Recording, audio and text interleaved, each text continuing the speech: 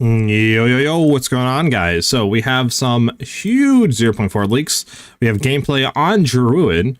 And yeah, I mean, we're just gonna kind of like take a look at it and see exactly what's going on. And you know, see how the Druid looks and all that good junk.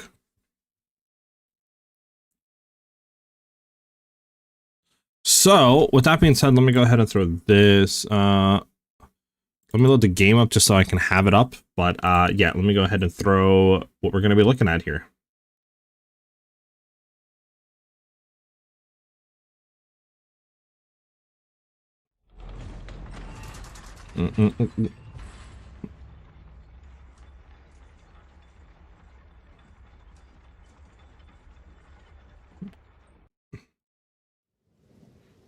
All right. Hey, what's up, Ajax? Let's go ahead and take a look at it. Drop the starting screen. Let me stop Spotify so you guys can listen to this.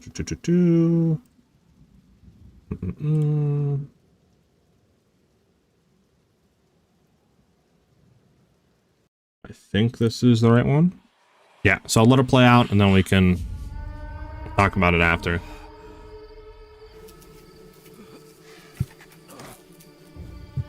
Sadly, I can't get the bottom stuff away. There we go. Well, what have we got here then? You lost, fella?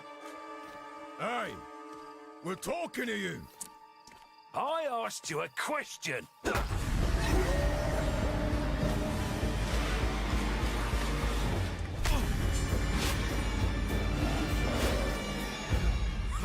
What's wrong with him? He's lost his bloody mind.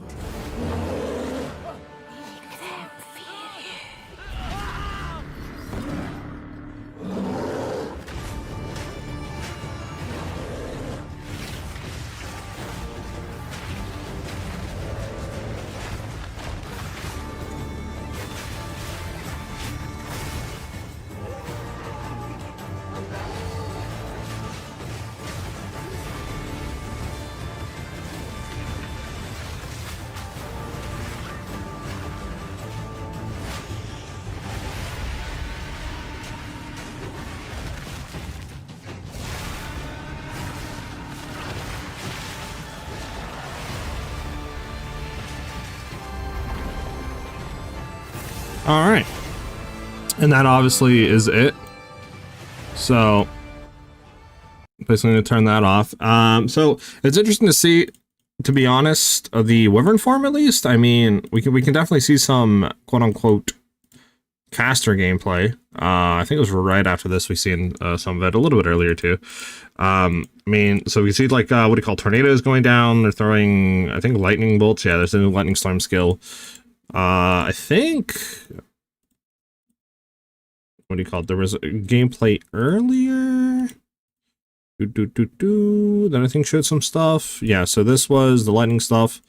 This is what, grasping vines? I don't really know what skill they're throwing out there, to be honest. I think that's a lightning storm though that we're seeing here. Not too sure what the green skill is though. Not I was expecting the last one for sure. But hey, we take those. Yeah, the last form is interesting with the Wyvern. Not gonna lie. I mean, the wolf, like I was saying, it's probably gonna be cold based, moon, right? Symbolizing stuff. I mean, it is. We can see that, right? Cold stuff there, shattering and stuff. It's interesting to see. I mean, we have to see the other skills because I mean, all we're seeing right now out of the wolf form is literally just claw swipes, right? Like, you know what I'm saying? Like that's the leaping, I think, claw that we've seen. This, I think, is just. I mean, it looks like some claw swipes, right?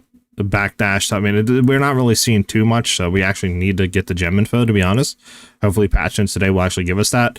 The bear form, we've kind of seen gameplay on. This is looking pretty much almost one-to-one what we've seen back in 2023's Gamecom, with like the bear, you know, having the slam stuff on the ground, the leaping, you know, kind of charge forward, like all that's pretty much one-to-one. Obviously the wolf stuff is new. We can see the companions there going in, so maybe you could do a wolf companion build potentially. And then the caster stuff seems cool with the tornadoes. So it looks like they can imbue the element of what like maybe they're casted upon. Maybe they have some sort of dot. I'm not really too sure, but it'll be interesting to play with those.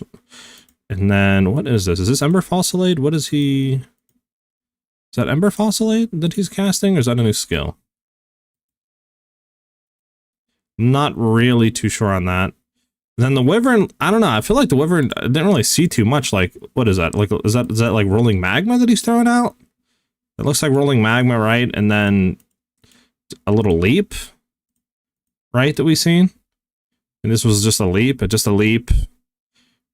lightning, kind of like maybe a little dash or something, kind of similar to the claw swipe. You shoot out, I don't know, maybe like a lightning breath, and then that attack's cool with like the flamethrower, right? Like hovering and kind of doing that. But again, I mean, we don't really have too much. It's only what, like 2 or 3 attacks per form that we've seen. So I'm hoping there's a lot more than that. Like, it would be very underwhelming if there's only 6 skills per form that you can use. I feel like that'd be, or like 5 or 6, you know, that'd be very underwhelming. But I guess we have to wait and see, right? Similar logic to Whirlwind Slash and use base ground effects. I think, because we can see it take different effects here on the caster side of things. Where is it? I think it's right after this. Yeah, so we can see that is a like cold tornado, right? Because it's casted on chilled ground, and then here a shocked ground is casted upon, and that's a lightning tornado. So I think it's the exact same thing like you're saying, right? Like if you cast it on a element, it's going to imbue that element and take its properties. So same thing to like Whirling Slash. And then yeah, I mean the Wyvern stuff, I don't know about like the form. I don't know, to be honest. Like, my only concern with these forms is like how viable they're going to be kind of end game, right? Like campaign, early game, I don't really care about. I'm worried end game. Like, how viable are you going to be able to run these, and how quick are you going to be able to do stuff with them, right? Like, are you going to be able to shapeshift and just be in a form the whole time fighting bosses? Is that going to be an absolute, like, you know, pinnacle bossing? Is that going to be a thing? Because, I mean, what we've seen right now, like, for example, like the Wyvern, right? We've seen, like, a Rolling Magma thing. You know, like, kind of like a Shock Claw swipe, a Shock Breath, and, like, a Flamethrower Breath. But again, like, how good are these? You know what I'm saying? What can we do to them to modify? How good are they going to be for pinnacle bossing? Are they not going to be viable? You know, a lot of stuff is still unanswered. I mean, at least we can see, I guess, the 3 forms in action. We know that, you know, the bear is like the fire stuff. You have the Wyvern that looks like it's lightning fire, and then the wolf is going to be crit based with chill effects and stuff like that and freeze. So, I mean, we'll have to see. We don't have gem info, so we don't know all the stuff about it. We don't know the skills. I would hope that there is more than what they've shown, obviously, for skills, which I'm sure there are for the forms, because it's looking a little lackluster, I feel like, at least what they've showed for the forms. It smells like another season on Lightning Arrow. Well, Lightning Arrow is probably going to get a hard nerf, to be honest with you. I would assume Lightning Arrow is getting at least, like, you know, a pretty hard smack in the face. So probably it'll be Ice Shot, to be honest, if it's going to be played at all.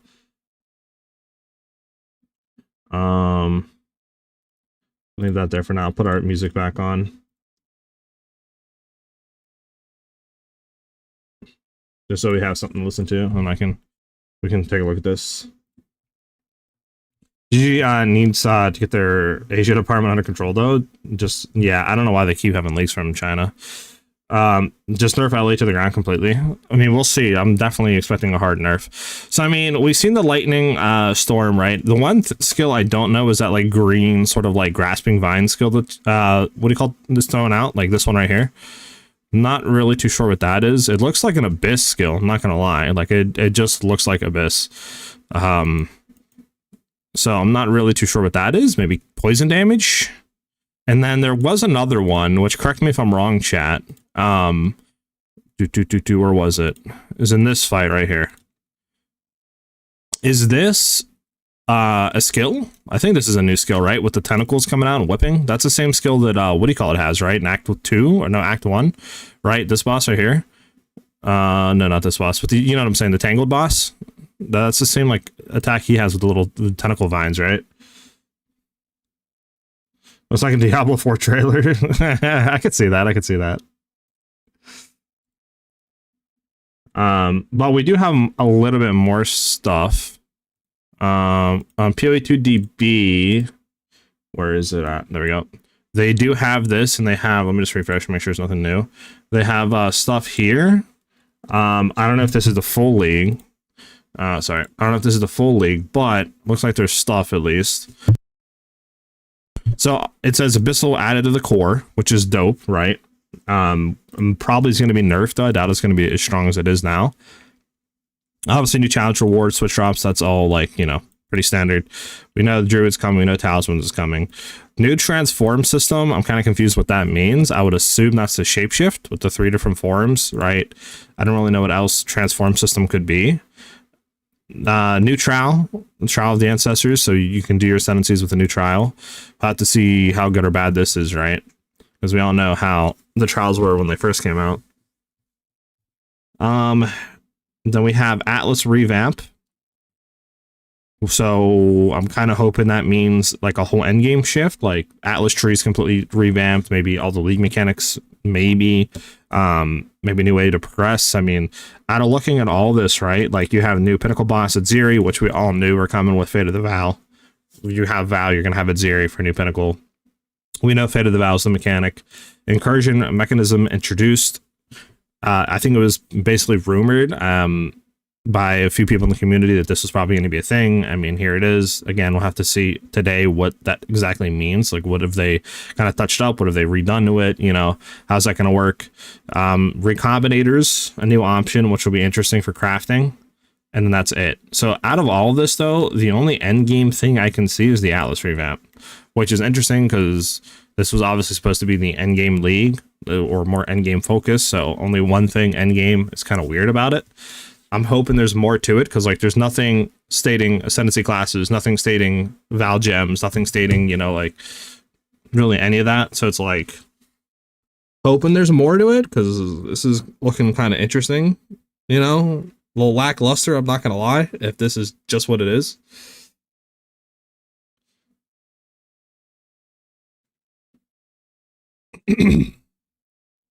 Feel like that Wyvern Leap Forward might be something to do with either a Temp Up or a Calling Strike. It could be a Calling Strike or something like that, Epic.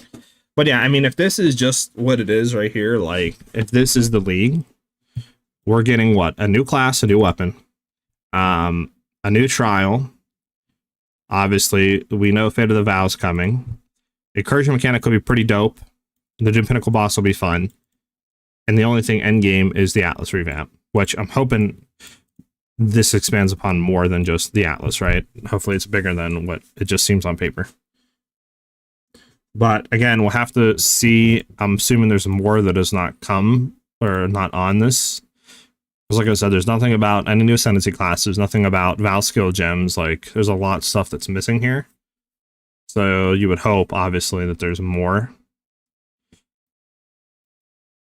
But we'll see. But I mean, the Druid is looking cool. Like I said, we have to like, yeah, I don't think I can do any better than video now. We'll have to wait and see though, right? Because not a whole lot of skills were shown. Like, we know majority of the bear skills already that were kind of here.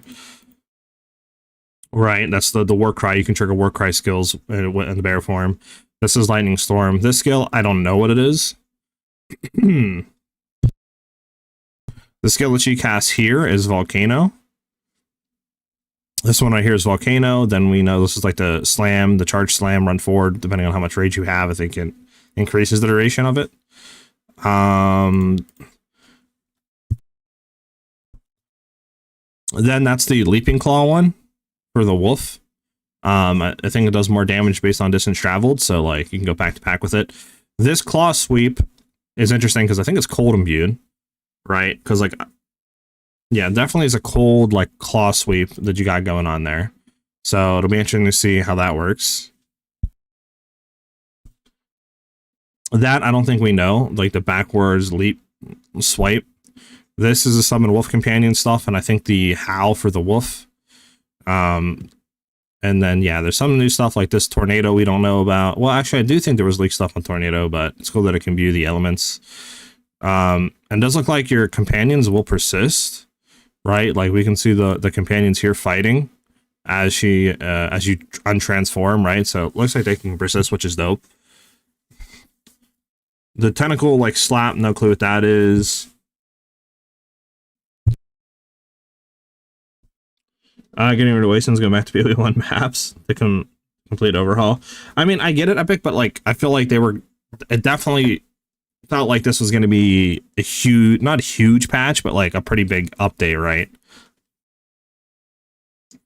And like looking on paper, at least what the leaks are, right? Like looking at this, doesn't really look like a whole lot. You know what I'm saying? That's what I'm saying. Like, I think there's more of this left off of here, though, because like, if you're telling me we're getting Val League without any Val skill gems, without double corruption, like we're not getting no new ascendancies, that's a little worrying. You know what I'm saying? Like, we're only getting a new class and a new weapon to play with, and that's it. You know, for like new skills and stuff and build options. It is cool, but like definitely it'll be a thing where it's like a month or less, you know, you'll pretty much, the majority of people probably be like, kind of like, okay, well, we've pretty much done everything, you know?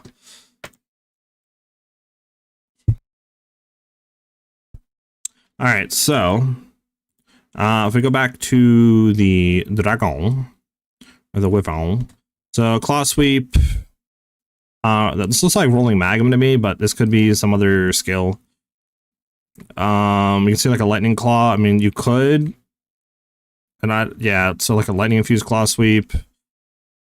Hey, what's up, Achilles? Can you update me on we know of 0.4 leaks? Yeah, I got you. It's gonna be 1 second. So we can see a like backwards kind of like wing attack here. Looks like it's lightning infused as well, right? I think it's safe to say it's like lightning infused. Unless there's maybe different buffs you can do to your wyvern, like a lightning buff or something that pursues, right, for X amount of time. Maybe this is all Herald of Lightning and your attacks become lightning imbued or something. I'm not really too sure. This is interesting. It's like a lightning attack breath, right? Which might be cool. Maybe you can do it to where it like it's kind of like arc and it could chain off enemies and you maybe clear like a whole room with it. The flamethrower, I don't know how viable this is going to be, to be honest. Like, it looks like you move super slow, you know what I'm saying? So it's like, I don't really know if this is going to be that insane. Hopefully it's a good dot tick or, you know, a good attack move for bossing or bursting. I don't know. But I mean, it looks interesting. We just got to wait for more info. Maybe. Yeah, right. Okay, Achilles. So what we know so far is the Druid's forms are Bear, Wolf, and Wyvern. It's confirmed in this leak, but you can find it on PoE 2DB. And if you need a link, let me know. I can DM it to you. I think I have you on Discord. I might not though. And then Abyssal is added to the core if PoE 2DB is right. Like I said, this could change because like we don't know where they're getting this stuff from. The China leak is definitely 100%, but like the other stuff, who knows? So Abyssal added a core, which is W. Probably will be nerfed though. Obviously new class Druid with the new weapon Talisman, and I believe Talismans are going to be your shape-shifting forms. We don't know the Ascendancy classes for Druid. There's a new transform system, which again I would assume is the shape-shifting system, right, with Talisman, with the weapon associated with it, but I don't know what else transform system would be if it's not like the 3 shape-shifting forms. We're getting a new trial of the ancestors, which we kind of knew because in 0.3 we were supposed to get it, I think, but for whatever reason we didn't. It's in it's in Act 4, right? So that's there. Atlas revamp. Who knows what this means? If it means full, you know, Atlas tree revamp, league mechanic like on the Atlas tree, right? Their passive skill revamp. Like, who knows what this means? Does this mean Atlas maps as well is getting a revamp? The progression system is very broad. This could be, you know, a simple thing is like, oh, there's the Atlas passive tree got revamped to everything got revamped, right? So we got to wait to see on that. We're getting a Zeri for Pinnacle Boss, which we knew because Fate of the Vow, we can see her in the trailer, you know, makes sense. The incursion mechanism introduced, which will be the league mechanic. We'll have to see what they've changed about it, but it should be a fun time, I hope. And then Recombinator is a new option, a new crafting thing. Again, we'll have to see exactly how those work. And then that's it. That's the 0.4 leaks. It kind of seems like the first sweep sets the Wyvern into that lightning state. You think? We can go back and look. My opinion, worst case scenario is that it requires full combo route of skills to go through before that flame breath, maybe, but I don't know. I do think the Wyvern had some floating kind of like orbs near it, unless I'm bugging. Let me see. Right. Maybe I'm bugging because I swear I've seen little lightning orbs around. Also, is this Ember Falsilade? What is this?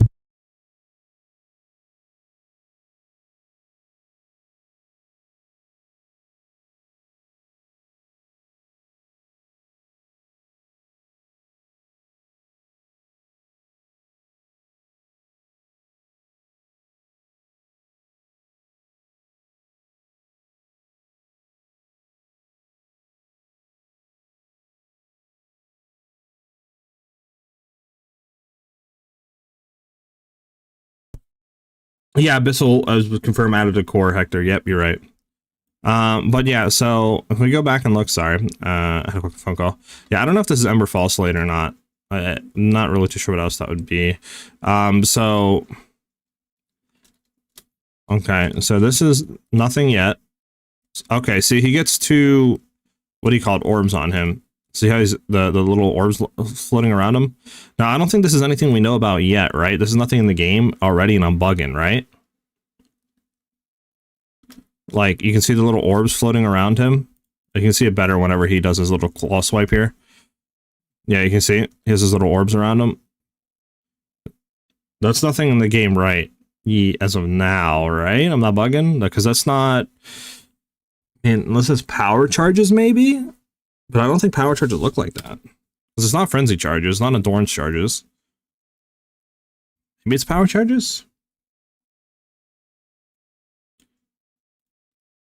But, I mean, regardless...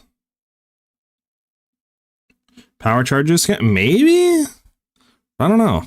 Maybe it's something to do with power charges, like to use some of his skills, or not to use them, but maybe it's a thing where, like, power charge generation is a thing with him, with the combo, and, you know, maybe the skills do more effects, potentially. You know what I'm saying? Because, I mean, honestly, do we think this Flame Breath is fire and lightning? It definitely looks fire lightning-y, right? I'm not bugging on that. Like, a little lightning aesthetic in there, too. Like, bluish flames. Do we think the Fire Breath is lightning and fire? I mean, I think it might be safe to say that's fire lightning. It looks very fiery and definitely very lightning. I mean, it's blue flames. I don't know. Consume corpses to gain power charges. Got it. Yeah, I think that's what it is. Yeah, I think you might be right, Epic. The first PoE was PoE 2, and I tried the first season PoE 1. I can tell the PoE 2 feels wheelchaired characters, so gameplay loot is kind of eh. Well, I mean, it's still in early access. You gotta, you know, take that into consideration. Plus, also, their characters aren't all out yet. Ascendancies aren't all out yet, right? You're missing the axe too. Like, you're missing a lot of gameplay. So I don't think we're gonna see what a lot of people are hoping for yet, and for a while. Like, once the game comes out, 1.0 release, and they can actually start doing proper leagues and not have to worry about, well, we don't have this class yet, or we don't have, you know, this act out yet, we're going to start to see, I think, some crazy stuff, and it'll start to feel amazing. Like, in terms of loot, in terms of, you know, crazy league mechanics, in terms of this, like PoE 1 is, right? Just got to give it time. I wonder if any more skills got leaked here on PoE PB.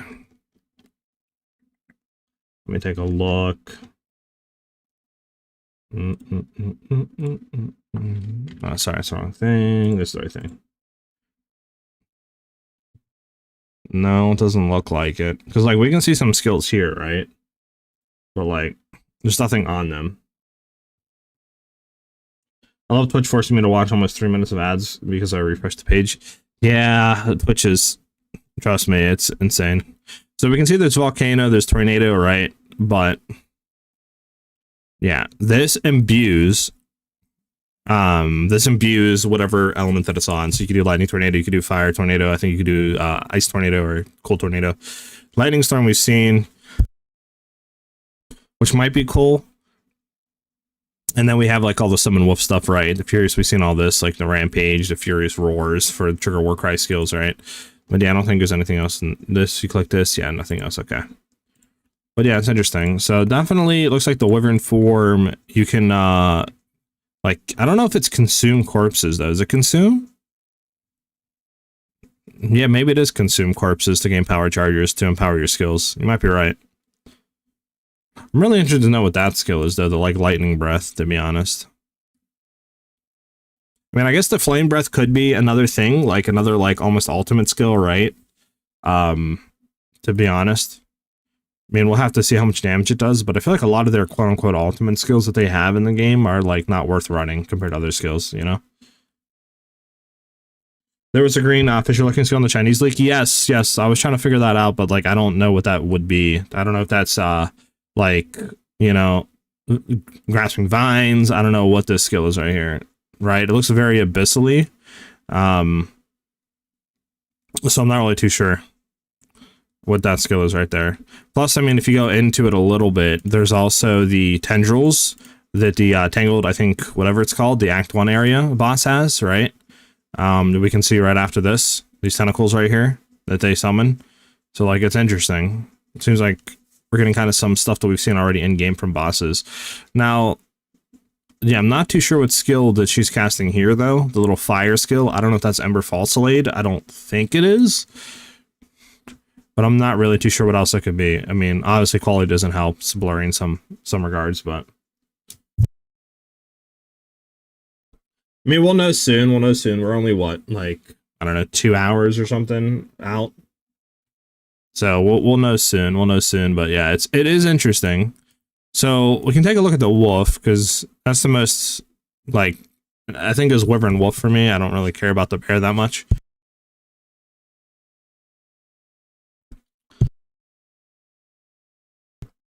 So where's the wolf? So wolf is ice, right? Now we do know with the wolf skills that a lot of them are crit, like +10 critical hit chance, right? You use, what do you call it, the summon wolf, and then when they emerge, making critical hits more likely, right? So like wolf seems to be cold and crit related. So that's why I'm like really kind of interested, because obviously crit is king, right? So the bear could be found on Warbringer. Well, that's one thing I don't know exactly, like, right? I don't know exactly how much benefit you'll get. Maybe Warbringer would be cool. Like if you go Ranger or you go like another thing, right? I guess you could have the inherit bonuses from the Ascendancy in that form. I guess, yeah. Yeah, I guess you're right. But yeah, the other stuff I'm not too sure. So we have the Leaping Claw, right? This swipe, what would that swipe be? Yeah, I don't think we have anything else. So we have Leaping Claw, we have Howl, we have Summon Wolf, and that's it, right? So we know Leaping Claw. The Howl we've seen, but we don't know what that does. The Wolf we know, it just makes them more likely and stuff like that. But beyond everything else, like what he's doing right here, the back sweep claw, the other, you know, claw swipe skill, right after this, we don't have any information on. This right here, we don't know. That right there, we don't know. So like definitely some stuff that we don't know about for sure. And then also, hold on. Okay, so transform skill. Like a rampaging skill for the wolf, low key. Because we can see it in base form here, and then he hits that, and he transforms into a white wolf, right? Basically. So maybe like a transform, potentially. Like in this state, you do more damage or more attack speed, you know, maybe a more, I don't know, cold damage added to your attacks. Potentially. Right? That's at least what I'm thinking. What do you think, chat? Because, I mean, he goes here, boom, right? And then it seems like he attacks a lot more quicker, right? I think definitely your attack speed buffed. For sure. Okay, could be interesting. Could be interesting.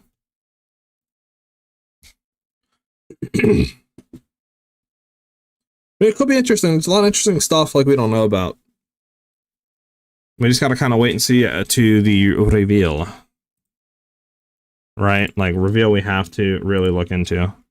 I mean, I'm hoping there's more than what is on here, though, because to be honest, if the League is this, it's going to be kind of underwhelming. Because all you're getting is a new class with a new weapon. Obviously, Fate of the Vow with a new Pinnacle boss. The Incursion mechanic. And then I think that's about it. And then I think it really hinders on the Atlas revamp, right?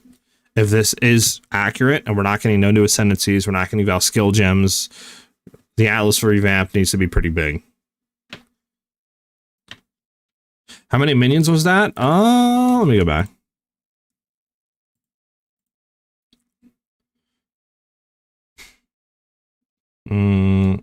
Let's see. I'll try to count, boys. 1, 2, 3, 4, 5. 5? Is there more? Okay, let me make sure there's none in the front. It's kind of hard with the so there's one here leaping. There's 2. That's 3. That's 4. This is 5. This is 6. So like 6 minions, it looks like. I think I counted 6.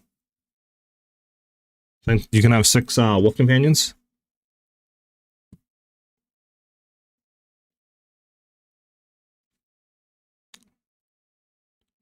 But again, we don't know what the wolf companions do because all we have info on is literally just like, you know what I'm saying? They first emerge, making crits more likely, and then we don't have like any sort of damage numbers on them. We know they can do a leaping slam. It says right there, wolf pack size 2 to 6. So yeah, we were right. 3 to 6. Says you can jump into the air, right, for leap slam. At least they can. Damaging, knocking back enemies, blah, blah, blah. But that's just with your mace, so that has to be all wrong, right? Like, but yeah. So again, we gotta wait for that information. But I mean, I guess you could do like a wolf pack build. Depending on obviously how good they are and stuff like that, right? I mean, we also don't know the ascendancies for Druid too. Everybody got to keep that in mind. We don't know ascendancies. I mean, maybe, I don't know. I mean, it depends. Like I said, like we don't really know a whole lot of what the lightning stuff's going to be, right? Like this right here is a lightning tornado, which is cool, right? And that's like the lightning storm coming down. But again, how much damage actually is that going to be doing? Is that going to be great?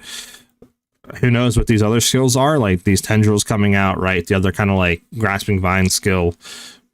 Who knows exactly what those skills are and how much damage they're going to do, if they're cast based or if they're poison, you know. I mean, the wyvern also looks really cool. Like he is lightning a lot. So, I mean, he could be the most OP form. But again, I feel like a lot of his stuff is kind of slow and sluggish. Not going to lie. Like when he's walking around, like he's super slow. Like look at that. Like super slow. So like, can you run in these forms? Can you not run in these forms? You know what I'm saying? Like I would hope that you could kind of sprint in those forms. Right? But I guess we'll have to see.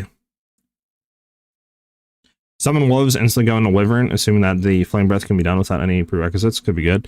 It could be, yeah, because the wolves do persist, because we know the wolves persist because of, right here, right? You untransform, and the wolves are still there fighting, so they do persist for sure.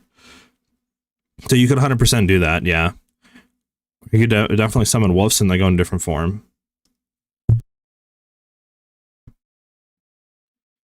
Druid on roll with lightning arrow won't be slow. I need to see ascendancy passives. Well, you can't do that, sir. It specifically states that if you use any other skill that's not associated with the form, it instantly transforms you out. So you can't be any form on Roa. But I guess you could maybe summon wolves on your Roa and then, right? Like summon wolves get on Roa. But yeah. But yeah, for Ascendancy class, we don't know what Druid's kind of cooking up with. Like, we might have the names, right, from the leak stuff, but we don't know the actual, like, passives or which two are coming, you know?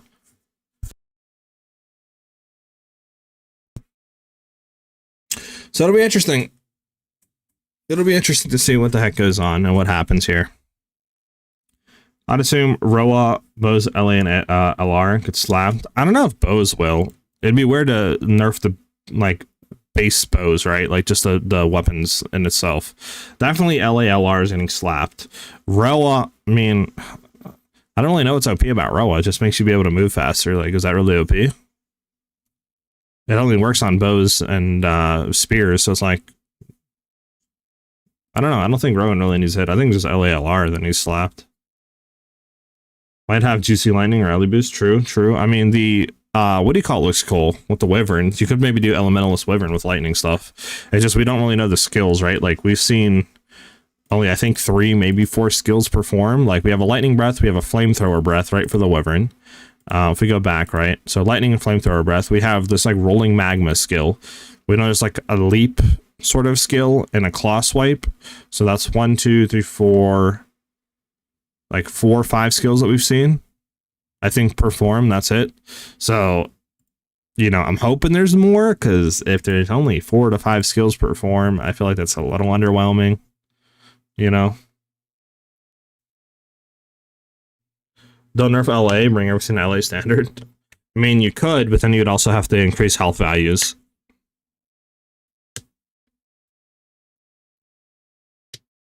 But way slow. Yeah, that's what I was kind of saying too. Like it's definitely cool, but like look how slow you're moving. Like this dude literally takes like forever to kill the back line. Like look at this. Like it's I don't know how viable that'll be to like go in and clear a pack, right? Unless this is like 0% move speed or something, you know, I don't know. Yeah, I think E-Rock, I think that's fire lightning breath. It looks at least like very bluish with the fire.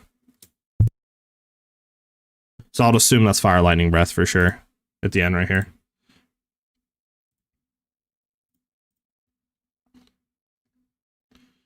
Ride your roll over the next pack. That's crazy. Also some sort of poison breath, vomit for wyvern. Maybe I don't know, where do you see that at? You talking about that? The fire? Because that's fire. This is a leap, right? That's lightning claw, that's lightning, and then this is fire lightning. So I don't see no poison. The only poison I could see is like the tendril stuff. So like this tendril, right? Abyss, maybe chaosy poison, and then you also have earlier the vines here that are probably like poisonish chaos or something like that right here. But I mean, we know the bear isn't going to be fire stuff, right? I know we haven't really taken a look at the bear, but the bear for sure, right? With the slams and stuff, the claw swipes, and then you can trigger Warcry skills. And then you can also, you know, do your like volcano, and you can slam it to cause more eruptions and fissures and stuff out of it. Creeper Vine Bill, imagine. I don't know, the wolf is looking the most interesting to me with like this kind of like Super Saiyan form you can go into, right? With the wolves too. I mean, you got Freeze that looks pretty cool. And it looks like you get more attack speed when you're in this form right here. So it definitely is looking the most interesting. That and the wyvern, I guess. But again, we don't know a whole lot about the wyvern. Like it looks like it's going to be power charge centric. Do you want to consume power charges, right? Which you can see on the character right here to like do more damage and combo stuff. But yeah. All right, I think we looked at this though a lot. We looked at this for 40 minutes of a minute and 50 gameplay. Anything else? Any predictions you guys have? Wolf always fastest. I mean, true. I mean, it makes sense to wolf. But yeah. So again, Abyssal's add to the core, which is W for crafting. I would assume Abyssal's probably nerfed though. Val skills from Incursion, maybe epic. That's what I'm thinking. Like, there's no way on here so everything we're getting, because it doesn't state anything about Val skills. It doesn't state anything about any new Ascendancy classes, right? So it's like, if that's the case, all you're getting is Druid with a new weapon, and that's pretty much it for new stuff, for skill wise, right? And like more build stuff that's new. So I would hope that obviously new Ascendancy classes are coming, Val skill gems are coming. You know what I'm saying? That's what because that would definitely help with a lot for like new builds, new, you know, kind of freshness to the league. But yeah, so we have new Druid, obviously with Talisman, we knew is the weapon that's associated with shapeshifting. New transform system, I would assume that means obviously the shapeshifting thing, which you can do with talismans. I don't know what else that would be. New trial that we can do our Ascendancy stuff with. Atlas revamp, we don't know exactly what this means. This could be anything from just the Atlas fastest skills changed all the way to Atlas maps, progression systems, you know, everything changed. New Pinnacle boss at Zeri, we already kind of knew with the trailer and the teaser. Fate of the Vows, the League, Incursion mechanism introduced. Again, we'll have to see what this introduces. Is Val skill gems, double corruption altars, you know, in here. We don't really know. We'll have to see. Recombinator's a new option. Probably this is a new crafting thing, right? Again, don't know how much power this will have. Hopefully we see that today, though, in the reveal. And that, I think, pretty much wraps up at least what PoE 2DB says we're getting. Drop the div in Act 4 while leveling practice. Wow, but you wish you could take that back for a new league, huh? And I think that pretty much wraps it up. I mean, for me, if we're playing Druid, which I need to see Ascendancy classes, but I mean, you could technically use the shapeshifting forums on any class, right? Wolf is definitely looking thematically the coolest to me. Ice, right? Summons kind of cool with the like Alpha Wolf plus the transform right here into Super Saiyan. Again, we'll have to see. Wyvern was the second in place for me, at least. I need to see more stuff on him, though. Could have waited a week, packs. That's everybody's dream to have a div dropping campaign. But yeah, I mean, it looks cool. Like, none of the stuff looks bad about Druid. It's just, I'm concerned about the endgame capabilities of quote-unquote the forms, right? Like, how much are you going to be able to stay in them while pinnacle bossing? How much damage are you technically going to be able to do in that regard? Because, like, these are all really good for mapping, for campaign running, right? Like, that's all fine. But when you're pinnacle bossing, you're going against Uber Arbiter or Zeri, like, can you technically be in these? Or is it just going to be a thing where it's like, you're not really doing that much damage, you're going to go out of the form, or you're going to do one skill, then not be in the form, you know?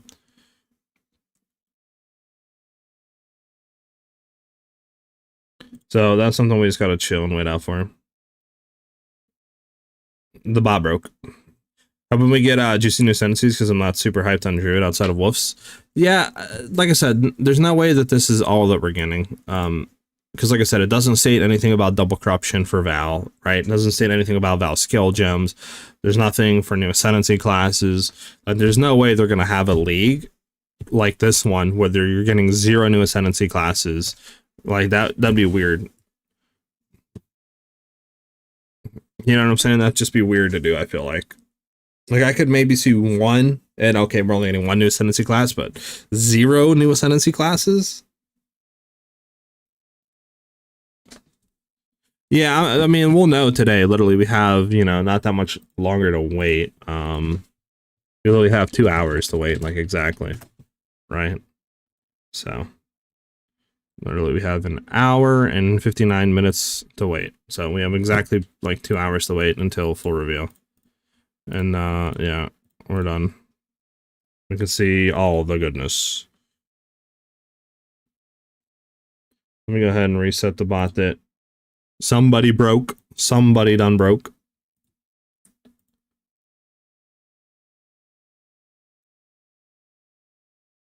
I'm looking at you, Surf.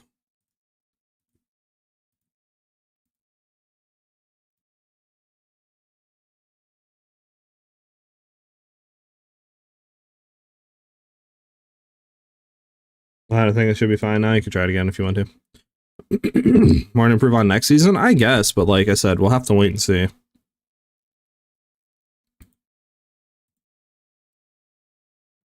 How you thinking, YouTube? What are you guys thinking about the Druid so far? Like, with the little teaser we have for this, you guys thinking W's, or are you thinking it's kind of L? Damn, the bot just doesn't like you. Let me try to do this.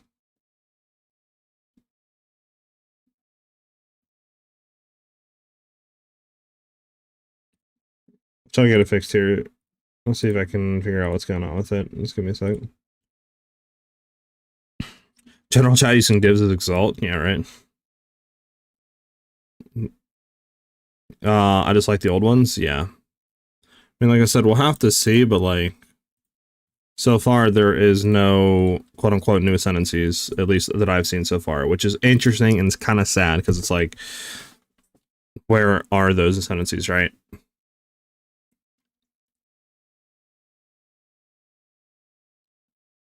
Unless you're talking about Ascendancy Trials. I think you're talking about Ascendancy Trials? Is that what you're talking about, Surf? You mean Trials? Okay, yeah. The new Ascendancy Trial is going to be W. I just hope that there is new Ascendancy classes, because, like, it kind of sucks that there wouldn't be, right?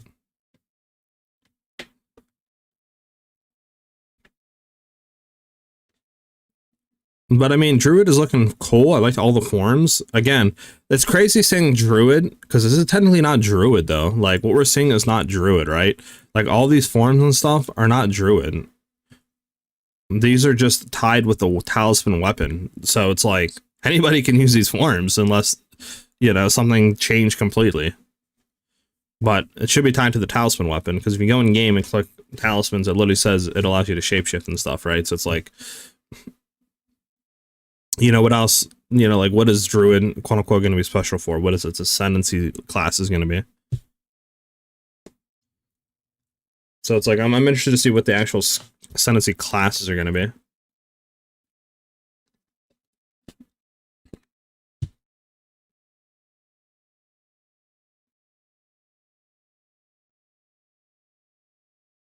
But yeah.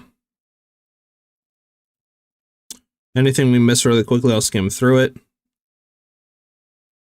I mean, not really. I mean, we see the lightning storm. That skill I don't know, like I said, with the little grasping vines. No clue what that is.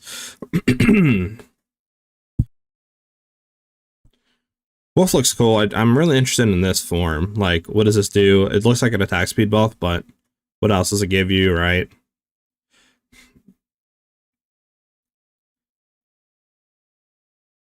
And then, yeah, this skill as well with the fire. No clue what this one is. It looks like Ember Fossilade, but I can't really tell based off the quality. I feel like one Ascendancy class will just give major benefits while Shapeshift. Maybe Epic. Again, we'll have to wait and see, to be honest, dude. And then we have the fire and stuff, right? And proc with the like lightning breath. And we know that the Wyvern form probably is going to be like power charged combo based and stuff to more damage. And like fire lightning.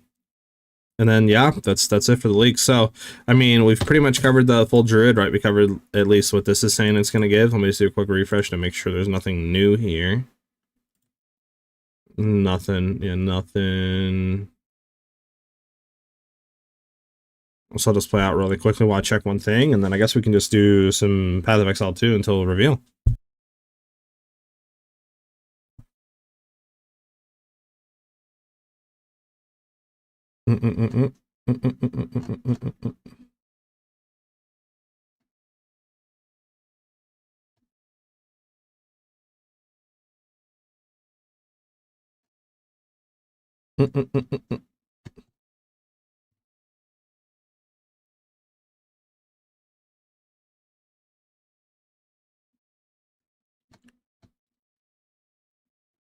All right, yeah, I'm not seeing nothing else. Okay, so with that being said, let's just go do some PoE 2 stuff until literally it's time for reveal. Literally. Hey, what's up, man? All right, just gonna go ahead and drop this and then log in. Oh, let's have a Path of Exile crash. Hello. So we'll just do some normal mapping to reveal, and then tomorrow we'll probably get into league practice, probably. Just turn all this off.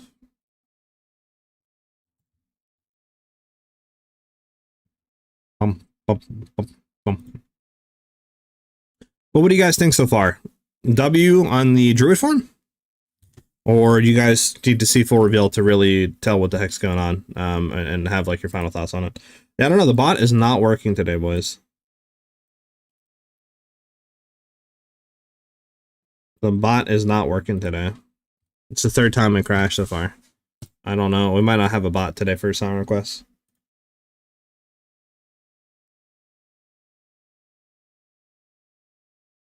Let me see if I request. If it'll fix it.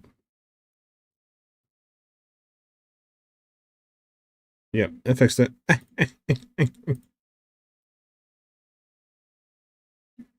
you go. All right.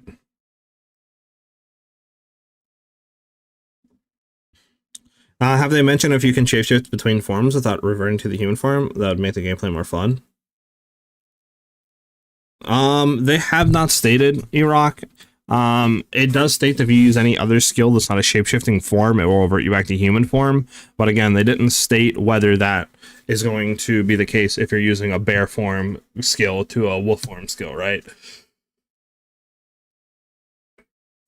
I would assume if you use a bear skill and you want to go into a wolf skill, you can still do that. At least in my eyes, that would still be a thing. It would just shapeshift you from a bear to a wolf. But again, I don't know. That's something that hopefully we can find out today. Maybe in Q&A it'll pop through, right, as a question. Maybe we'll see it talked about today. I mean, who knows, right? All right, you're good. I'll do this. I'm going to skip this, and then I'm going to go here, and I'm going to go there, and then I'm going to go everywhere. There you go. Is this the right one? Okay. So again, we're going to do some mapping until reveal. We went over the full thing for literally like an hour. So if anybody is tuning in now that wants to go ahead, obviously, and figure out what the gameplay reveal was, what the leaks are, right, of quote unquote confirmed stuff for the new upcoming 0.4 league, you can just go back literally like 20 minutes ago, and we've talked about all that on stream and stuff.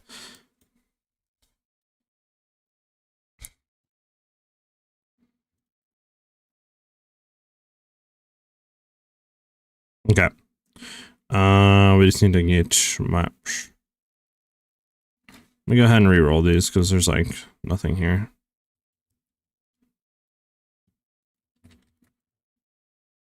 But again, thank you guys for tuning in on the YouTube side of things and pressing that like button on the stream. Much appreciated, guys. Thank you. Thank you. Let's see if we can hit 15 likes on the stream today. We're at 6 right now. So we only need a few more of you guys to smack that button. If you guys are enjoying the streams, please consider hitting that like button. And thank you guys very much for doing so. All right. We are going to need a rarity. There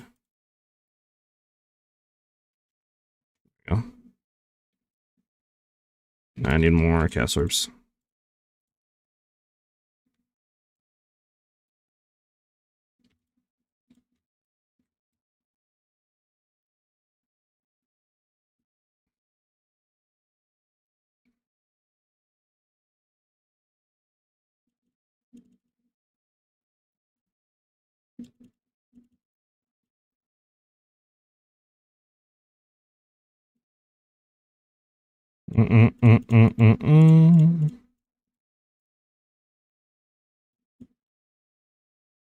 Okay.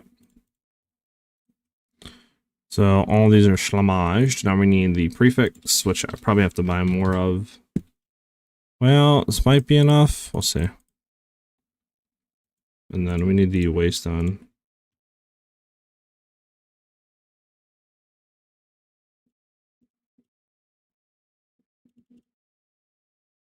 There we go. Let's slide in the maps. Oh, actually, Abyssal Echoes, Abyssal Echoes, Echoes.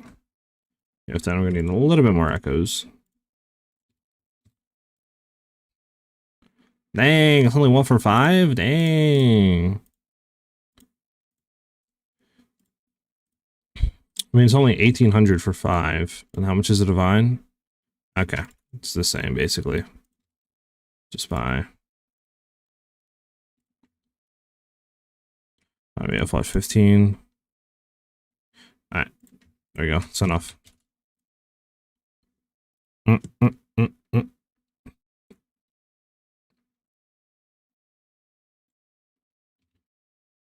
Alrighty. So we have exactly 2 hours to wait until new leak.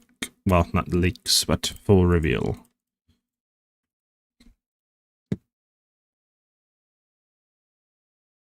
And we can see what happens. But yeah. So we looked over everything. Abyssal core is added, or Abyssal is added to the core, so all this should be added to the core game, which is W, right, for crafting and all that. Nothing stated, though, on new Ascendancy classes or anything, which is kind of worrying, right? No Val skill gems either. Like, what do you think, chat? If the League reveal does, right, have 0 new Ascendancy classes besides Druid, there is no Val skill gems, and the Atlas revamp is only just, say, like, the passive tree being revamped, right? With, obviously, like, Fate of the Val, the new League mechanic that comes with that, and obviously Druid, the new weapon, and skill gems tied with the weapon. What do you guys think? You think it's still like a W League? Or do you think it's not enough?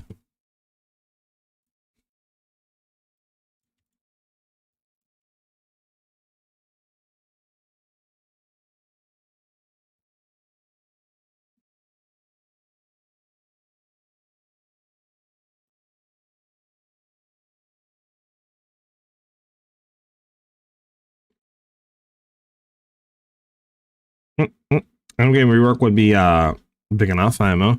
Well, it depends what the endgame rework is. Like, if it's just Atlas skill, like Atlas passive tree rework, that's not, I don't think, enough, to be honest. It needs to be like the Atlas tree, right? Like the Atlas mapping thing, maybe progression system, Atlas skill tree rework. Like, I feel like it needs to be just more than like passive tree rework. There's no way they'll release more than that. I think 2 as well, King Kandra. Like, it just doesn't make sense because, like, in the quote-unquote leaked stuff, right, there was nothing about new Ascendancy classes, nothing about Val skill gems, right? Like, you would assume that there's gonna be that. Like, there's no way that there's no new Ascendancy classes besides Druid. That just makes no sense to me. Because it's not really that hard to just do a new Ascendancy class, right? Plus, we know Druid has been done literally since 0.3. It just, they've had a little bit of issues getting it ready to be out and stuff. So, like, I doubt it took them more than a week or two after 0.3 came out, right, of development time to actually figure out what they needed to do. So, like, it'd be very interesting if there was no new Ascendancy classes. Bro, give me an Abyssal Overrun map.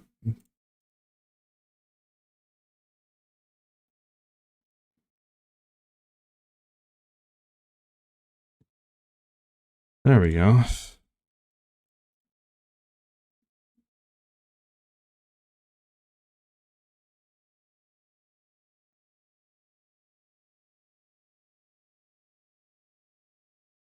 Let me go back to our scheduled programming.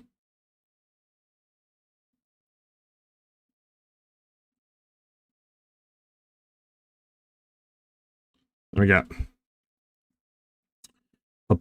Honestly, I would not take that DB list as gospel. No, I'm not. I'm just saying, like, if that were to happen, what do you guys think? All right, I'm 100% expecting more than what is on there. You know what I'm saying?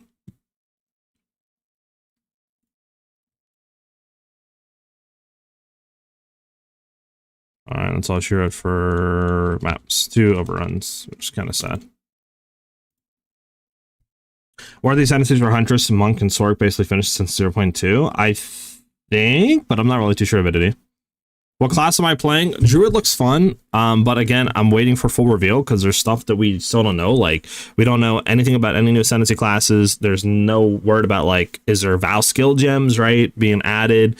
There's still a lot that we don't know. So obviously the leaks is good. We've seen, like, the Druid forums, kind of what's some skills, right, are related to that. But besides that, and just on paper of, like, what we kind of already knew was coming, we haven't figured out anything new. So I'm still waiting for reveal. But Druid is definitely looking fun. Again, Druid is not exclusive to the shapeshifting, like, mechanic, though. That should be added as the weapon, talisman, so any class should be able to go into the 3 different forms.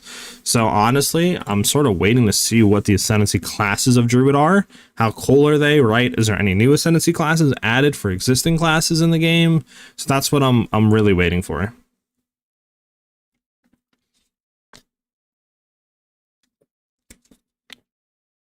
Oh, did I? My bad, man. Didn't know. Is there any starter guides for Huntress 0.4? As of right now, no, but I am planning on making an Ice Shot League starter guide.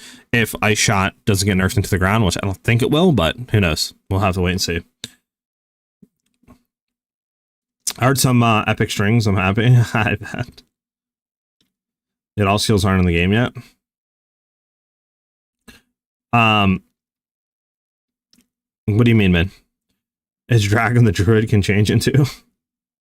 It is a Wyvern, but it's almost the same thing. Not gonna lie, Pikachu. Like, I think Wyvern and Dragon definitely are 2 different things, but I can't remember the, like, differences.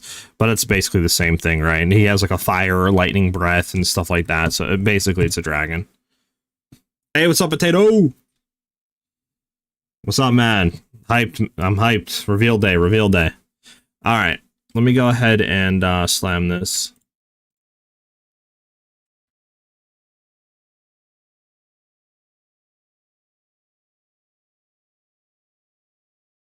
All right. Any good ones here? That's what you're on.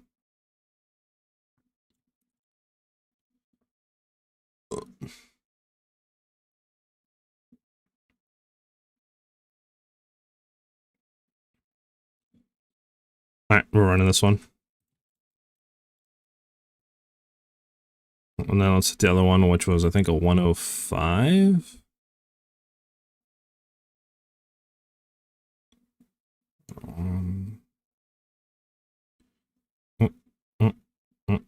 this one. Okay.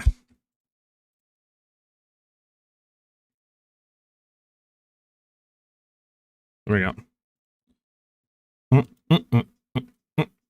I doubt they will add Val skills before all classes exist. I mean, they should. They can always just re-add more Val skills. Like, it's not like they can't. I mean, it'd be weird to introduce Val without Val skills. Like, that's kind of like the big shtick with Val, is Val skills. That and Zeri, like, it'd be very weird for them to do that and not have the one or the other.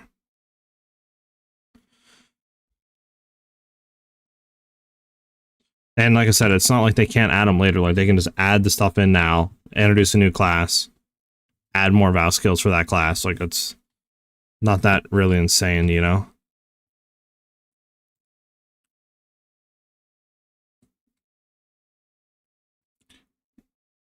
Plus, I doubt it's going to be a thing where it's like, oh yeah, there's 100 Val skills in the game. Like, it's probably like maybe 5 or 6 Val skills, you know, just say per class, like per weapon type. Maybe a little bit more, so it's not insane. Like, they could do a new class, okay, new weapon, 20 skills. All right, let's pick 6 of them to do a Val skill. Like, it's not that hard to implement. Val skills are sort of like ultimates and PoE 1. The way you basically do, so basically there is Ice Shot, but then there's also Val Ice Shot. Val Ice Shot will give you the base skill, like just say that I'm using now in game, right? But also it'll have its Val version, which you have to charge up. So you can do that by killing enemies, damaging rare unique enemies, and they'll do different effects, right? Like the Val skills will kind of be like your ultimate version. So in PoE 1, Val Ice Shot would, you summon 6 sharpshooters, right? That are kind of like almost like ballista totems, and they'll shoot whenever you shoot an enemy, so they'll shoot wherever you're shooting. So you basically have 6 other ice shots coming out and hitting an enemy. At least that's how it works in PoE 1. And there's plethora of other different Val skill gems, but they're just really cool to have. You can build around them, right? They add buffs and stuff and kind of strengthen the areas of skills where they're weak to. So obviously Ice Shot's not good at single target, while they can bring in a Val skill gem for Ice Shot that helps with that, right? And it's like ultimate almost. And obviously that's associated with Val. So it's like if you're bringing Val in and you don't bring in Val skill gems, it's kind of weird. Because that's like, you could bring them in later, I guess, but then it's like, you're going to have a different league mechanic and a different league, but then also bring in Val skill gems. You know, it'd be like, it's a little weird, you know, like I don't, it just makes sense to bring them in now and then just like add more Val skill gems over time for newer classes when they're brought in. Like, at least it makes sense to me.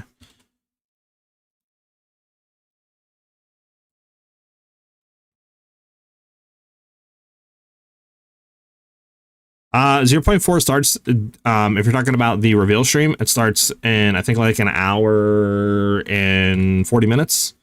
If you're talking about full release, that is December 12th at 11 a.m. PST. I mean, they can't introduce them later as a new named thing, like Beast Forge skills or something. I mean, you can, but it's associated with Val, though. Like, so unless they completely rework the name and the mechanic on how to get them and the lore behind them associated, sure, but it's like they're associated with Val. You know what I'm saying?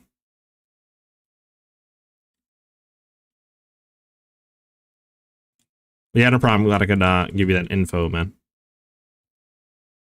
It just makes sense to introduce them now. And I understand, like, probably wait, right, for all of them to be out, but it's just, I'm just thinking for the fun factor, right? Like, you don't have to always think of, okay, well, it makes sense to wait for everything to be out, and you can, like, fun factor also is a big play in it, right? Like, you bring Val in with the new Druid, and then Val skill gems, and then you have the weapon with new gems, like, it just makes for a banger league. There always going to be another Val League later. I mean, unless they rework and completely retouch up Val again and re-release it, not really.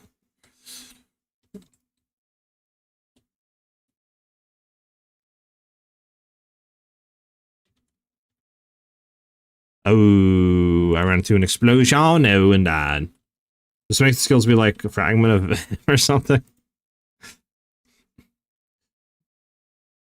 I mean, I guess. I mean, you guys aren't wrong, but at the same time, it's just like, I don't know.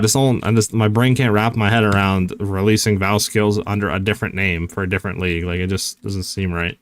Because if you're talking about that, bro, we're not getting Val skills for a while. Like, you know.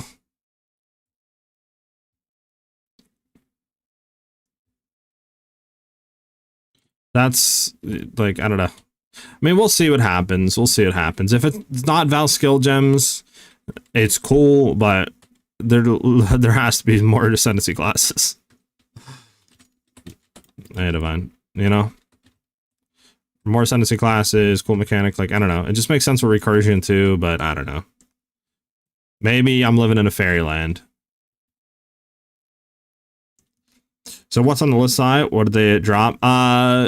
So there was leaked Druid gameplay from China leaks that we looked over. The three forms are bear, wolf, and wyvern, aka dragon, basically. But yeah, besides that, on PoE 2DB, there's like a thing that basically has features confirmed for 0.4, and it was like Druid, right? The new weapon talisman, new transform system, which I would assume is shapeshift. Adziri, obviously, Fate of the Vow. Then there was the incursion mechanism introduced, and then Atlas revamp stated. Who knows what exactly all that means though, right? And I think that was pretty much it. There was no news on Val skill gems. There was no news on new Ascendancy classes for existing classes. So that's why I'm like, probably has to be more, right? Than what was introduced there. Just makes sense.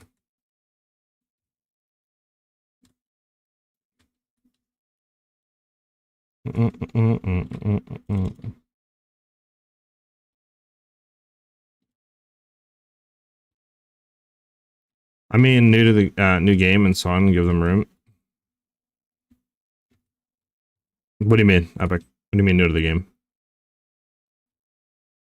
I'm about to late start today, drinking my coffee now. I got you. All good, all good. Well, you're just in time, man. You can wake up before the big reveal. We're either all going to be hyped together or we're all going to be like, that's it? That's it.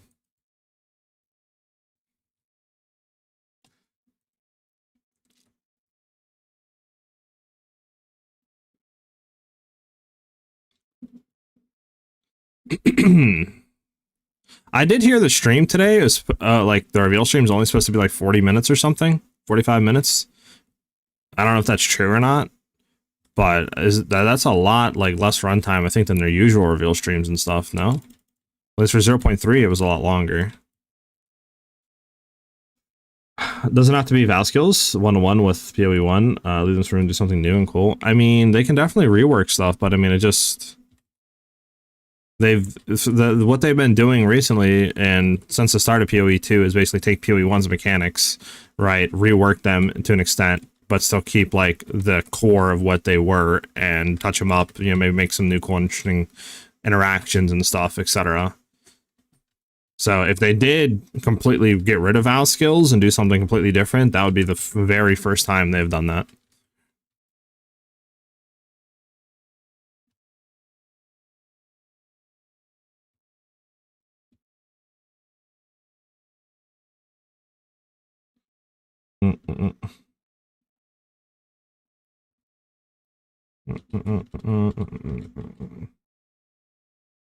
Well, I mean, technically, I guess one proper league, yes, but 0.2 technically was a league, but yeah.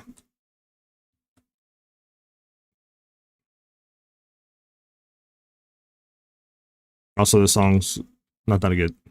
Not that good.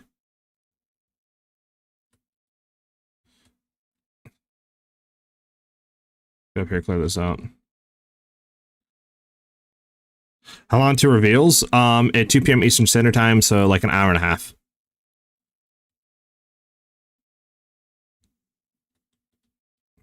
You know, let's pray for some performance fixes too, because man, oh man, FPS is an issue.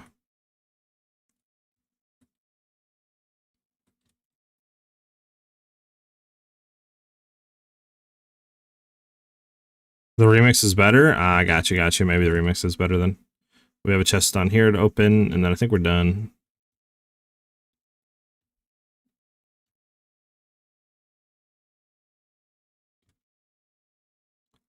Two chests.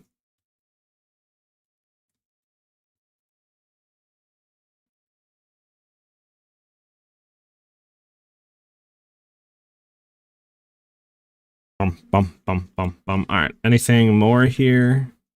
No, we do have two natural overrun maps, or not natural, but overrun desecrated maps. So we can go ahead and look to see if there's anything here to run.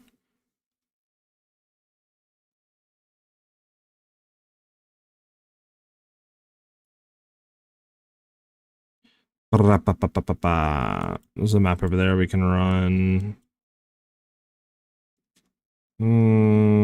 Overgrown.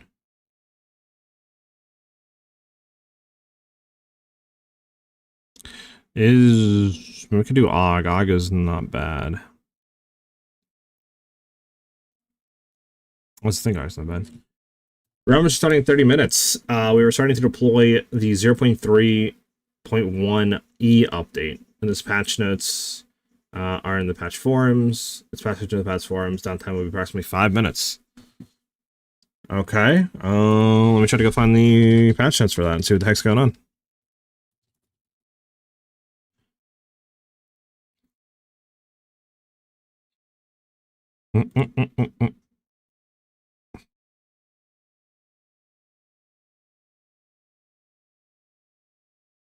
Through 0.31e. There we go. So apparently this is dropping in like a minute or two. Added support for the upcoming Last of the Druids announcement and new supporter packs. So new supporter packs W. Hopefully we're getting something good. So I'll be honest, I feel like the supporter packs aren't really that insane. Enable the Exile treasure hideout decoration microtransactions for use. Cool. Enable the echoes of the Maven boots microtransactions. Cool. Fix the bug where shatter visual effect was not playing. Interesting.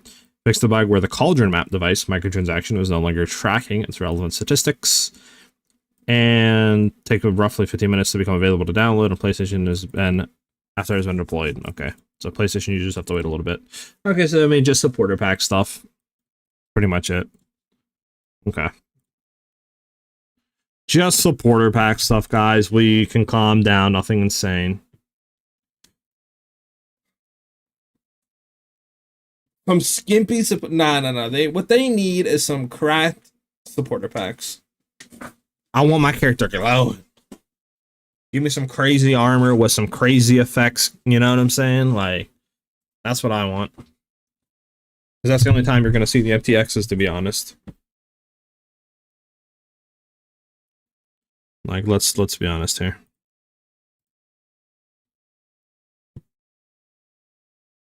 Jesus, Ben. We're not playing, what do you call it? We're not playing First Ascendant. Calm down.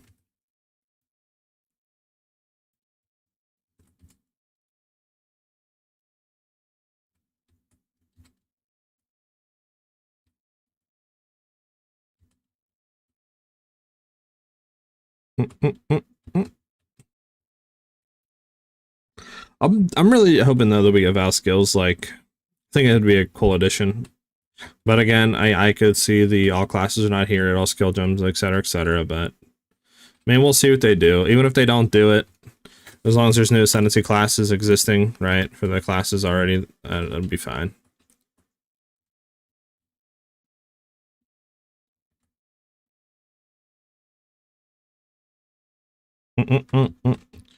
F4 boss is annoying as hell. Why he talk for 6 minutes? Listen, bro, he has to give you his monologue, you know, before he gets clapped. Like a great boss, every boss has a monologue, dude.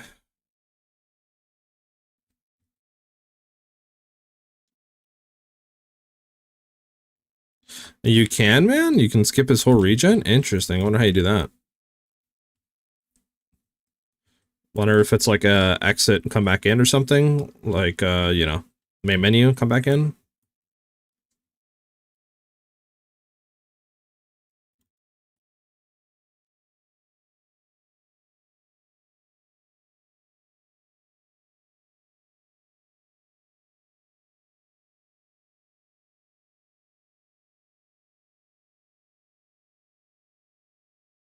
I can't wait to get back into this game. I mean, it's right here, Ben. Imagine. I know you're waiting for the end of the season. Hey, what's up, Salt? Salt Enjoyer. You gonna play Ice Shot again at 0.4? I'm trying to get away and do something new, like away from bows. I'm honestly just waiting, like, is there new Ascendancy classes? Are Val skill gems a thing? You know what I'm saying? Like, really just kind of waiting for full reveal and to see exactly what we're getting before I really make my mind up of what I'm doing.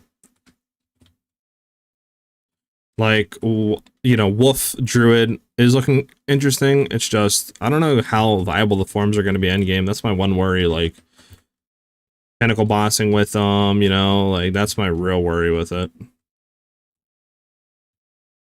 Plus, how many skills per form are there? Are there only 4 skills, 5 skills per form? You know, like, exactly what are you going to be able to do?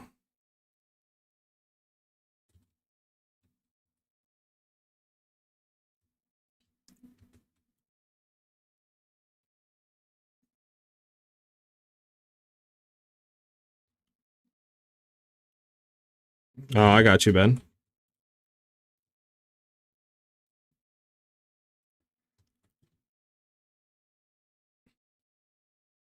I shot Wyvern incoming? Maybe. You'd have to obviously transform out of the form and go back into it, but I mean, you could do maybe Ice Shot Wolf, like summon minions for increased crit chance and stuff, and then go to Ice Shot.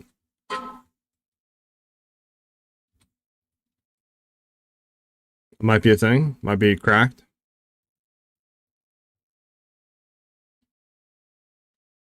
Increase the music volume, please. Is music low, guys? I mean, I have it the same as I always had it every stream.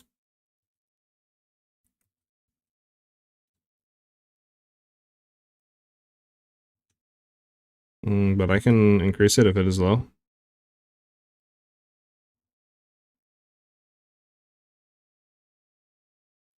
Fine on your side here. I'll do this for you. Where's the music?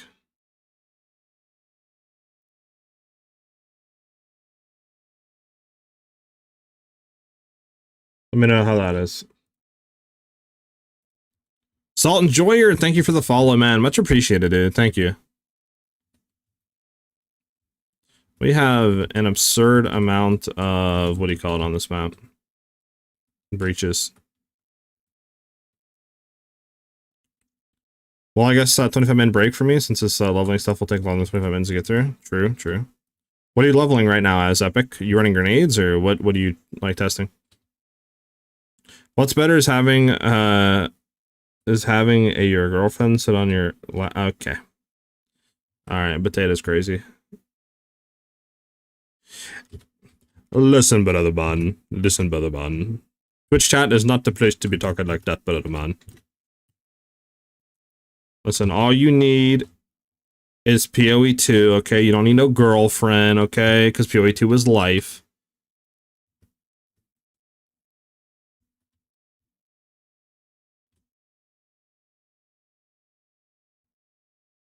This new league has separate stash inventory on its own, not connected to our current characters. I have currency stored in stash tabs. So Exploding Crossbow, the way it works is if you're going to be playing the new league has kind of like a separate, like you said, stash inventory compared to like standard league, where, you know, if you're playing 0.3, your characters and your stash tabs and all that will get migrated to 0.3. So this way, will get migrated to standard. So this way everything's in standard. And they do that obviously for economy reset. Because if everybody had the exact same stashes and items, like, there would be no economy reset, right? Everybody would be Giga Juice day one. So, yeah, and in the new league, your stash tabs and stuff will be completely blank. But if you wanted to go to standard, that's where you'll have everything still there, right? Which standard is like the core league, right? Like, it's where you can keep going back to.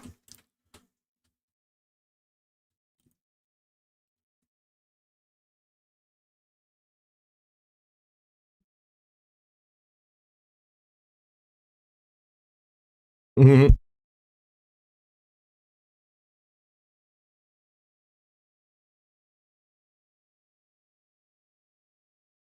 1 second, guys.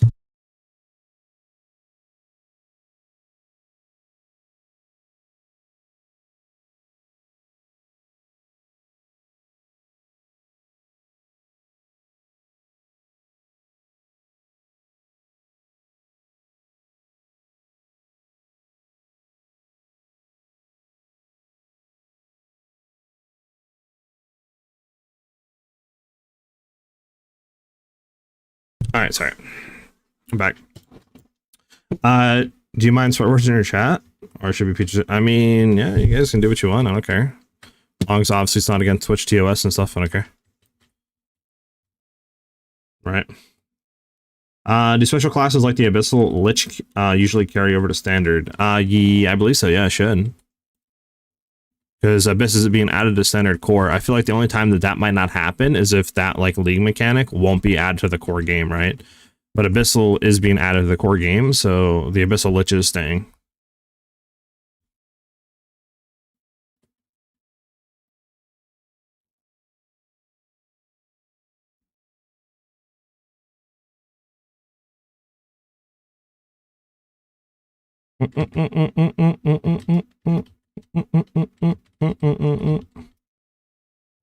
Oh, actually, we can try to get over here and hit this side. I don't think we hit yet. Never mind, there's nothing here. Right, we're just gonna start a new one, I guess.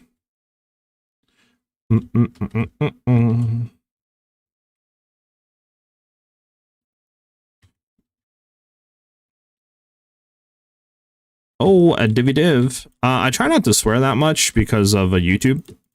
YouTube doesn't like that.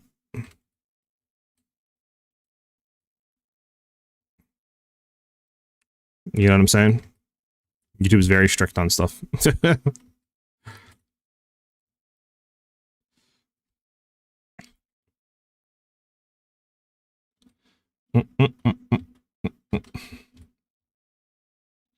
As long as they're automatas and crap. Yeah, it should be fine. Let's see what you want.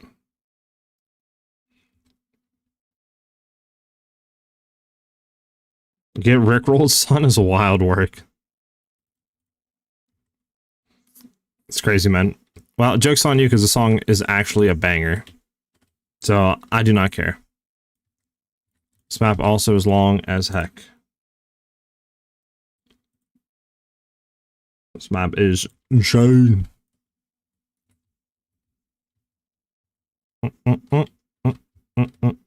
Yeah. Yeah, Twitch, you don't really do, because obviously Twitch, like, monetization and stuff like that is different. Where YouTube, you know, has auto, like, what do you call it, monetization bots, other stuff. And it depends, like, right. Because I have my stuff set for, like, everybody, right?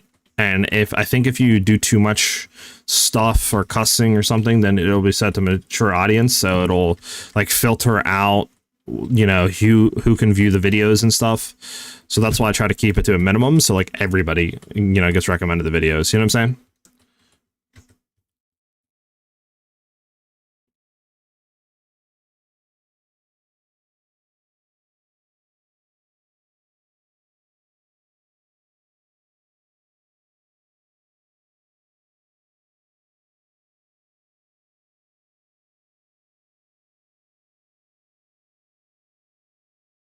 All right, is this done? Okay. Up. As if you chain swear. Relation, brother, man. Don't make me start a after hours stream.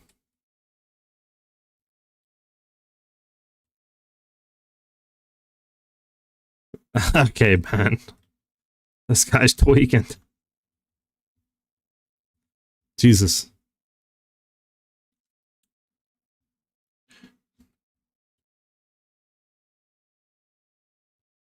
Yeah, YouTube's interesting in the way that it works. Very interesting in the way it works. Just waiting for Jonathan to flip us off again. I mean, he might. We're all in our seats waiting for 0.4 to see exactly how good or bad the league's going to be. I don't know, like I said, the encouragement mechanic and the Atlas revamp, I think definitely is, like, very, you know, broad, like, at least for the Atlas revamp. It can mean many different things. I'm hoping it's much bigger than what we're thinking, right? Like, polish up that endgame, fresh it up, you know, make some interesting new stuff that we can do. I'm hoping it's not just, like, the passive tree is different, you know, and that's it. Like, I'm hoping it's more than that.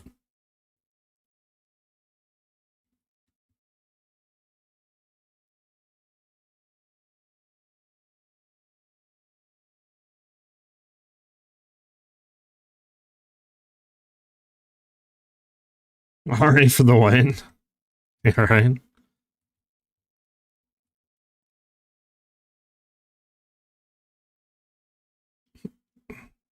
Oh, J Dog, listen. All J Dog got to do is just, make this league a banger, and he's J Dog. Bro, can I get a divine out of one of these breaches, please?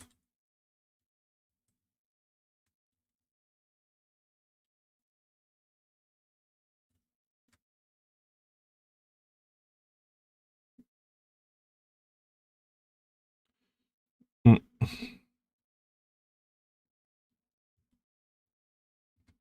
A divine game?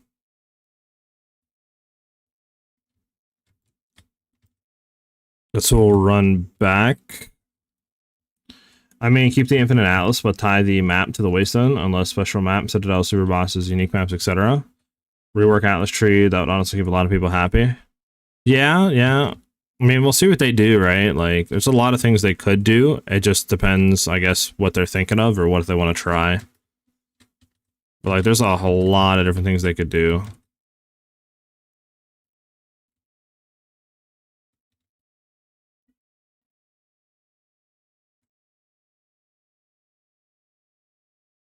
It's from San Andreas. Interesting.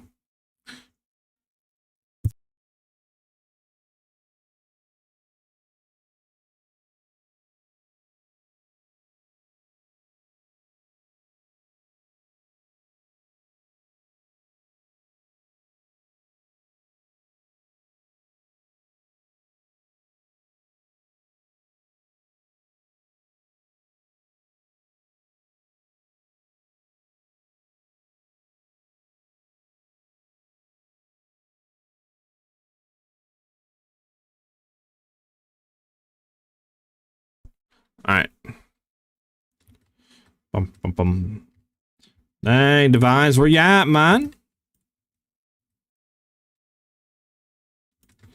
This is so sad. Where is... There's a breach down here, okay. Hey, Marilyn Manson cover. Interesting.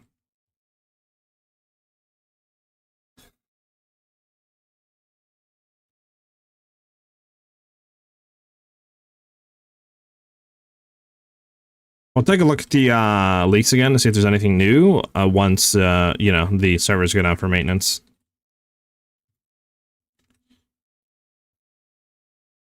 Or to deploy the update or whatever you want to call it.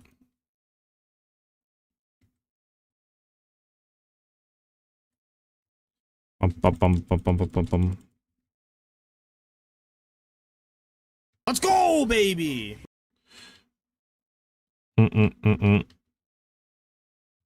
Wait, what? Hold on. What the fudge, Ben? Ben, what did you just do, Ben? My boy Ben in the cot with 25 gifted subs? Are you insane, bud? Nah, this man Ben's going crazy. Let's get some W's in the chat for Ben. This man's going insane. I gotta hit you with one of these too. If you hear that, I don't know if you heard that or not. I think I fixed it, but thank you, Ben. Jesus, man. Man is going insane. Much appreciated, brother.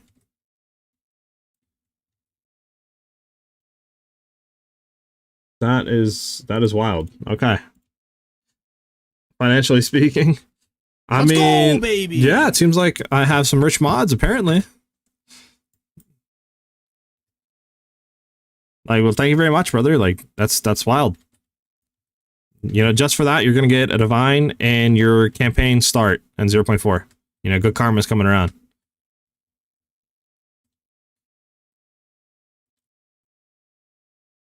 Thank you very much, dude. What the heck is this song, by the way? Like, what is this song on Twitch?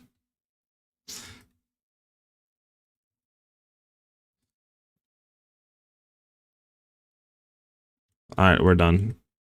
Alright.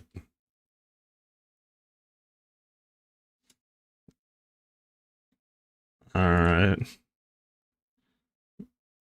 Alright, Brett.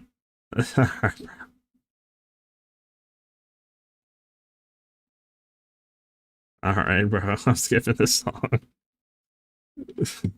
I'm skipping this song, bro.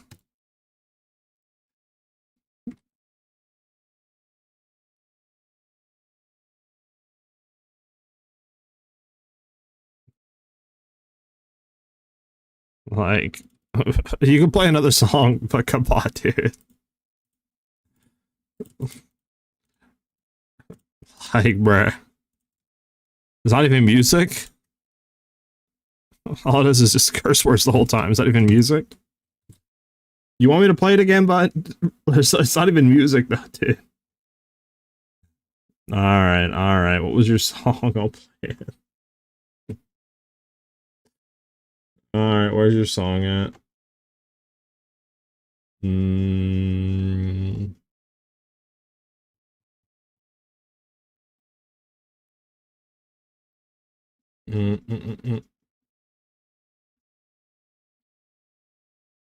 It's not even a song, though. I'll be honest with you.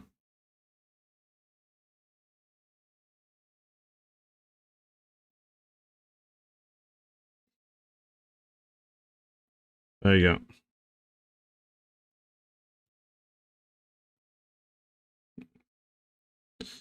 Alright.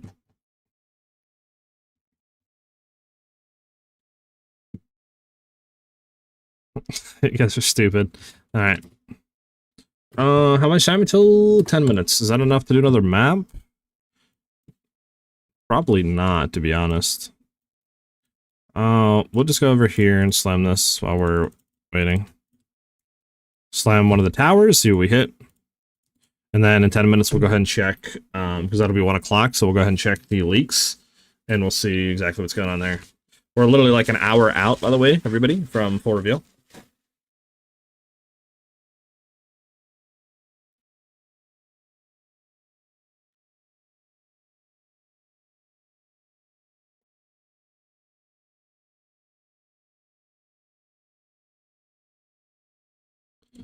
Alright.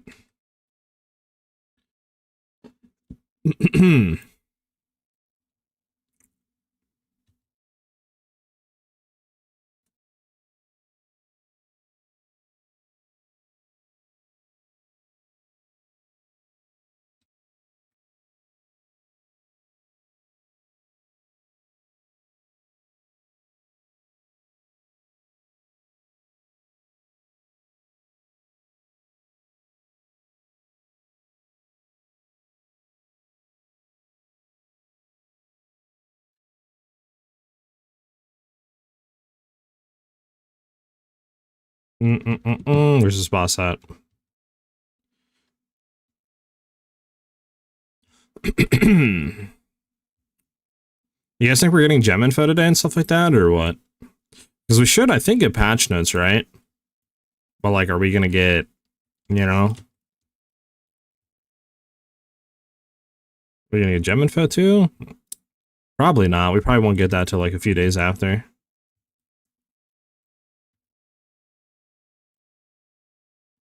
I would assume full patch notes. I mean, we might get full patch notes. I don't know, because don't they usually do patch notes, but not full gem information? Or am I bugging? Because I feel like I'm remembering back in 0.3 and stuff, it was like 4 days or something out. We finally got the stuff we needed to start theory crafting and like making league star builds. Am I bugging?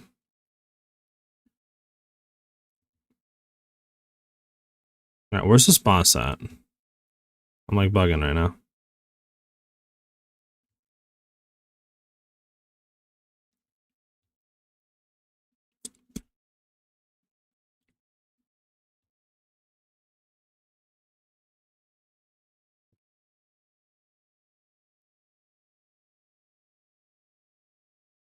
Here we go.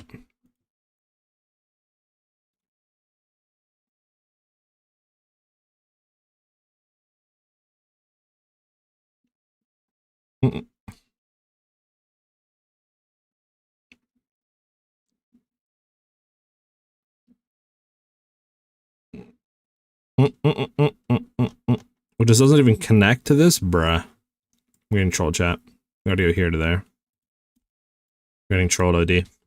We have like 5 minutes left. Until reset.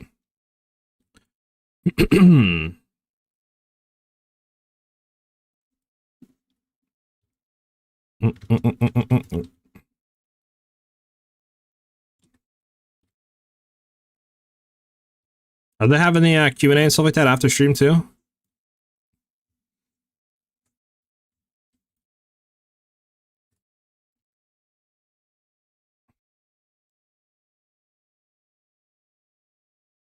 This will be interesting. It'll be interesting.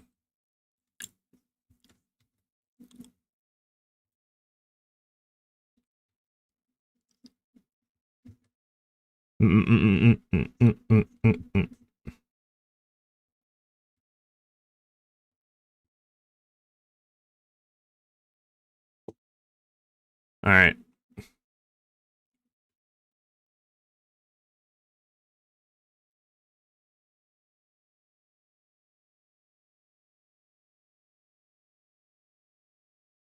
Want to get the map. Then we go next. We got to hit the tower. So let me go ahead and grab a thing. We can do this really quickly, and then we'll take a look at the leaks again, see if there's anything new with those.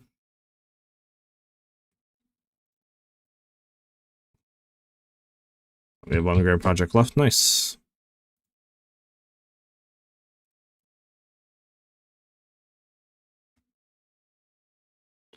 Bum, bum, bum, bum, bum. And then we can see if there's anything new, chat. Anything new for the leaks.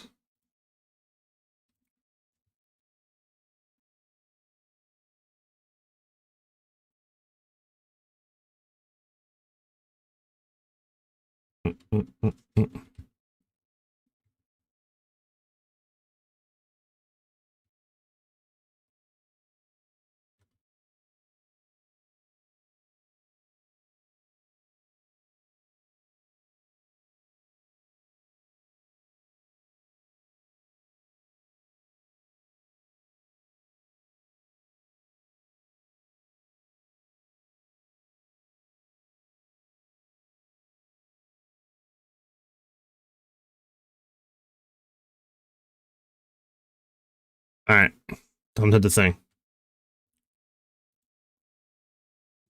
All right, take a look, and then yeah, we'll just get off, and then we'll wait till like I don't know 105, 110, maybe get back on. We'll see. Okay. I don't have any more grand projects. We'd have to go buy one.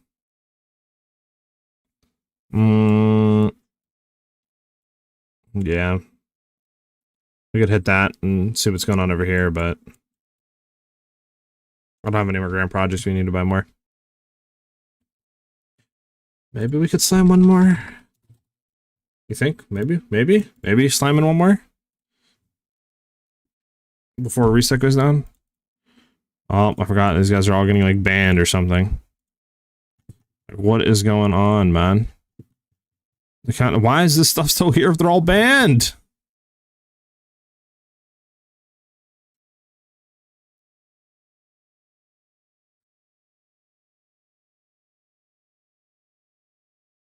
I've understood that. Like, if they're banned, why is their item still on the market, man?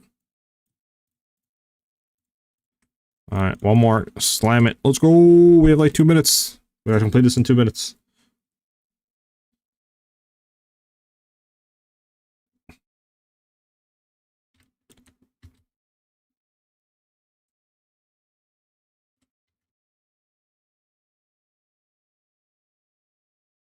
Bum, bum, bum, bum, bum, bum, bum, bum. Where's that over here? Yep.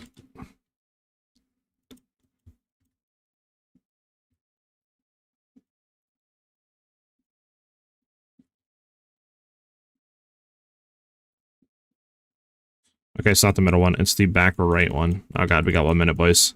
We gotta zoom. Oh my god, it's not this one. It's the top left one. Chat, I'm trolling. Okay, and there's boss.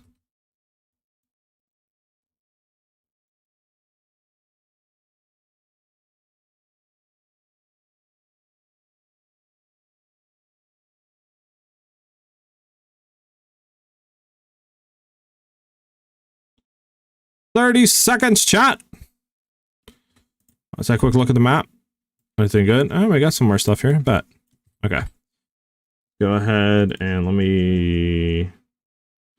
Yeah, have that up, and then this way when I close the game, it'll go to that. Boom. Okay. Any more leaks? Any more leaks, chat? How they update the game? Let's take a look. Anything new on here? Nah, nothing. Okay, so nothing new yet. Still all the same. Maybe anything on Reddit?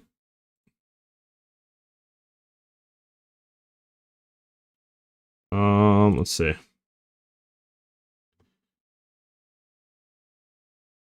Anything new on Reddit?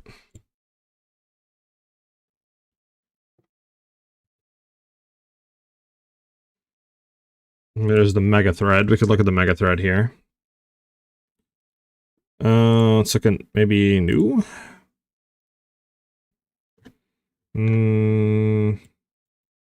I thought to download to Druid. Made a bet there's nothing Blizzard can do. That's crazy work.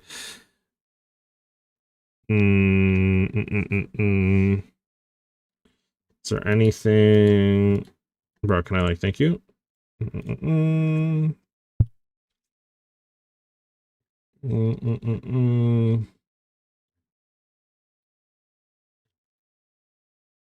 Lightning tornado damage saved. It's a physical tornado with either lightning fusion or imbuement like Whirling Slash. You can see Ice Variant as well. Yeah, we already know that. The hell, man? You okay, bud? I need to time you out. The fudge? This guy's going wild. He's going rogue. What is this? They're gonna add Druid, I heard. Crazy, bro. Wow. Guys, I didn't know this.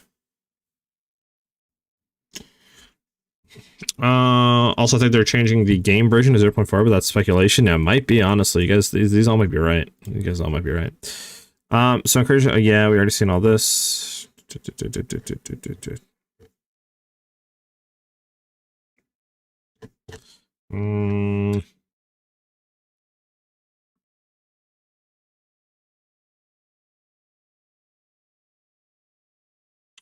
They ran some of the elemental procs.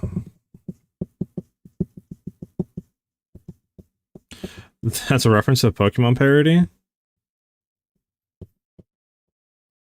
And well, of course, is the message I read, man. Like, oh, you're going rogue.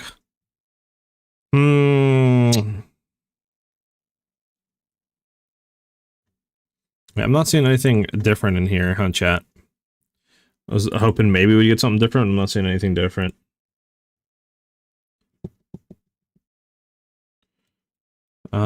Are they the Flame Beast totems? Could it be instead of the spell totems casting Flame Beasts? I mean, that's true. That was this video. I think here... Or was it? It was this right here.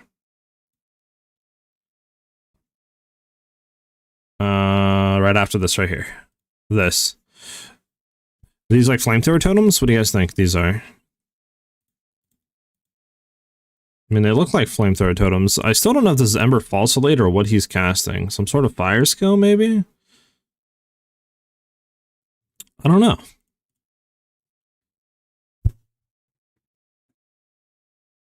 I'm not too sure. It's interesting. It's interesting. Who knows what it is?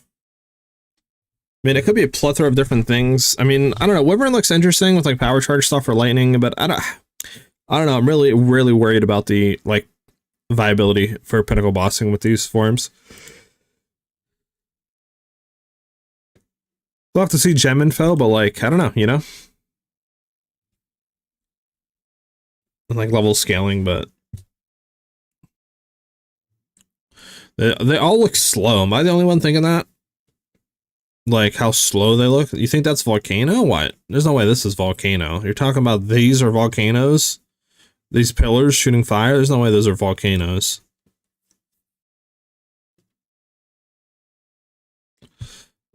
You thought these are volcanoes? There's no way. Oh, you're talking about the cast. Oh, you're talking about the cast. Talking about him doing that. You know, I think you might be right. That might be Volcano that he's casting, like charging it or something, and then boom. Yeah, you might be right. You might be right. That's Volcano coming out. Yeah, the totems, I don't know what they are though. This is interesting. The little vines. I'm interested to see what that is. I don't think that's a new spell. I think that's just like Ice Shard or whatever he's casting. I don't think that's new. Because that's swipe to freeze. Then he does Tornado on top. And then, yeah, We definitely will get more information, Ajax, very soon. It's just a matter of time, to be honest, until we get that. Right, just a matter of time. I mean, this attack, like, looks interesting. I don't... You know what I'm saying? That attack looks interesting.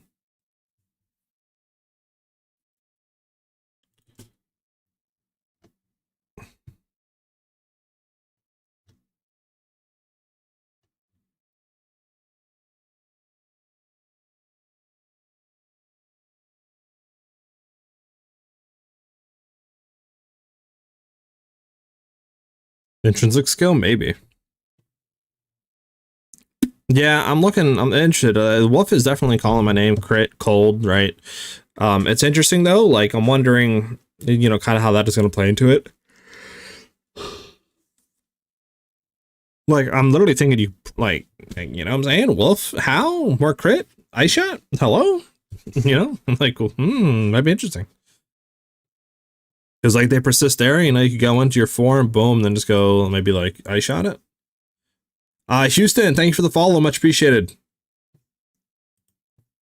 Like, it is looking interesting. Then, like, Leap Slam, too.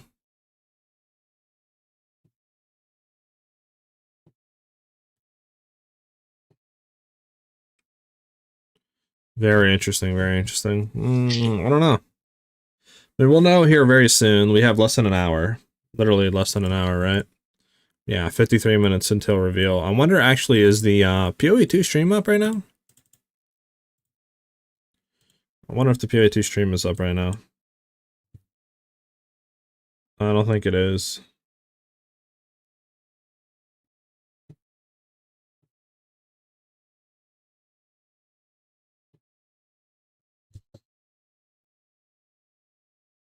Not yet, not yet. I don't think.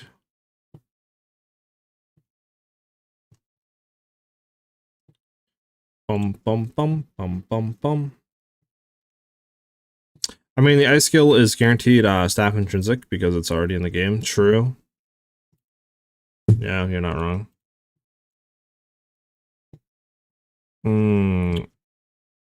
Hold on, you know what I just realized? I don't think I ever set the game sound. Yeah, I never did. LOL. I apologize, guys. I'm a very bad streamer. I never set the game sounds back on. Oh no.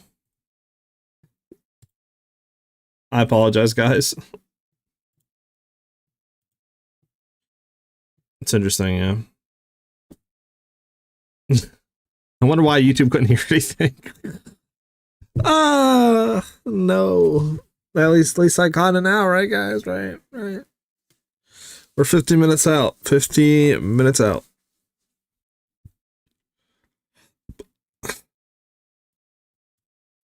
So let me. What do we think the transform system is? Out of curiosity. Do we think that's just the shapeshifting system? Like, and they're just calling it the transform system? Or do you guys think that's something completely different?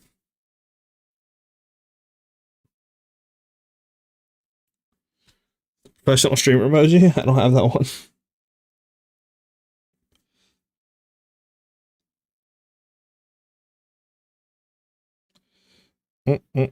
Like, this has to be shapeshift, right? There's no way this is not anything other than shapeshift. Like, the forms. Because, like, what else transform? Unless this is, like, a new crafting thing or something, you could transform your weapons into others. Like, but, like, there's no other way, right? It has to be the shapeshift stuff. Skill transform? Unless this is Val skills, but just called transform or something? But nah, this has to be like transform your character into different forms, right? Like it has to be.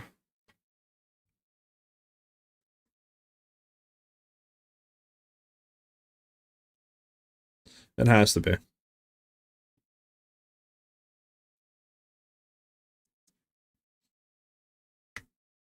Crazy out of the month, maybe, but like, yeah.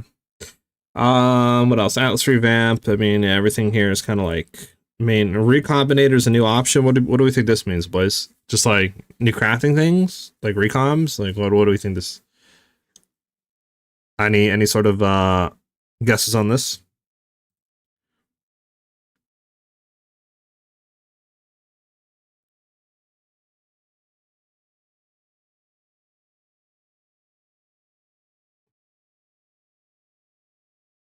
Any shouts? Q2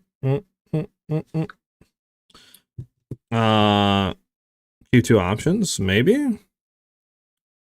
Maybe Epic. I don't know. I mean, some stuff is interesting. I mean, we'll know literally in 49 minutes, so it's not that insane, right? If we have just random reforge, yeah, I can't remember either, but I don't think we do. Incursion is going to be interesting. I really hope they abyssify Incursion, because like Incursion isn't bad alone, but like it's not an insane in PoE 1. It's kind of like a mechanic in my opinion. So I'm hoping that it gets reworked and it's a very fun, you know, mechanic in PoE 2. But I mean, again, we'll see in literally 49 minutes. We'll see what exactly is going on with Incursion and stuff. Do you guys think the Pinnacle boss at Zeri is going to be a pushover like the Abyss one was, or think they're actually going to beef her up and actually make her like, you know, have proper health and stuff? True, Abyss isn't, but I expect Abyss to be heavily nerfed. I doubt they're going to keep it the same way it is now. Just because, like, you know, Abyss crafting is so powerful. I doubt they're going to keep the same stuff. I'll be back at reveal. I gotta lock in at work for a bit. Alright, Ajax, I'll see you then, brother. Azir will die to Last Lament, just like every other boss. You're not wrong, Last Lament OP. I mean, nothing would stop them. I mean, you're not wrong. At this point, we already have a lot more weight than PoE 1 variant. Okay, let me go back and read your first thing, sorry. I mean, Incursion can easily include Val skills as well, and thus it would already have a lot of more weight than PoE 1 variant. I mean, I'm hoping Incursion has something like that, to be honest, and it's not just go in, double corruption altar, and that's about it, right? Like, hopefully there's more mechanics, maybe it's crafting, maybe Val skill gems, like, there has to be something with it, right? That you're going to want to continuously do it, you know what I'm saying? Or at least want to farm it to an extent, so there has to be some weight to it, some meat to it. So we just gotta wait and see. And that pretty much, I mean, as I mean, everything else, like new Druid, Talisman, I mean, we all know that, right?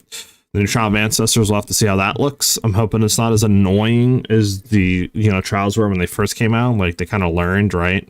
And have made changes to this. So it's like, you know, easy, not easy, but like frictionless as possible to run early on.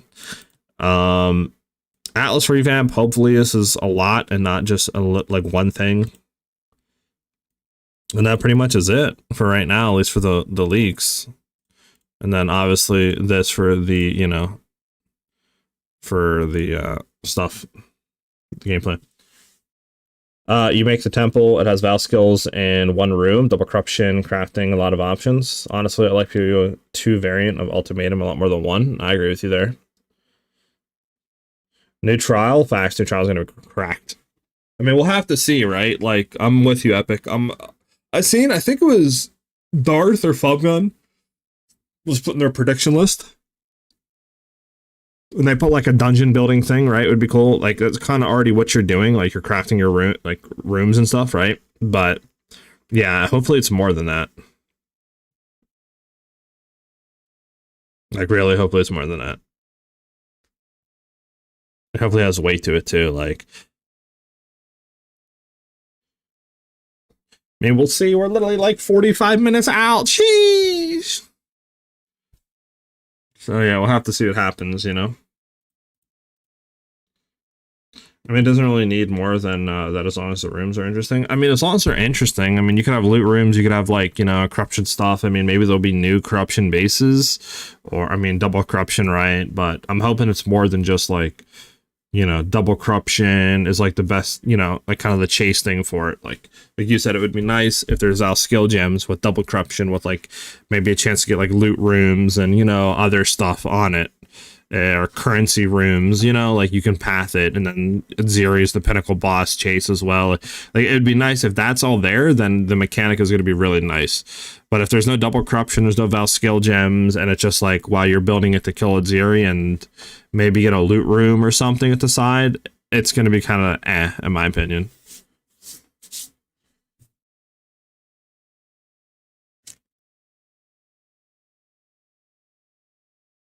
No, I agree with you, Epic. I 100% agree with you. Know what I'm saying? No, I'm saying. I'll be looking on the YouTube side of things, by the way. What do we have for the like goal? We're trying to hit 15. We're at 8. Come on, boys. There's 22 watching right now. We're at 8 likes. We're 9 likes now. Let's get it, boys. We only need a few more. 6 more, exactly. And then we hit our goal. All right, well, I think the update should be up. Let me go ahead and start Path of Exile.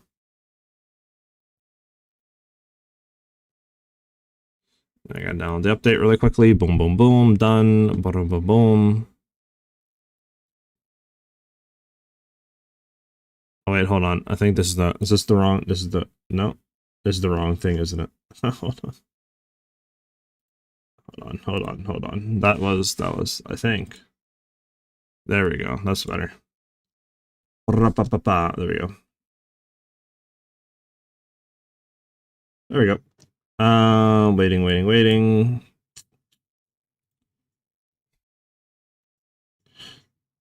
Okay, now we're launching it. Waiting for it to come up. 1 second, guys.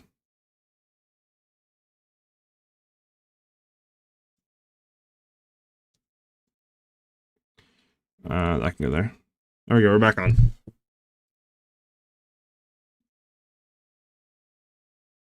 Bum bum bum bum bum bum bum bum bum bum bum bum.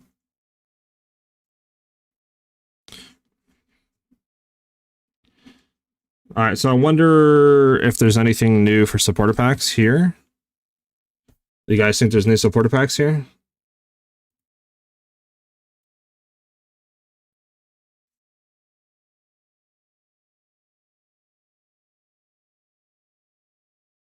Series Random Madness Justice Series. Early Access Series. Nah, I don't see nothing different, huh, guys? I guess nothing yet, maybe? Nothing yet. Yeah, looks like nothing yet. Well, back to mapping for 40-something minutes until we can get into the Reveal stream. By the way, Path of Exile 2 is up. Alright.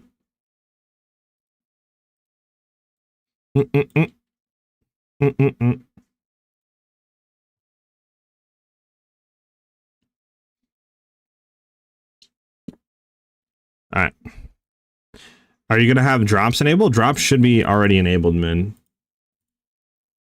I just don't think drops start until the stream, so I don't think you see them until they start, but drops should already be enabled.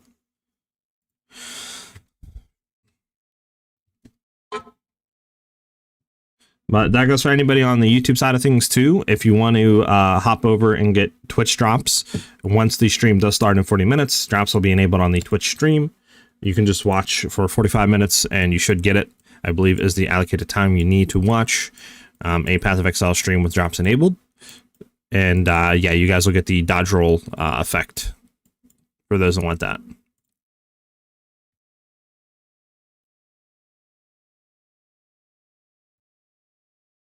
We got the bangers going now. We're also only 33 followers off our 2,700 follower goal on Twitch. So thank you guys very much for dropping follows, and obviously YouTube subs as well. You guys are W's on the YouTube side of things too. We're coming up on 15K subs, so WWs all around. It's probably the worst map in the game, to be honest.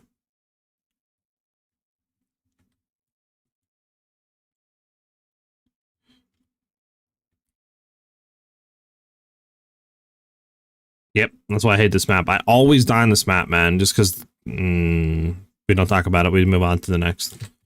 We don't talk about that, chat. We don't talk about that, chat. We move, chat.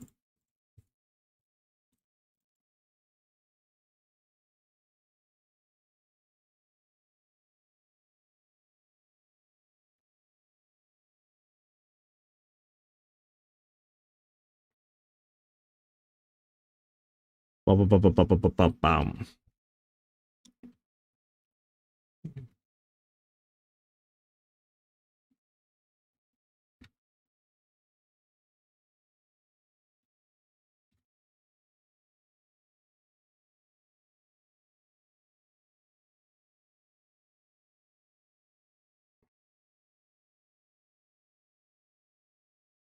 Beautiful.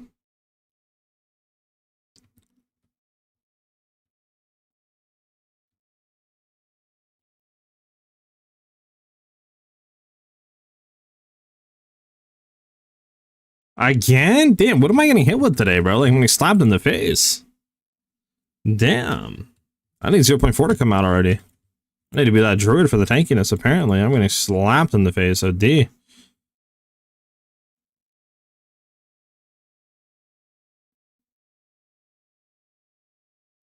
Damn. Well, we go again, I guess.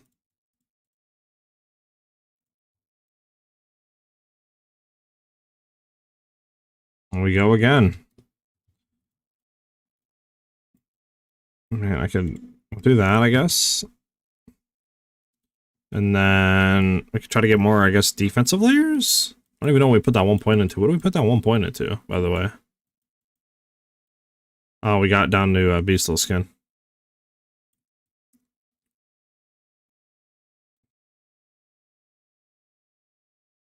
To go for more evasion there.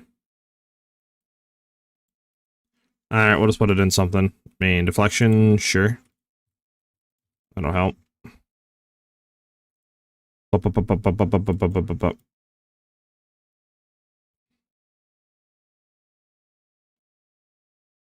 Alright, try us again.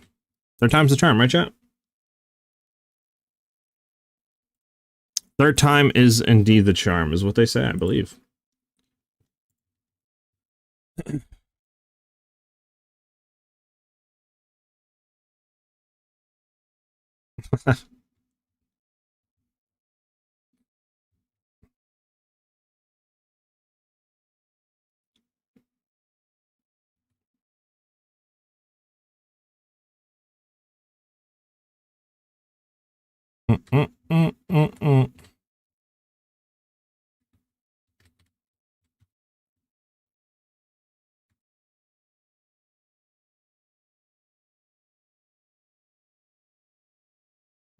Go ahead and clear this map. Nice, nice, nice.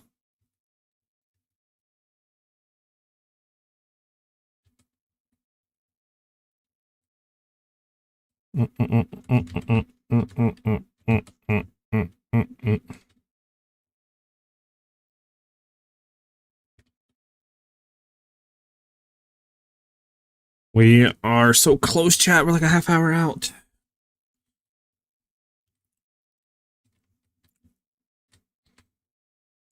Then we can hear, "Hi, I'm Jonathan Rogers." I'm getting put in a corner.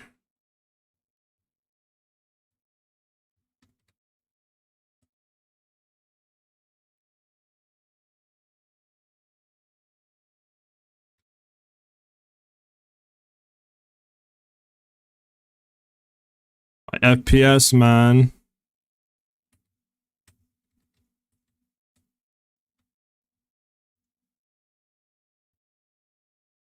Holy FPS. Oh my god. I'm playing a slideshow.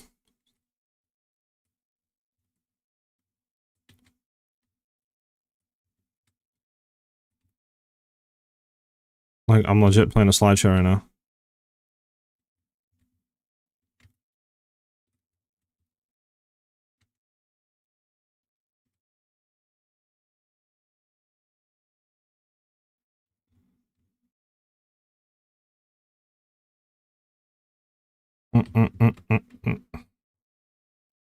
You want people able to play League, start of this league? Really? Damn, bro. That sucks, man.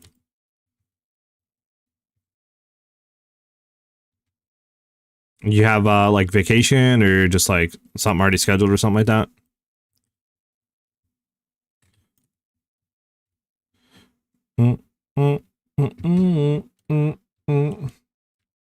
Like 30 minutes when they come to bury my new cable line. Oh, they coming out on the 12th?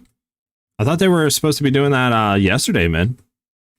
Or did they just put it in, but they didn't run it under? They just like laid it on top. December is wedding season. A lot of my cousins be getting married all of a sudden. Dang, bro. Don't your cousins know that like December PoE 2? Like, come on. You can't be scheduling your weddings when PoE 2's new league's coming out. Better you like just I think they'll be like if you go there with a Steam Deck, maybe, you know, you could play while you're at the wedding. You know, I don't think they would mind. This guy also is very annoying. There we go. They said it would 1 to 2 weeks until they could bury it. Oh, I gotcha. Well, think about it like this: if you got right now, you yourself could bury it, and then that way they don't have to come and bury it.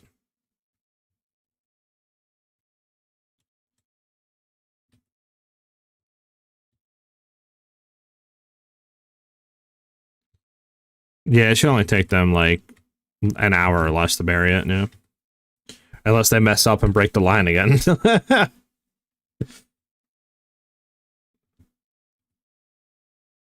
Not playing on Steam Deck. I mean, I think base might be, but yeah, definitely Abyss running. Hell no.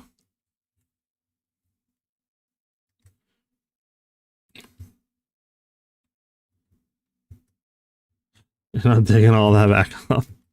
Wait, did they? So hold on. So they dug the ditch, right, or whatever you want to call it.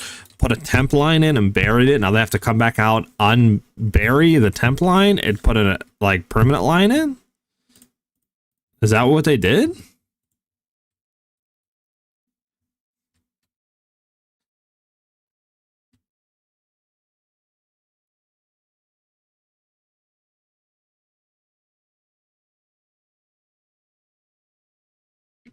Okay. Because your wording got me confused by saying I'm not digging all that back up, like they already dug it and put it in. Okay. I understand. Brain not work, but now work.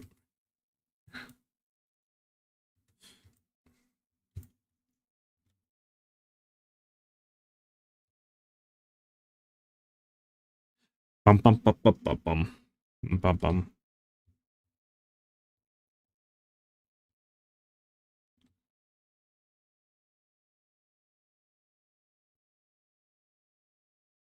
Mm-mm. Mm-mm. Mm-mm. Mm-mm. Mm-mm.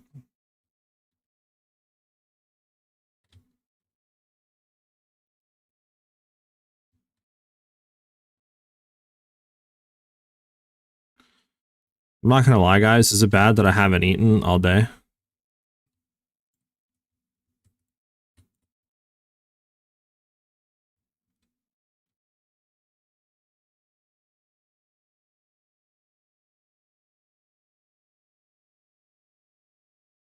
No? Okay, good. Um, let's see, what time is it? I don't know. I've been up for like 5 hours, 4 or 5 hours, something like that. So it's not been that long, but depends obviously how long I stream for, because you know, I don't know, they have just say like an hour reveal and stuff. You know, my theorycraft. I mean, I might be live for another 3-4 hours, just say. So it's not that bad actually.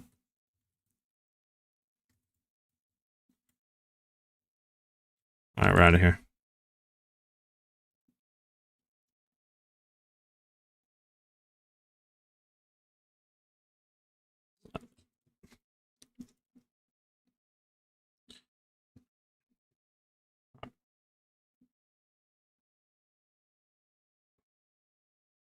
That's what you get, Ben. That's what you get. 30-second timeout, Ben. Oh, wait, it removes you as mod if I do that? Bro, no, I just wanted to troll. It'd be funny. Oh, hell no. I done making mistakes. I apologize.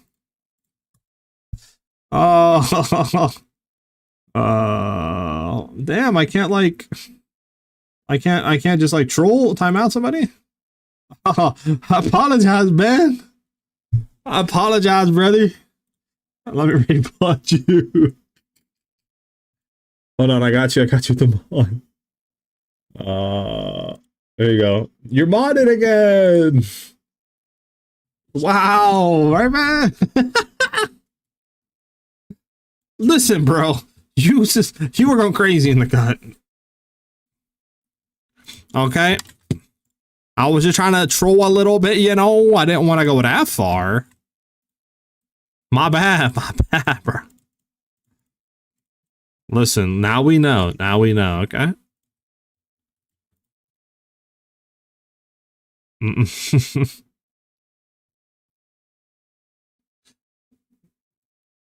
All right. Now I just gotta let you know a little bit, like I got the power, you don't got the power, like I could hit you with that any time, you know what I'm saying? I just had to let you know like that, I thought it'd be a funny little moment, but I didn't know it was gonna do that. I get rid of this. It's too good. Okay. Okay. Where are we going? E ornate chambers. I guess we could do. Yeah. Oh, wait. What do we need? Okay. We need the other breach.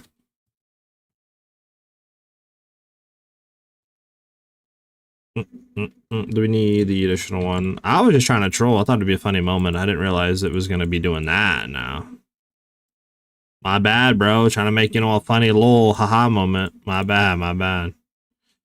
Alright,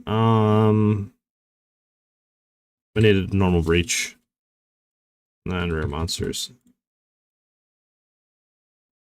29, 20. Because I thought it was like, oh, I bet he said that, like, I can time him out, it'd be funny real quick, like, you know what I'm saying? And then I didn't realize it would, like, do all of that. But now I know,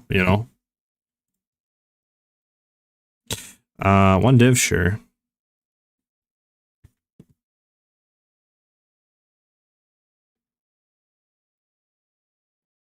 We have 28 minutes, boys. Officially 28 minutes.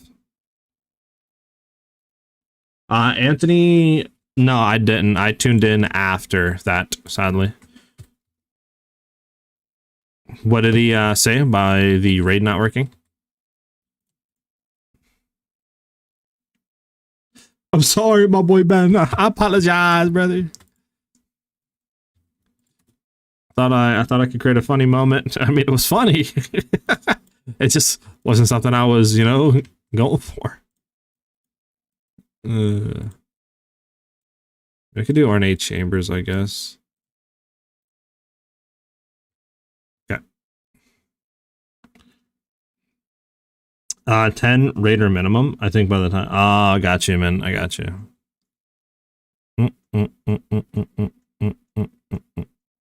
Okay.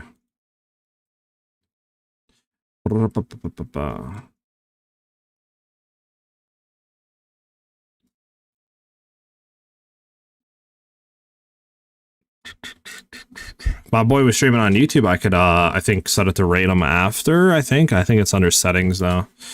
But yeah.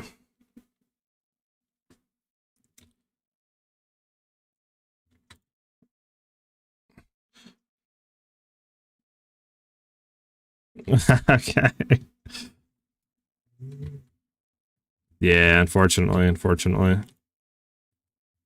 Is speaking of the boy Anthony, is he live right now?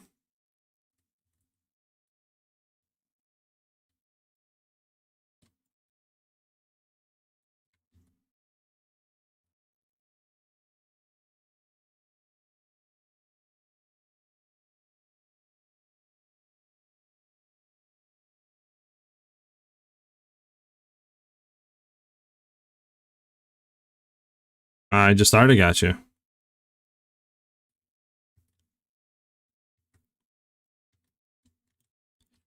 Bum, bum, bum, bum, bum.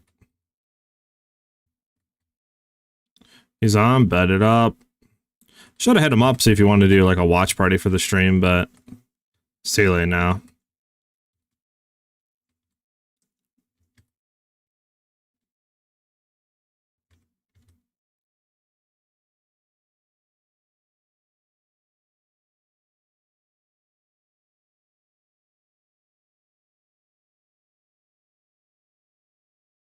Bum, bum, bum, bum, bum, bum.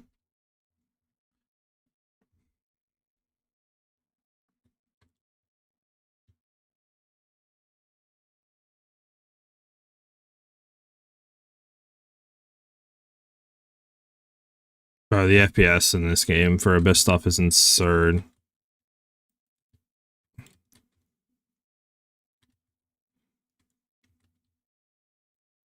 He's got a bingo card he's doing. Gotcha. Yeah, I've seen those. I was thinking about creating one, but like, I don't know. Don't really, I guess, know what the goal is for him. I guess it's just fun to create. And to see, I guess, if your predictions hit it. I don't know.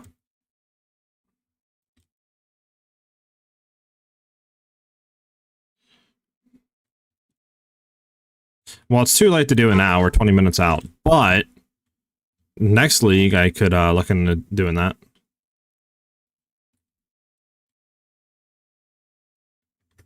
Yeah.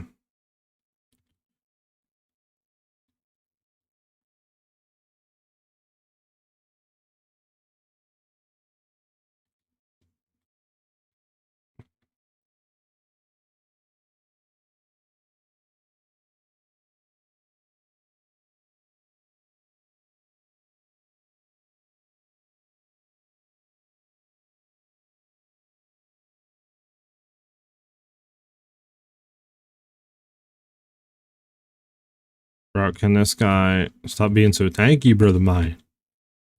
There we go. Open all these chests up real quick. Open that one, and open that one. So we don't have to come back for this. Bum, bum, bum, bum, bum, bum, bum, bum. All right.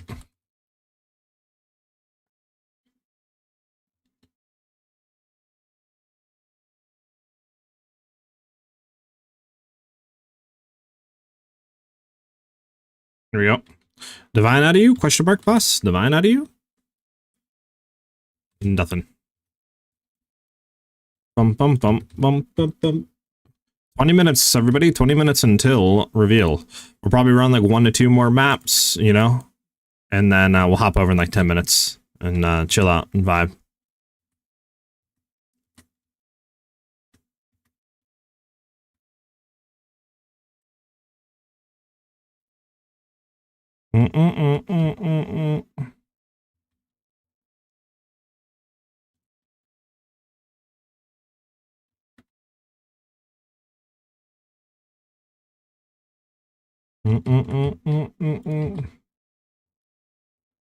Oh, let's back off for a second to get some health here.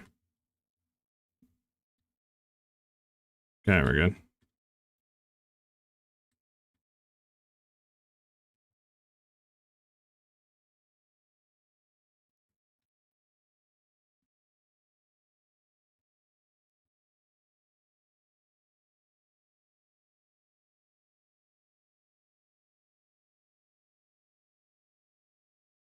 All right. We have one more reach to do after this. Here's my prediction. All Druid Ascendancies, Monk 30 Ascendancy, Hunter's 30 Ascendancy, maybe we get Shadow. Maybe, I mean, I don't know. We'll see. I'm hoping for definitely more Ascendancy classes. But yeah, I don't know. We're definitely, I don't think, getting Shadow. But who knows? I'm thinking it's definitely probably going to be Ranger Ascendancy. Hunter's Ascendancy, but I mean, who knows, right? We gotta wait. There might be no new Ascendancies, you know, who knows?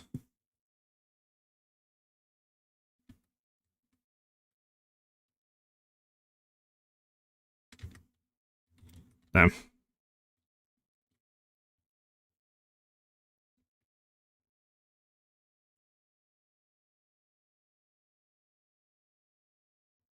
Bum bum bum bum. My prediction bans. The wild work. The fact that our characters are running around with a belt and no pants is shameful. True.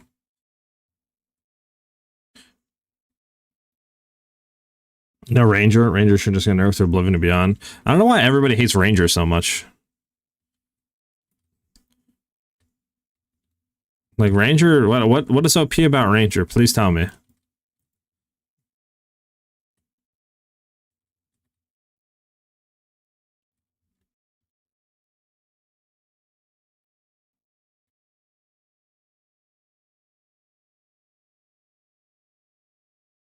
Nothing.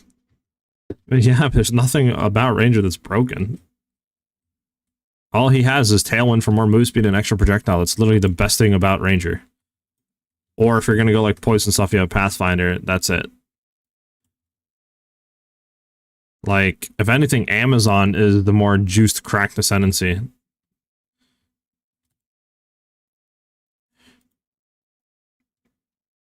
I'll be very surprised if Ranger gets nerfed. Like, LA, right? Letting go, letting raw, it's definitely getting nerfed. But Ranger itself, I don't see why they would nerf it. They've already kind of giga nerfed it in 0.3. You know what I'm saying?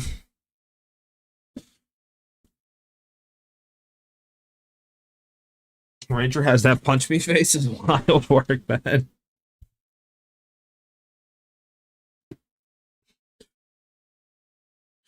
All right. What are we? 19 minutes out? We are 19 minutes out, everybody. 19 minutes. 19 minutes. 19 minutes. All bow skills? Well, that's the thing. The only bow skills that are actually like broken are landing arrow, lightning rod, maybe tornado shot. That's it. Snipe, not broken. Ice shot, not broken. Like freezing salvo, not broken. I mean, barrage, not broken. You know? Bro, look at this. Sun Temple, Sun Temple, Sun Temple, Sun Temple. Bro, Sun Temple. Can we get rid of Sun Temple maps? They're so bad. It's crazy. It's crazy, Ben. Ben's just a hater. He's just a hater, chat. Ben is just a hater. Anything good over here? Well, we have the hidden grotto, so we can hit this map real quick in the grotto. Let's hit this map in the grotto.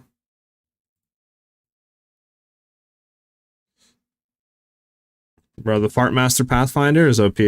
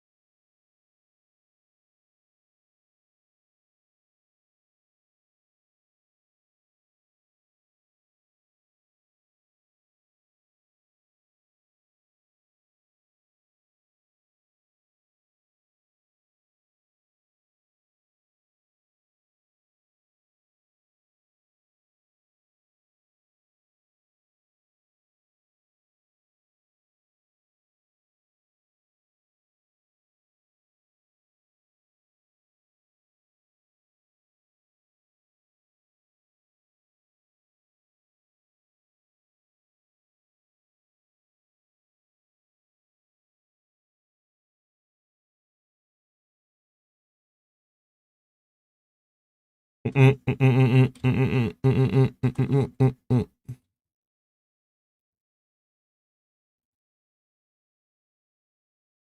I died on DJ ground. We're good though.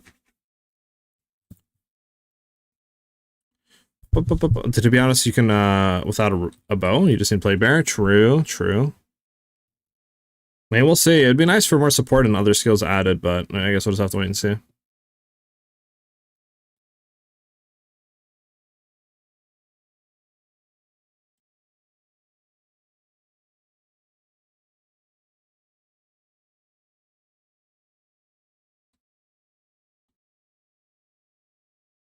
I forgot I died, but we're good. Yo, relax, King. Damn.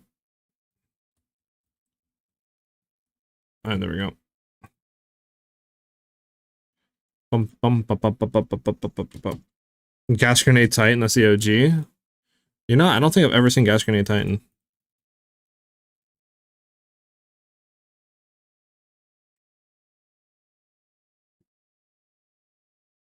Alright, we need 96, 96, 93, 95, 91. Alright, so we need to do the 96.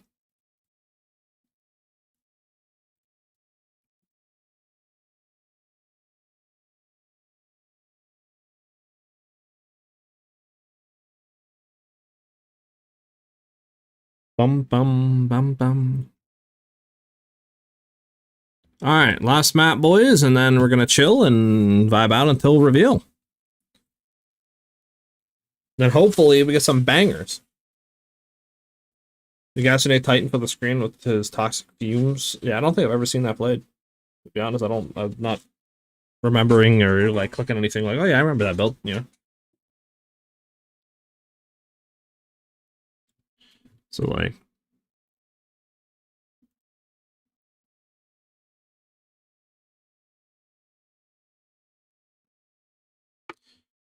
alright, let's go ahead and slam it. Slammage!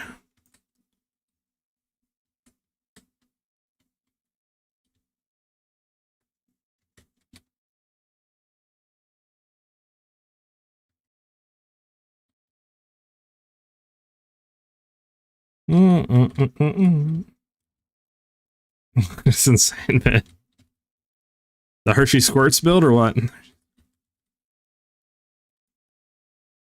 Your next build has to be Gas Grenades Titan. Well, probably not this league. Maybe Gas Grenades Druid?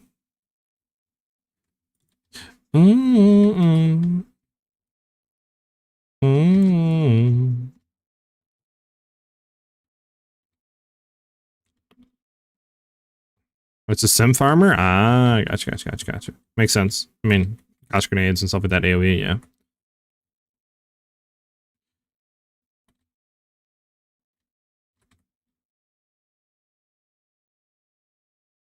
Doop doop doop doop doop doop doop doop doop.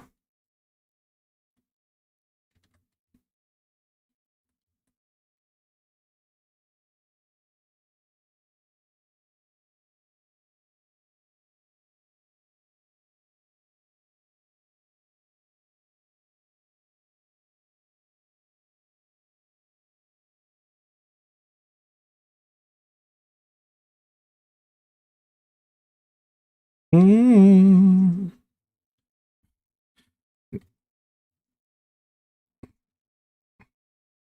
on, a divine before we go. A divine? Game? A divine? A divine? One divine? Question mark?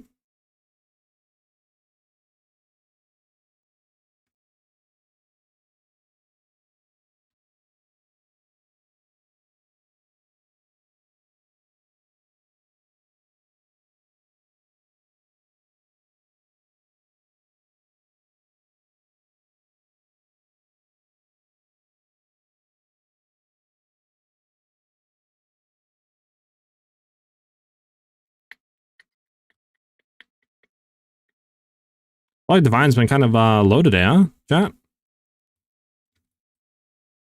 We can go backwards, maybe? Hey, I didn't even realize that, but huge.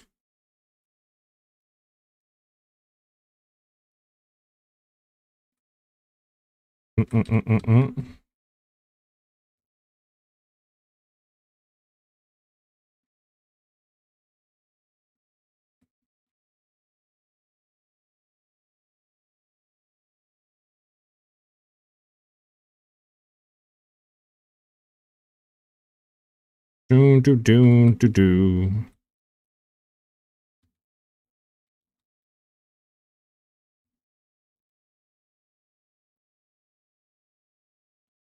Okay, we're done. Go kill boss. Bump, bump, bump. They turn the loot off so we can watch the stream. Yeah, right. At the end, they say like loot has been re-enabled. You know, I believe it. I believe it.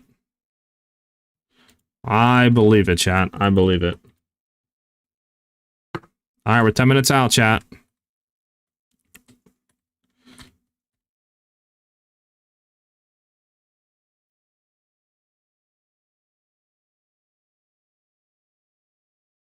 This guy's like the hardest ever to shotgun. All right, we need to go ahead and hit the chests, and we're out of here.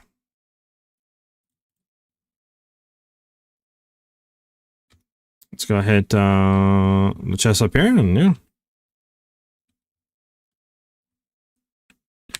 What's the new LA, brother? What do you mean, grower?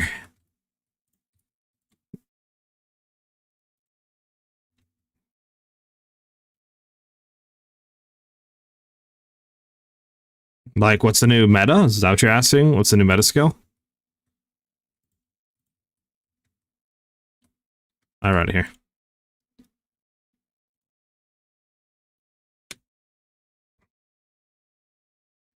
Okay.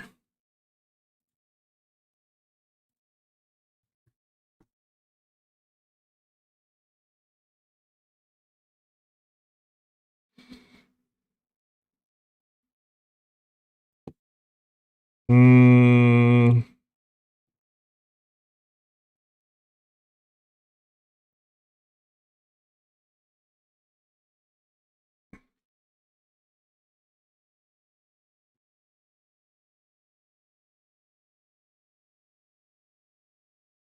Okay.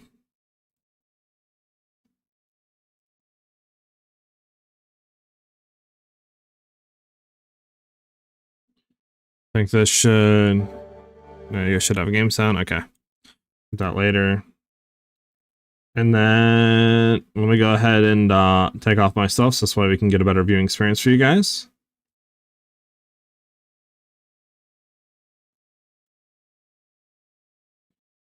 Turn off the sub goal so you can see that. We'll keep the thing up, but we'll leave it like that. Again, in 8 minutes, drops will be enabled. So for those that are on YouTube side of things, want to come over and go ahead and get those drops, you can hop over to the Twitch stream and drops will be enabled there. Or you can just vibe it on YouTube. It's up to you guys.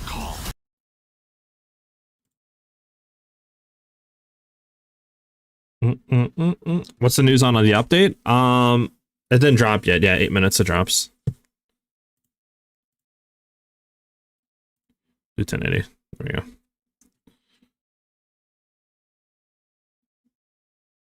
we go.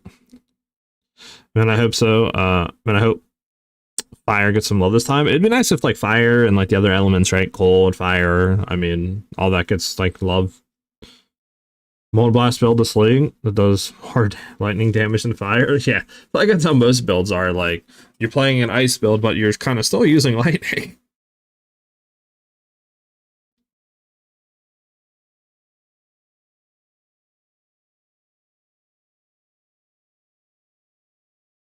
I'm gonna go get a bottle of water real quick, guys, before it starts. I'll be back in a minute or two.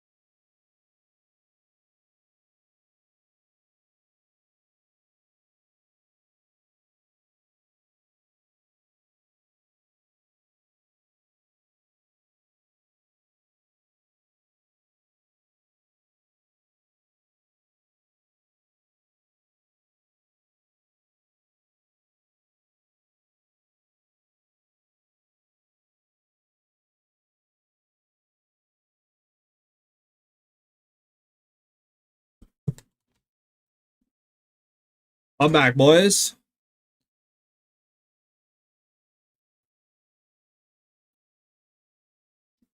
Will be free. Is there any information? When it fully comes out on 1.0, so who knows how long that'll be until that releases. All right, I'm gonna stop this. We're gonna get the game sound on.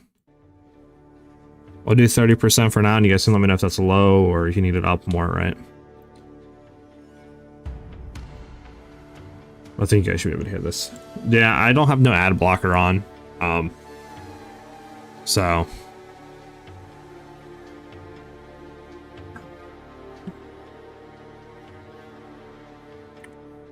Yes, there is going to be a free weekend during the Druid release. I think from the 12th to the 15th, you can play the game for free. So if you like it, you can pick it up after.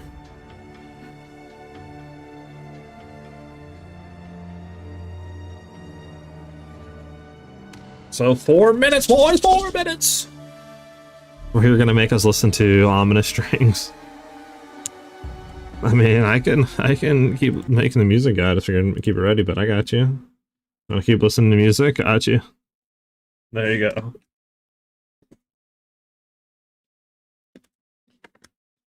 One gonna come out next year, 2027. Hopefully, Ben. Unless I start picking the pace up for 2026.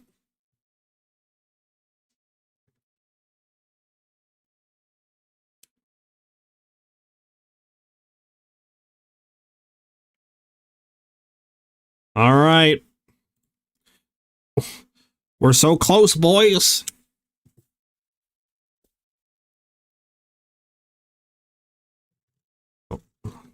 What we thinking? What's everybody thinking? What's everybody's must-have for this league? Type in the chat right now. My personal must-have is more Ascendancy classes. That's what I want to see.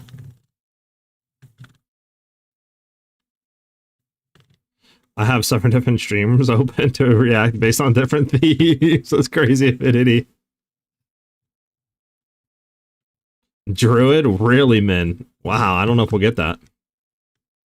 Better endgame. I agree with you there, Grower. I agree with you there. Endgame, Ascendancy classes. That's what we need. That's what we need. Oh, snap. We got the music on too. Perfect time synced up. And we got sidebar ads. Fudge. I should have installed an ad blocker for this. My apologies, guys. Do you think they'll have a surprise new character? Maybe, but I wouldn't get your hopes up for it. Druid 100% is coming, but beyond that, I wouldn't get your hopes up. It needs to be better. I have a ton of time to dedicate into learning crafting. Oh, I don't have a ton of time to dedicate into learning crafting. Yeah, it would be nice if like loot explanation and some other stuff would be better too, like crafting. Definitely doesn't explain a lot of stuff.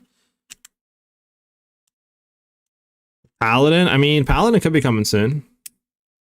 I mean, Templar probably is what you're going for, Grower. For that Paladin feel. Just not out yet. Hey, look, guys, it's Mickey. Mickey Mouse. Nah, I'm guessing it was an L. My bad. I got you guys, my bad.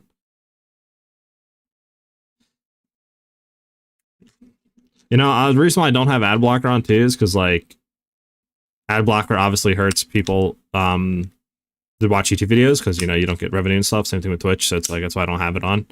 So I figured it'd be kind of counterintuitive if I did, right? But yeah. There's a Mickey? I'll show you Mickey. I don't know, man. I don't have ad blocker. I apologize. Let's go, baby!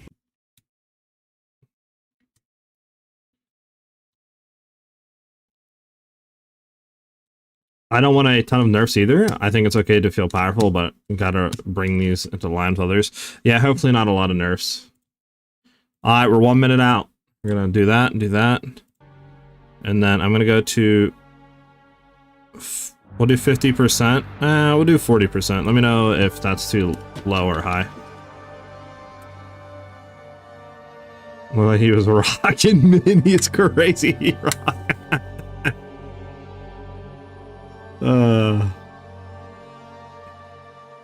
What do you mean you don't steal money from your friends? What, Epic? What the fudge? Ad break? No ad breaks, man. We're too close. 25 seconds. This guy's tweaking. Alright, you're gonna time it perfectly? Alright, let's see. Are drops enabled on your stream? Yes, Nathan. They should be enabled whenever they go live, which I think they're live in like 10 seconds, but drops are enabled on my stream. But if for whatever reason they're not working, you could just pull a different stream up just to make sure, but they should be here. You just might have to refresh. Alright, here we go. Hi, I'm Jonathan Rogers, Game Director on Path of Exile 2, and welcome to GGG Live. Today we're going to show you an exclusive reveal for what's coming next for Path of Exile 2. Twitch drops are Let's enabled go, in today's baby! live stream, so you'll be able to claim your Verdant Wilds dodge roll effect. Oh my following the God. Instructions below. Man, is that you on the Today, right? It's finally time to show off a new class that we know everyone in the community's been waiting for. So let's roll the trailer for Path of Exile 2, The Last of the Druids. Alright, Crower.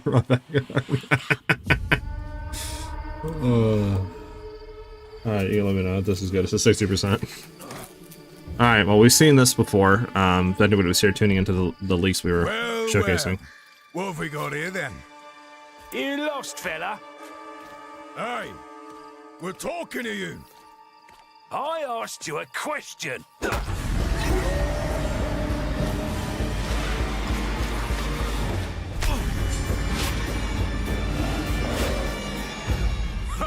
What's wrong with him? Ah, he's lost his bloody mind.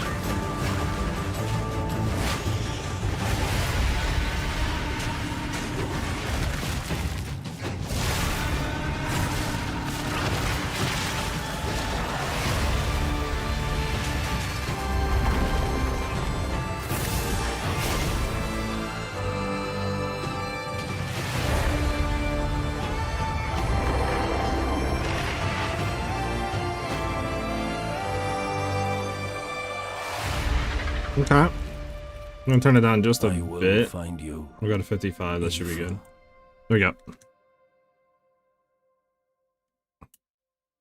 Now, as you can see, the What's Druid going is on a with this? shape-shifting elemental spellcaster. After his fellow Druids were destroyed by the King in the Mists, the Druid lost his humanity in the forests of Ogham, where he wandered for years as a beast. Now, Hold on, finally fix. reawakened, he's determined to find his lost wife and regain his humanity. The Druid has been one of the hardest classes for us to design. As well as having human spells, he has 3 animal forms, and we wanted to make sure that there were interesting combos between all of them. The Druid is our first hybrid strength and intelligence class.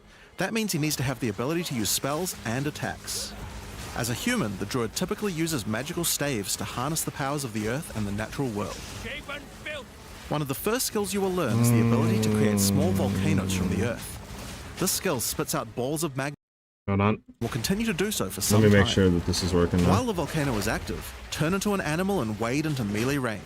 Many of the skills you use as a human last for a significant period of time, giving you a good chance to turn into an animal. Let me know and if you rage guys can out. still hear the sound and stuff. But how do you turn into an animal, you may ask? Well, the answer is a new weapon type that Druids use, animal talismans. Okay. When you equip an animal talisman, you can choose which animal form you would like the talisman to represent. Depending on what you choose, you'll be given that animal's basic attack as a new skill to equip. For a Interesting. bear, that's Maul. To turn into a bear, simply use the skill. Your character will instantly transform into a bear and attack. If you want to change back to a human, just cast a spell. You will instantly swap back and cast it. We wanted to make sure that swapping between Interesting. forms was seamless and immediate. You guys can still hear Changing forms audio, is something right? that you do without even thinking about it all the time in battle. In order to allow for hybrid melee and caster gameplay, most of the skills you use in your human form last for some time and aid your animal skills in some way. The volcano we used earlier will emit more molten balls whenever you hit it with a slam, making it perfect for use with your bear form's furious slam. While in bear form, many of your abilities use rage. There are a lot of ways to generate rage, but the easiest one is simply smash your enemies with Maul. Alright. Once you see the runes on your back glowing, it means you have enough rage to do a much more devastating version of your Furious Slam. Your bear form can also go on a rampage. Yeah, you're stomping locked the to one ground as you form, it looks demolish like. your foes. Show us wolf, man. The more rage you have, the longer the rampage lasts, and doing it over a volcano makes it even better.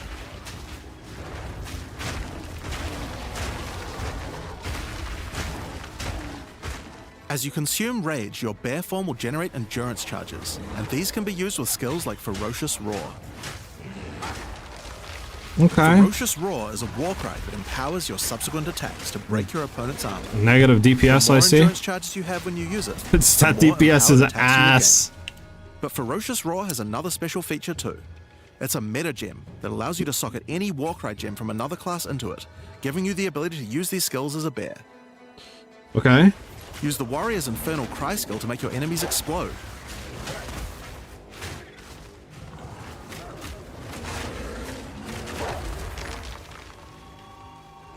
Or use Seismic Cry to stun your enemies and double up the number of slams you do. Yeah, maybe it is level 1, man. Hopefully, because that damage was like nothing, like 0 DPS. You can even use it with Ancestral Call, a skill that turns you into the fire god Khal. Hmm. Ever wondered what the Karui god of war would look like if he was a bear? Well, wait no longer. Okay.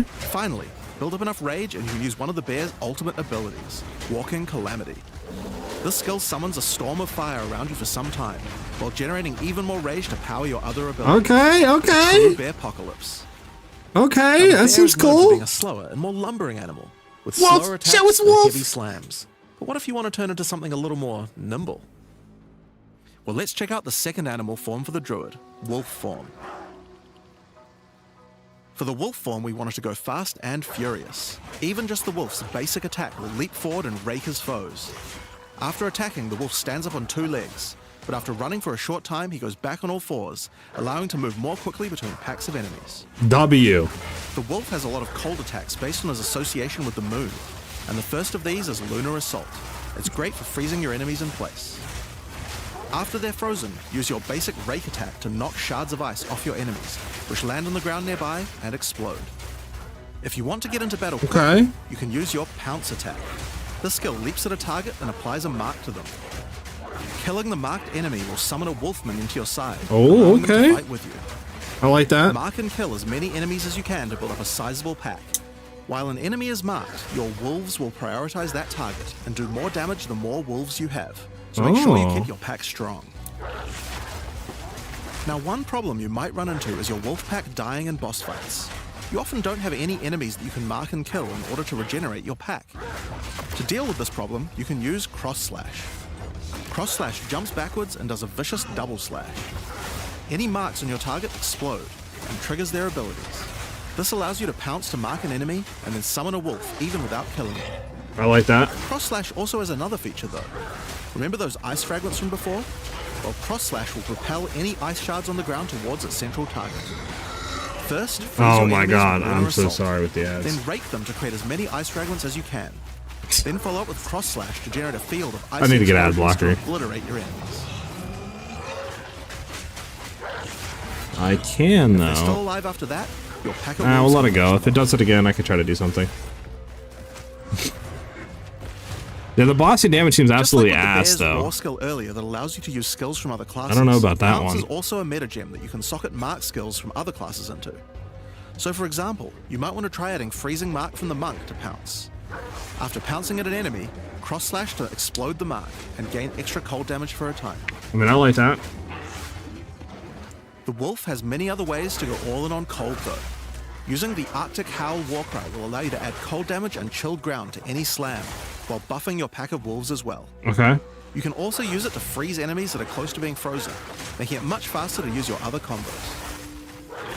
Hopefully they're Finally, level Wolf 1, also because has the ability damage to is call down nothing. The power of the moon to transform into an Arctic werewolf with Lunar Blessing. In this form, you move and attack more quickly and deal extra cold damage. Oh, wait, what? Double Consuming transform? Rage will extend the duration of your Arctic wolf form, so you could try a hybrid bear and wolf build if you want Okay, to so you utilize can the skill to transform. its full effect. That damage seems good right there. Oh, that damage is really good right there. Okay. Alright, let's talk about the third form available to the Druid, and I think it's a cool one. The Wyvern. The Wyvern has a number of long-range breath abilities, but that doesn't mean you can't get into melee range when you want to. The basic attack of the Wyvern is Rend. Jump forward into combat and slash your enemies with your lethal talons. If they're close to being stunned, you can blow them off balance with a blast from your wings, causing an explosion of damage. After the battle though, it's time to feed. Devour the corpses of monsters to create power charges. This is reveal stream, Zohar, and then come online. update is December 12th. When using Rend, you can consume a power charge to charge up your wings with lightning.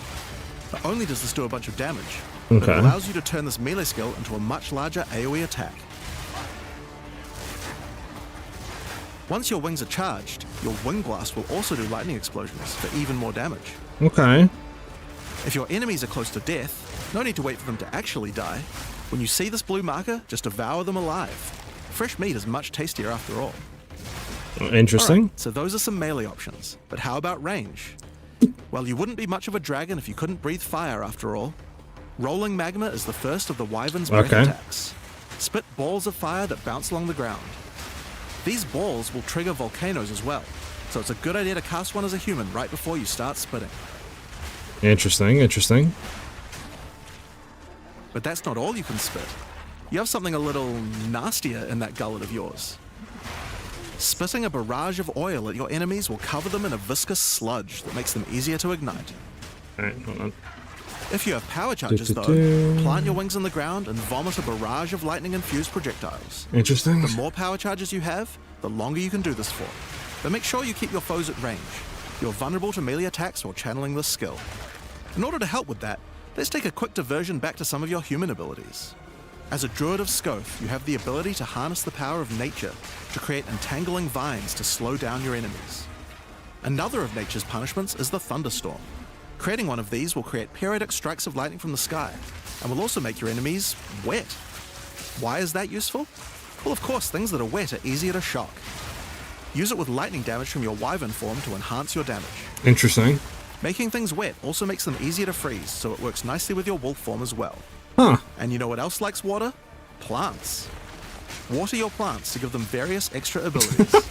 Use Lightning Storm with Entangle to make them last longer, and attach more vines to each enemy. Water your plants. Summon Thrashing Vines to slam at your enemies for a time. Any that are created in water will be larger and deal more damage. Interesting, interesting. Now then, with our enemies sufficiently subdued with our plants, time to really lay into them with our lightning-infused barrage. Now, this last Wyvern ability is just ridiculous, but we felt like we had to do it. Use Flame Breath to take to the skies and rain down a stream of fire on your enemies. You have wings, so we have to take full advantage of them after all. So fly around and burn in it. Okay, okay. The boss in Now, gameplay? there are a few other skills we didn't cover, but there's one in particular that I think will open up a lot of builds. Spell Totems. Spell totems are meta gems that let you create a totem that will automatically cast any spell in the game for a time. In order to create one, you will need to spend 3 endurance or 3 power charges. You Interesting. could use them to throw fireballs, summon comets, or shower the area in lightning. Really, the options are kind of endless. Your bear form can easily generate endurance charges by consuming rage. What the fudge is Your that? wyvern form can easily create power charges by eating What the fudge is corpses. that? So it's pretty easy for the druid to get the charges needed. Is that a Also Ascendancy available for from quite a few other Druid? places as well. Am I I'm sure bugging? we'll be seeing a lot of different spellcaster classes thinking about how best to That's take not advantage demon of these. form, right? Now, of course, along with a new class comes a bunch of new support gems. We've added over 30 new supports throughout the game, but I'll show you a few of the cooler ones here. Fan the Flames can be added to any wind skill to spread fire from one ignited Archon enemy to form? other Is enemies it? Was that behind. Archon? I've never seen It's great for anybody the go Wyvern's Archon. Wind Blast. You can Interesting. also use it on many other classes with wind skills, like the Twisters on the Huntress, Okay. or the Monk's Staggering Palm Projectiles. Accelerated growth causes extra explosive plants to erupt from the ground whenever you grow plants with rain. You're literally playing a harvest build. And Advancing Storm changes storm skills like your Thunderstorm or Tornado to move across the battlefield. It's great for watering plants en masse. or to turn tornadoes into a real disaster Jesus. by sucking up multiple ground effects as they travel along. And the Sorceress might like to use it with Firestorm as well. Okay, that's Echoing cool. Cry causes your Warcry skills to echo. They will repeat a couple more times with a delay after you use them, giving you more empowered attacks. Twisters Use it for the maybe? The Druid's Twisters a animal spell form though? Warcries, or on the Warrior for a nice power boost. Grounding Shocks causes monsters you shock to turn into living Tesla coils, arcing lightning to nearby enemies. You could use it with your empowered wings for an extra damage boost, but it's also great with any other shocking skill. Try it out with LA Lightning got Spear. buffed. It obviously needed more AoE clear. There's a whole pile more, but we'll leave those for you to discover. Oh, he said it works with Twisters? Oh, okay, I didn't see that. Now with a new class comes new Ascendancy classes. Okay, this is what I'm interested Druid in. will have 2 options for now, with a third being released later. The first class is the Shaman. The Shaman channels nature's elemental fury and can harness rage as a spellcaster, unifying his animalistic and magical tendencies. By allocating Druidic Champion, Interesting. you gain spell damage the angrier you are. And with Furious Wellspring, you generate rage continuously and can spend it to empower your spells. That's kind of cracked. With the knowledge of the Asmerian Magi, the Shaman can harness untapped power from runes and idols. After allocating Wisdom of the Magi, you will notice that all runes and idols have extra mods only available to the Shaman. Bruh. These new mods unlock countless new possibilities for enhancing your build. Bruh. You can also allocate Bringer of the Apocalypse, allowing you to become a walking natural disaster. After dealing enough elemental damage, storms of all elements rain around you, destroying all who would face nature's fury. There are other abilities for the Shaman. Spelly? I'll Question just show mark? a few from each class for now. The other Druid Ascendancy is the Oracle. The Oracle perfected wait. the power of foresight and utilizes this in combat to gain massive advantage. Oh, hold up. What? When taking Fateful Vision, you will see visions of your future self using specific skills. If you decide to follow this path by using the skill yourself, it will do significantly more damage. And with Converging Paths, at a critical moment in battle when a monster is vulnerable to freeze, stun, or electrocution, the Oracle can use Moment of Vulnerability to see a vision of the enemy's future, and then merge it with the current timeline, allowing him to deal damage to both. Interesting. And one of my favorites, when you first become an Oracle, you'll notice over 130 new extra passives appear in the What? Druid section of the tree. By allocating the Unseen Path, you use your power of foresight to learn from alternate futures and gain skills that would otherwise be unavailable to you. Bruh. For example, self-sacrificing allows you to be able to summon more minions by reducing their spirit costs, with the trade-off of making your reservation skills cost more spirit. Or Corruption Endures, which allows oracles to have a small chance to avoid death. Both the Druid Ascendancies offer interesting and unique ways to gain modifiers that no other classes can get, so we're expecting a huge variety of build possibilities from these. Nah. Now, But there what are about unique other talents stuff, for the Druid man? to use as well. We won't spoil all of them, but this one was particularly cool. Fury of the King turns your bear form into a fire demon, Oh my- converting most of your damage to What? fire. As a demon, you can also use Molten Crash, a jumping slam attack that leaves fissures around you. This unique also continuously grants glory, allowing you to use your ultimate abilities more easily. Oh, we might have to go Now, of Druid course, the chat. Druid isn't the only thing we're adding to 040. We still have a bunch more to show. With every new release, we create a new league with new mechanics, new pinnacle bosses, and with a new story to tell. And this time is no exception. So let's roll the trailer for the fate of the Vaal. The palace of Queen Atziri. No Ascendancy classes though? Like, it kind of In sucks. the dark, machines still churn.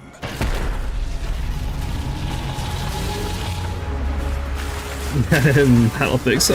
You're wrong. I don't know. This guy's stupid, bro. Yeah. The temple has many functions. Alright, let's see. Okay, incursion. Okay. A chance to save Okay, the you literally are Vaal. building a whole gigantic map. Way through time. Yeah, it's human. Travel into the past. Again. And again. Okay. Alter the temple. Uncover its secrets. Uh-oh, LA boys. For your sacrifice.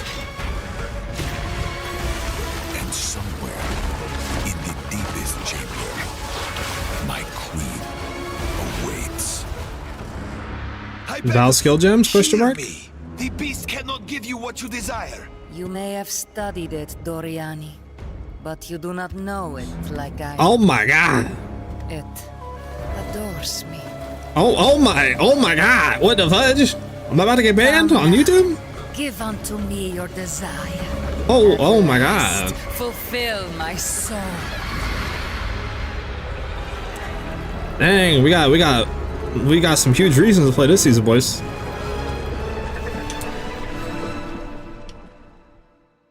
Hi, I'm Mark Roberts, Game Director on Path of Exile. In the Fate of the Vaal League, you will find remnants of the ancient Vaal civilization. Listen, if I get banned on scattered YouTube, throughout it's not my fault. GGG's fault. They seem to attract nearby creatures and affect them strangely. After killing them, the remnant appears to gain some amount of power, Okay. but not enough to fully activate it. It seems you will need to find 5 more of these arcane devices, and sacrifice the monsters you find there to fully activate one. But things don't always go to plan. These devices are old, and sometimes infected by corruption. Okay. Twisted versions of ancient Vaal may emerge, and sometimes even stronger foes. On fully activating one of the devices, you finally discover its true purpose. A portal opens and takes you deep underground to a lost temple. Interesting. Once the home of Atziri, Queen of the Vaal. What treasures could still be inside? Jesus, these ads, bro. think I you're have to gonna put wanna ad find blocker out. on. In front of the entrance Oh, is now I a know. console of some kind, and on activating it, you can see a map of the temple. Atziri's personal chambers are on the far side, but how could anyone get there? There are disconnected rooms, and the layout doesn't seem to make sense. And that's when you realize the purpose of the ancient devices scattered through Rayclast. The temple is powered by sacrifice, and this energy can be used to modify the very structure of the temple itself. Each time you run the temple, you will be given 6 rooms that you can place, allowing you to craft your own dungeon to explore. Place paths to link up the dungeon, and place rooms beside them full of precious loot. After you are happy with your choices, open the temple and discover the results of your efforts. Each room contains different challenges along with its rewards. On entering a room, the doors will slam shut behind you and you will need to face the encounter within. But choose wisely. It's important where you place the rooms to get maximum returns. Okay. For example, when placing a commander, you could just place it anywhere along an existing path, but a much better strategy is to place it next to a garrison of troops for him to command. Interesting. With better leadership, the garrison will level up, making the monsters harder, but also more rewarding. Different rooms have different requirements for leveling up. For example, if you want to fully level up a smithy, you will need to supply it with golems from an adjacent golem works, and hook up a generator to the power network to supply it with power. Interesting. After doing so, the golems will be powered up, making them much more dangerous. You don't need to memorize what interacts with what. When selecting a room, you will be shown the locations that will make other rooms level up, and exactly what effect it will have on the temple. Oh, I see. So the bright green and stuff like that. Oh, I see. After running the temple, a few of the rooms will destabilize and be removed. It will be up to you to rebuild the temple, adding 6 more rooms each time you come back. Making the temple larger and larger Oh my god. and larger. Oh my god. So, that's the basic functionality of the temple. 2-hour map? But Question mark, there's chat? a lot more. 2-hour run? Once Doriani finds out about your travels to Leraval, he will attempt to persuade you to take on a new mission. The temple entrance contains a prototype Hey, of the Ellie, time how you portal doing? device. It will be able to take you back in time, but only to one specific point. Right before Atziri triggered the cataclysm that destroyed the Vaal. He requests is a really you good go endgame back mechanic. and attempt to stop Atziri to prevent the Vaal from ever being destroyed.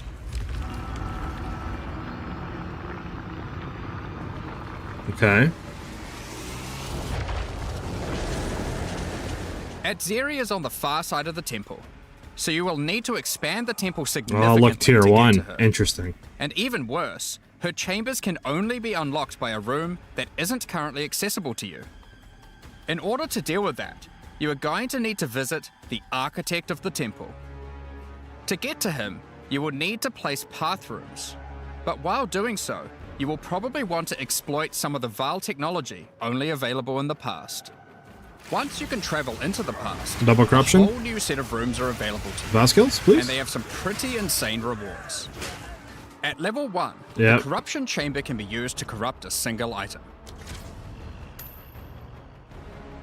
Okay. But placing it next to a thaumaturge to run the place, and a sacrificial chamber to provide soul energy, you'll be able to level it up.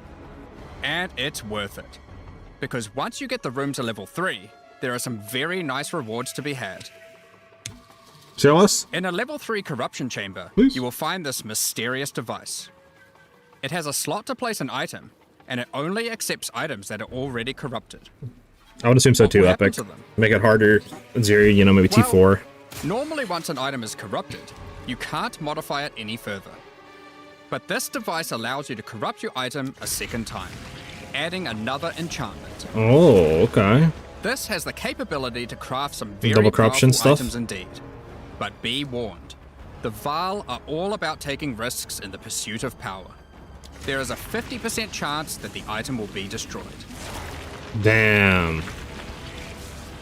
50-50.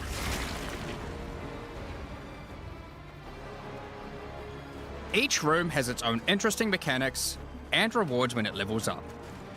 Many of them contain bosses to fight, special drops,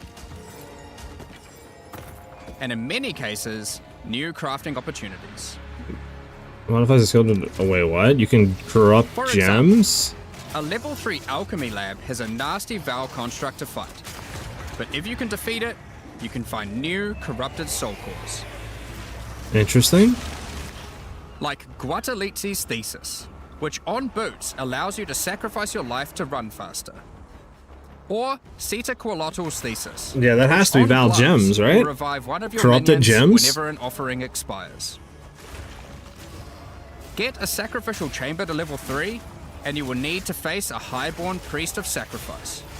Defeat him to be able to further corrupt a Vaal unique, modifying it in unpredictable ways. Interesting. One of the mods of this unique will Oh be god, removed not and constricting replaced with command. another random mod.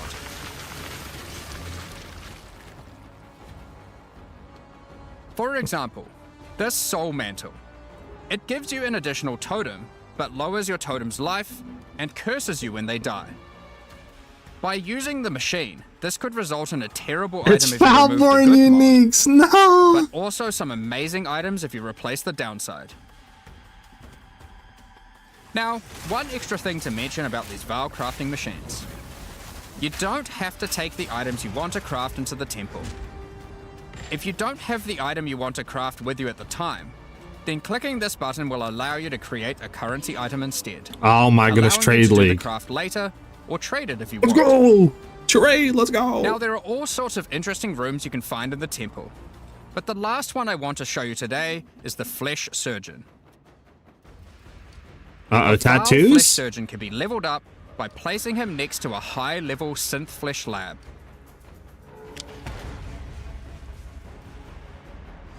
But be careful. The Flesh Tattoos? Surgeon has some rather unpleasant experiments in his personal lab. Afterwards, you might notice the surgery table Oh, it's just sitting there. tattoos. The Vaal are great at crafting items. Why not do some crafting on yourself? After laying down, you'll be asked which limb you'd like to replace. Left arm, perhaps your right leg. Each limb can get a different set of random bonuses, so choose wisely. After getting up from the table, try out your new limb. It seems to work fine, and even perform better than your normal one. Now, there is just one thing with replacing body parts. If you die and are resurrected, your body will return to its natural state. You might need to return to the Vaal Surgeons if you want another robot arm, and maybe get a better one next time. Oh, interesting. Some rooms, like So the you- Commander, can give you Okay. a new type of reward. medallions that can be used to manipulate the temple in other ways. Using a Quippalatal's medallion will allow you to artificially boost a room, even if it doesn't meet the normal requirements to level up. And a Huatalotli's medallion will stop rooms from destabilizing when you complete a temple, allowing you to guarantee getting a reward a second time. Great if you want to stock up on double corrupts. Now, with all that aside, time to face the Architect, and you will be in for a fight. Once defeated, you will find another console that can be used to modify the temple. But this one is special. It allows you to place new types of rooms with specific rewards. There are rooms with specific uniques, Interesting. special runes, and currency. But also a few other, more niche crafting experiments. Like this one, that can extract the soccer balls back out of an item, at the cost of destroying it. Interesting. Now, something really important is every league we release a significant amount of content for the endgame. In order to make sure that the Fate of the Veil works well for late game players, we've added many mechanics to make sure that you can scale the difficulty and rewards to match. Getting some rooms to level 3 adds extra mods to the entire dungeon, Okay. and these stack with each other. So in Endgame, when you can get some really big temples, you can generate a challenge that can even match the strongest of characters. We also start to introduce ways to store up energy for the temple, allowing you to save up many runs so you can do them later at your leisure, and not interrupt your mapping too often. Now in each league, it's important that we have a new pinnacle boss to test your character's might. In the Fate of the Veil, you will get to face SiahZ while she was at the peak of her power. One of the rewards you will gain by defeating the Architect is the ability to place the Royal Access Chamber. Once connected to your temple, you can visit it to finally reach the Queen of the Veil herself. Interesting. This fight takes place at a critical moment in history, right as SiahZ communes with the beast's power and takes her true corrupted form. Oh my. Now, we are not going to show you the whole fight, but we will tempt you with one of the rewards. This is SiahZ's rule.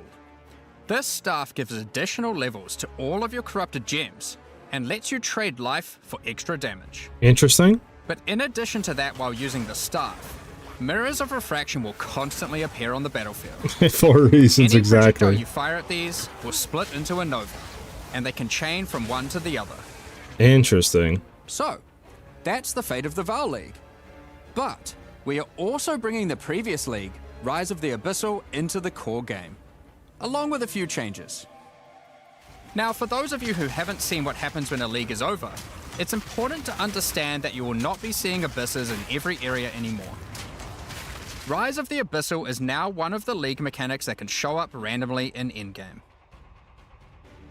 If you want to specialize in running abysses, there is now a tablet that will allow you to add them to any map you run. Okay. You can also craft the tablet to add abyss-specific mods to enhance how they function. Now that Abyss is core, it also needs its own Atlas tree. You can gain your first points by completing an Abyss, Where's this Atlas revamp though? That's what I need to see. but there are more available for doing depths and killing certain bosses. And there are a bunch of different options. You might just want more monsters and bosses, but you can also make finishing an Abyss have a chance to overrun a nearby map with the Abyssal. Oh, okay. Or make your Waystone modifiers also apply to Abyssal depths. I like that. You could specialize in the interaction with other leagues, or specialize in a specific Abyssal faction. One of the important elements that we have heard loud and clear is that needing to do Abyss crafting on Waystones is quite annoying. So, we have removed that. In fact, we have removed instilling from Waystones as well. This what? mechanic felt mandatory on maps because it boosted the value of all other content. Okay. But it was both annoying to do and resulted in a lot of visual clutter. Instead, we are bringing back some of that power on tablets, which you don't need to craft nearly as often, since they last for 10 maps each. Once you defeat the Arbiter of Ash, you will be able to upgrade tablets to a rare with 4 mods using regular currency. Interesting. Even this isn't enough to fully bring back the power you could have gotten from instilling, so we have also buffed the bonuses that tablets give. Going forward, we're not going to be adding any more crafting directly to Waystones outside of the basic currency, because it adds too much micromanagement. But on that note, Fate of the Vaal does bring Quantities the ability back? to corrupt your tablets, hoping to get one of many different random outcomes. Now, with regard to Delirium Fog, even though you shouldn't have to have it on every map anymore, we still did want to make it less visually annoying. Delirium Fog has been toned down significantly, so you won't feel like you're just playing in a sea of grey. Okay, I mean, Delirium Fog is a lot better now. Another big source of problems in the endgame is the feeling of getting overwhelmed with monsters. In 031, we reduced the number of monsters in early endgame in order to help with this, but still scaled up the number of monsters to previous levels by the time you got to tier 15. Okay, that's good. Well, after letting this simmer for a while, we are still getting this kind of feedback. So we are no longer going to scale up the number of monsters you go as you get deeper into the endgame. Instead, we are scaling up the difficulty and rewards by the same amount. So Interesting. to be clear, instead of increasing the number of monsters by 40%, they will instead drop 40% more items, grant 40% more experience, and have 40% more life, in addition to all the normal scaling they get due to being higher level. This only applies to regular monsters, not bosses. What's the skill? Ben? There's a Ben or Min? Which one do you play, Tactician? What skill is that? Which also helps a lot with this. Now, we did have a large amount of content for endgame planned for 040, but unfortunately we just didn't get time to finish it. That's not good. The scope was a bit too large, and so we would need to wait until 050 for that. But rest assured, there will Siege be Cascade? a ton of upgrades for the existing leagues, as well as new pinnacle bosses, and a significant overhaul to the Atlas passive tree coming soon. Now, another problem that becomes a much bigger issue in the endgame is game performance. And we have done a lot of work here. The primary issue is CPU load. And to address that, a lot of things have been optimized. And we have done a lot of work to take advantage of more of your CPU cores. You should see frame rates of at least 25% higher, and a lot less bad frame spikes during gameplay. It does make quite a big difference, especially on consoles. Okay, that's good. A lot more work in this area is ongoing, and you will continue to see performance improvements over the next few months. Of course, another important area is game balance, and we have made a Here comes the lot of nerfs. changes. Now, most of these we will save for the patch notes, but I'll do a quick summary of some of the numbers. As well as adding 11 new unique items, we have rebalanced dozens of others that are not currently used very often. We've also done a pass over lineage supports. 21 of them have been rebalanced, as well as adding 9 more. Ooh, okay. Alongside the 2 new Druid Ascendancies, we have made balance changes to almost all the others, with some of them getting a grander rebalance, such as the Smith of Katava. Alongside the 20 plus new Druid skills, we've also rebalanced 90 other active skills across all the different classes. Interesting. And to top it all off, there are also over 250 new passive skills Oh my added to God. the passive tree. These changes should go a long way to 250? increase the viability of many more skills, uniques, and overall build variety that can tackle our most challenging content. Next up, we're going to be talking about our new It sucks that supporter there's no new Ascendancy classes. Today, Not gonna we're lie. launching 2 new series of supporter packs. But the Precursor and Kalgurin packs. everything else Each tier is contains helpful the with pack's that. full face value in points, alongside several exclusive microtransactions. As always, the microtransactions in these packs are purely cosmetic and do not affect your character's power or progression in any way. The Precursor series of supporter packs contains 6 exclusive microtransactions. Yeah. First up, the Marble Statue character effect. What are we thinking so Once far, you chat? finally stay still W? for a moment, a podium rises up out of the ground to immortalize you, turning your skin to marble. When you next move, the stone crumbles around you. The precursors had mastery over gravity manipulation. So too can you, now with the Gravity Well portal. Witness the power of its pull as you I mean, Val gems can still be there because you can corrupt them, right? So, like, we don't know what that does that. I doubt it's just, like, adds another plus level or something, right? So, like, who knows? It could be. Val skill gems could still be there. This one used to serve as a scout that would patrol and tase intruders. Right? You could corrupt it and adds, like, a whole different effect or something to it. Forge can do it for you. Molten gold spills. They might be. They might be. The divine skills could be. Maybe, Servo? The Precursor's map device is a mysterious machine that sits atop ancient colossal statues. Servo? Maybe? It keeps track of the number of charges consumed on your Precursor tablets used in the device. The Kalguran Pack series also contains 6 exclusive microtransactions. The Kalgurans had astounding skill in astronomy, being able to track cosmic events with absolute precision. Harnessing that skill, with the Astronomer's level up effect equipped, you too can now see exactly how long it took you to level up as it outputs the time in chat.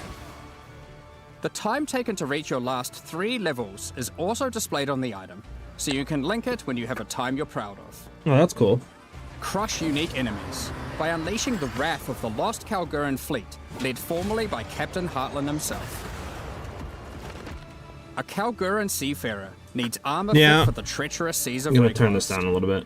Yeah, the whole endgame thing being like, you know, the majority of it can't be brought in until next league kind of sucks. Because it's not really a whole lot of endgame revamping. Like, there is, but it's a lot less than I thought with, like, Atlas revamp. I was like, okay, probably everything's going to be changed. But, I mean, everything else seems good. After a long day of plundering loot, retreat to the Kraken's Cove hideout. I definitely was hoping for, like, more Ascendancy classes for existing stuff. But I guess I couldn't get to it. Ships have met their demise. I still think it'll be a fun league to play for sure. What better to accompany you in Kraken's Cove? Druid definitely looks really cool. The uniques. I'm interested to see what you can do with like wolf uniques, right? For the talismans or what that could transform you into. And the Ascendancy stuff is looking interesting. So there's what? I'm trying to think. I guess you could do the caster one? I don't know. It'll be interesting to look at. And when placed, will automatically open to any I don't know. But, you know, I'll have to see. To help having to navigate through your tabs. Additionally, any microtransactions from the supporter packs well, Epic, they said that majority of the stuff that they wanted to do they couldn't get to because it was too big of a scope for 0.4 or something in their time that they had to work on it. So majority of the endgame changes and probably the big stuff won't come to 0.5. Afterwards, at 11 AM NZ time, we'll post the patch notes. Patch notes, New Zealand time, 11 AM. Our community team will be posting PST's 2 PM. information you'll need for the release. Alright, so basically 2.5 hours from now. Thanks for joining us today and checking out our latest developments. We're looking forward to playing alongside our fellow shapeshifting exiles. All while we better not lag. That makes it even. It should be, hopefully. They said like what, 20% better for frames and stuff? The Q&A shortly, so please get your questions ready. Yeah, Grower. I don't know when the release is going to be. It's interesting. I mean, I think majority of people are probably going to be playing Druid just because, like, you know what I'm saying? Like, it literally is the only really new stuff being brought in for skill-wise, right? Like, for straight-up skill gems, it's it. Welcome back, Exiles, to the Q&A portion. I am your host, Ziggy D, and today we're going to be touching on the design of the Druid and the fate of the Val League. I'll keep that here if you guys want to listen to it a little bit. Dive into endgame, balance, there you go. other game design topics. We'll leave this on while we talk. Joined by but yeah, Jonathan Rogers and Mark. It's interesting. How are you guys going today? Oh, very good. I mean, you know, it's been a great one to work on this one. Like, I've really enjoyed it. So it's definitely great. Why is the game so good? I mean, the game's really amazing. Like, so no time at all since the last time we were here with the PoE1 yeah, I like majority of the update. I just feel like I was expecting more, but I mean, they clearly said that they couldn't get to it. The scope of it was too big. They couldn't get all of it, so it makes sense. Let's keep going. So, But yeah, I mean, if you take Druid out though, like, you know, we have the new Val mechanic, which is cool. I mean, the like replacing your limbs for additional effects is cool. Like, I like that idea. It seems really dope. But the fact that if you die, you lose them basically is really like, why? You know, so you like, it's just I don't like that whole aesthetic and mechanic behind it, to be honest, because I feel like it forces you, you know, to like almost play a tanky build or just spam run Vals. You know what I'm saying?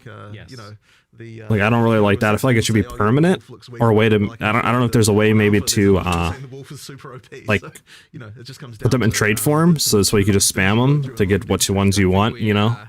Because if you have to run the temple every time to get to that room, then I feel like it's just going to become a thing where it's just a pain. just play it literally right now, and it's, you know. Depending if that modifies skill gem equals Val skill, will determine a lot on this W now. Well, it's interesting because like you can corrupt them, right, in the thing, but it's like, I'm sure it means more than just, oh, well, you can get another plus level or something to your skill gem. It has to be more than that, right? Additional effects, certain mechanics, like added things, right? It has to be more. What's going on? I'm just looking at a ruckus. And then, yeah, in this case, let's say we went on a little too far on the other side of the line, was just a bit too slow, and as a result, yes, it can look a bit weak, but yeah, I think we'll try and get some like raw Druid gameplay out to people to understand. I think particularly for this class, because of the shape-shifting stuff, it's so hard for us to, normally we can look at something and be like, oh, that's just a demonstration. We kind of know what it would look like at endgame. But I think with the Druid, it's just so unusual. It's so different that it's actually hard to judge what it would feel like to even play it. And I'm happy for my hands-on to say that like it's almost immediately like very smooth, the shape shifting of it, the movement of it, especially because like in your demonstrations you're not really using dodge, roll, sprint, that sort of thing as well, which makes a big difference. I suppose one of the things we didn't really dwell on in the video as well is that we do actually have dodge roll. I mean, they're not actually rolls for the animals, but yeah, all the animals can like hop around and that kind of stuff. And that was honestly one of those things that was like kind of funny, because initially we actually had it so when you dodge rolled, you would transform back into a human. And the reason we did that is because it's really hard to make animations for animals that like actually work correctly. Like, we actually thought it was impossible, but then when we actually put it on alpha, there was the kind of visceral reaction of I want to still be a bear, like, you know, while I'm hopping around. So we ended up having to like work out like how can we make this possible? How can we make it so that you can actually do the dodge rolling as an animal? And that sort of ended up being pretty good, I would say.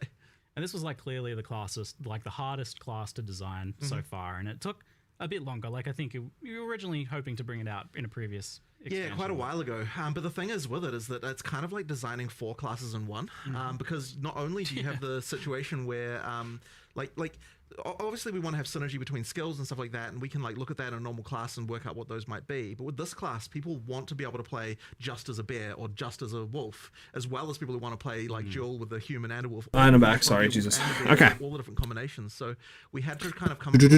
Sorry, let me read. To be self-sufficient and that it's got all the tools. Druid's items will be expensive. Don't know if playing its first character will cost you. I don't know. I have to look. We don't know like gem info, right? There's still some stuff we don't know.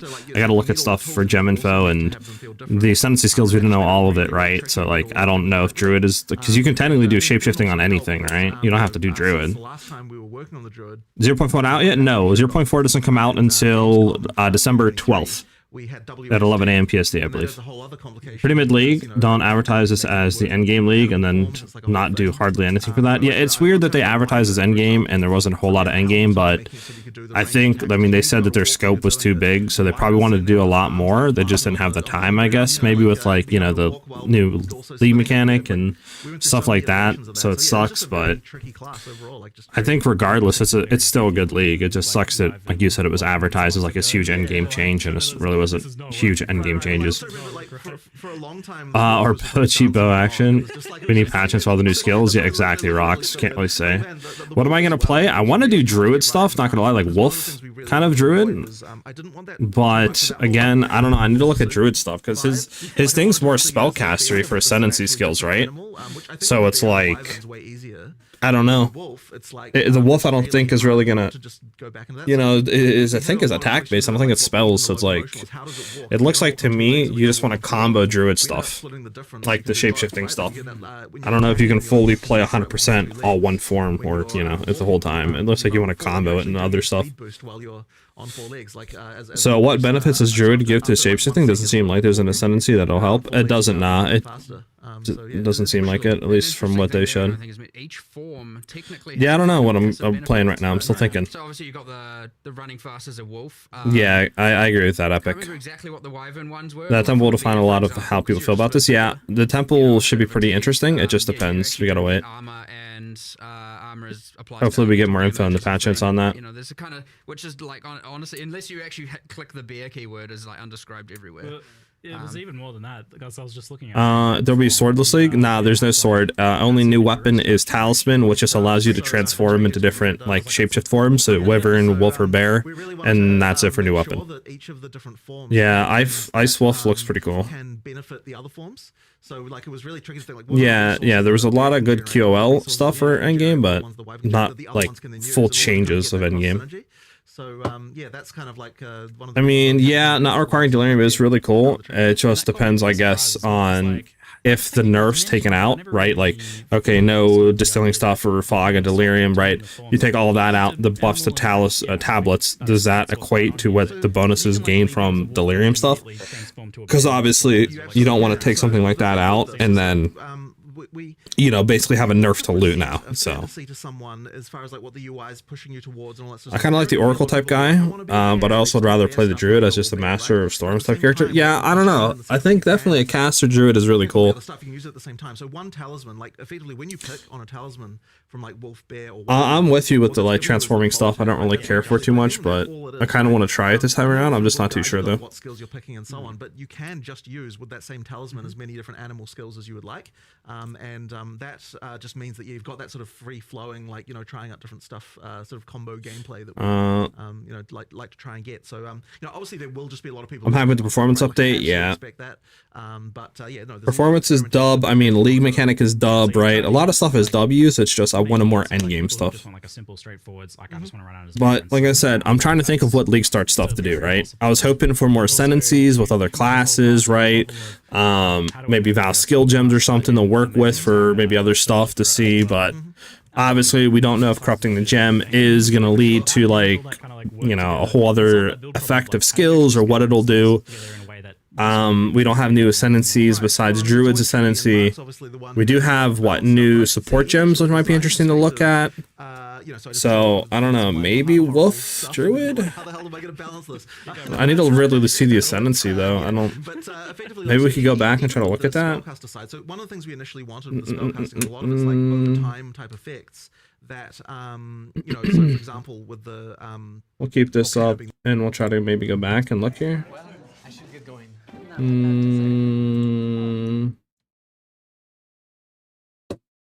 There we go. I think they showed somewhere in here, right? The Ascendancy, where was it? Was it back here? There we go. So this was his first one, right? So every 2 rage also grants 1% more spell damage. So it's just spellcaster for this one, right? So you get 1% more spell damage. Then Fierce Wellspring, so no inherent loss of rage. You regenerate 6% of your maximum rage per second. Increase in reduction to mana regen, also apply to rage regeneration rate. Skills which are not default attacks cost +5 rage to use, and you get +7 to maximum rage. So this looks like just like a spellcaster, right? I mean, I think that's all we've seen, so we still don't know the other nodes and what they give. But like, yeah, so this is just like a rage. I mean, I guess technically you could play this for attack base and just spam rage, right? You definitely don't, like, you don't have to play, I guess, spell. But I feel like you kind of want to, right? With the other stuff for, like, spell damage junk. Gain the benefits of additional bonded modifiers of runes. So, yeah. This seems nice, though. I did see one of them. I think it was, what, like, plus crit chance or something? Right? So 1 brick armor, no. Increase effective, no. Ignite, no. And then this one, okay. Yeah, martial weapon attacks have 1.25% of crit chance. It's pretty insane. That's a lot of added crit chance. Right? That's pretty nice for crit chance.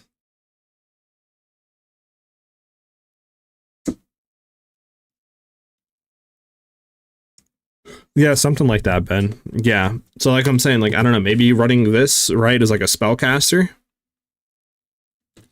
Maybe. I mean, you could still technically, I guess, run Rage as an attack base. You don't have to be that. So, I don't know, maybe Druid going into this with, like, crit chance, kind of, you know, going for Ice Wolf and maybe something else. I'm just trying to think, like, what would your main attack be, though? What would you build around, right? Because I don't think you would build around just, like, literally nothing but wolf form attacks. I don't know. Because at least the damage that we've seen wasn't that insane, though. Unless they were all level 1, no supports, which I guess is a possibility, but... Where was the one at for wolf? It was the one wolf showcase, I think, at the end. I'm trying to figure it out here. Yeah, it was this. See, this seemed cool. This seemed cool for wolf, right? Like doing this with the attack based and transforming, right? And then you go in, you do your swipes and stuff like that. So, but like I said, damage wasn't that insane here. He did go bear farm for what reason though? I think he was just showing it off. He didn't really do anything with some claw swipes. Then he went back into form. So it looks like you can kind of spam this pretty quickly, not gonna lie, which is W. And then freeze, and then you do all your attacks and stuff like that, and you have your little AoE explosions. Like it was good damage, but it, like for all that combo, it just seemed like... So he started 22k, right? Full combo. Like, okay, so he did like 20-something thousand, which isn't bad, but like, I don't know, man.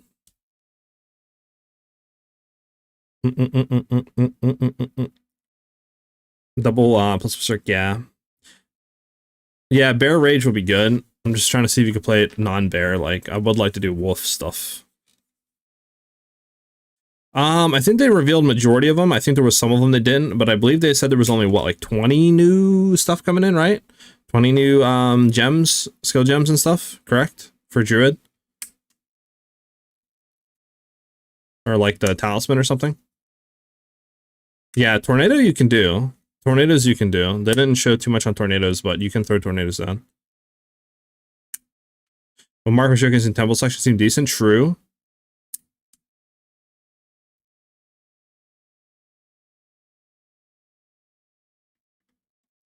I mean, anything's going to be worse than LALR. We don't even know Nurse, though, right? So, like, we don't know what's going on. Yeah, the Mark stuff, let me go back a little bit. Let's see.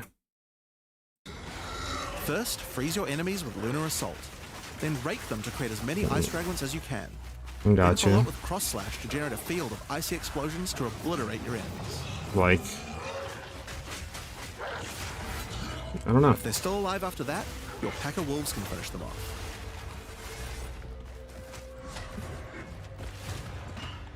Just like with the bear's raw skill Mark earlier, can be, allows yeah. you to use skills from other classes.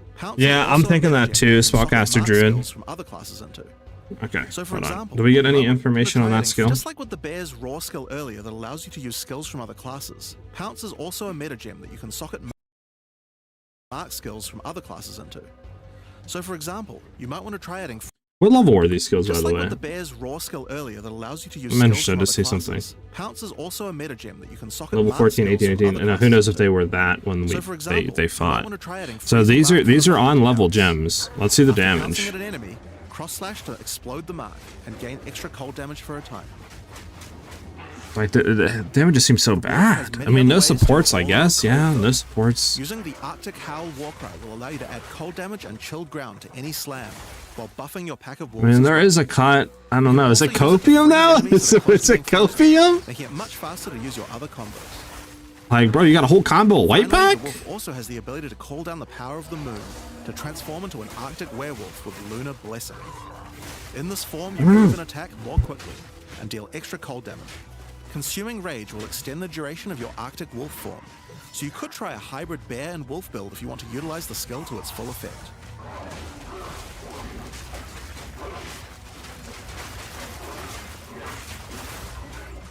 Alright, let's talk about the third form available to the Druid, and I think it's a cool one, the Wyvern. The Wyvern has a number of long-range breath abilities, but that doesn't mean you can't get into melee range when you want to. The basic attack of the Wyvern is Rend. Jump forward into combat and slash your enemies with your lethal talons. If they're close to being stunned, You can blow them off balance with a blast from your wings, causing an explosion of damage. After the battle, though, it's time to feed. All right, sorry. Devour the corpses of monsters to create power charges. And this is where Their the weapon could be weapon's dog. abilities It could really be. come Yeah, I mean, there could be a lot of things. When using range, you can consume Sometimes power I don't. charge to Yeah. charge up your wings with lightning. They did fire their gameplay trailer guy. But it allows you to turn this melee skill into a much larger AoE attack. Like, they're not going to showcase bosses in 2000. I mean, you're not wrong. I'm just trying to think, like, what am I gonna play? Transform into an Arctic werewolf with lunar. I do want to do Arctic werewolf stuff, right? Like going into wolf form, right?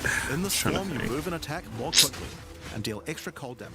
Consuming rage will extend the duration of your Arctic. I mean, is there anything right now that we like? Okay, let me see something. build if you want to utilize the skill. Let me see something. What do they have? It's back here, right? Yeah. Let's go. Hold on. Just like with the bears. Okay, so what are they running? So you have to have a talisman. Talisman's 2-hand. But what can a talisman roll? Did they show that at all? What a talisman can roll for stuff, stats? Oh boy, Shadow! What's up, brother? My thoughts so far, Shadow, are W League, but kind of underwhelming on Endgame changes. But they did state that their scope for Endgame was a lot bigger than what they could get done for 0.4. So 0.5, you'll have majority of the changes. So it's cool. I think mechanic is really good. I think a lot of the stuff in the Vow, like, you know, temple, whatever you want to call it, where you build your dungeon is really dope. A lot of kind of complexity there, which I like. A lot of cool, interesting mechanics, right? Like corrupting your gems. We don't know what that's going to do. A lot of cool stuff. The Druid looks absolutely dope. The Ascendancy skills for Druid is cool. The new support gems, like all that's good. Quality of life, performance fixes, just endgame stuff. I expected a lot more. Raw skill earlier that allows you to use skills from other classes. That's my take real quick on it. Yeah, you're not wrong, Ben. You gotta go for a bit, but I'll see you around. Alright, Ajax, thanks for the vibes, dude. So for Peace. example, you might want to try adding freezing mark from the monk to pounce. You can drop natural T16 maps in the game right now? I don't really know. Exceptional weapon with 4 sockets, putting Val with 1.25% crit chance OP. Well, can you get 4 socket though? Isn't it 3 max? Or am I bugging? I thought it was 3 max. Like 2 exceptional corrupted +1 with 3. Am I bugging? The Valor Temple, I didn't understand a word. Yeah, so the mechanic is Val, right? Like whatever it's called. But the mechanic league is like a temple that you're basically building a dungeon to get to the big endgame boss. And there's rooms that you can build with different like rewards, and you can kind of level the rooms up if you place stuff that's near them that corresponds to that room to level it. So it looks cool, right? Looks cool. There's a lot of other stuff too that you can get. Like you can corrupt gems in that for a specific room, but we don't know what that means. To transform into an Arctic werewolf with lunar blessing. The reveal stream had uncorrupted T16s. Maybe that's new endgame stuff they didn't talk about. Consuming rage will extend the duration of your Arctic wolf form. So you could try a hybrid bear and I don't know. wolf build. Yeah, do we see stats at all, guys?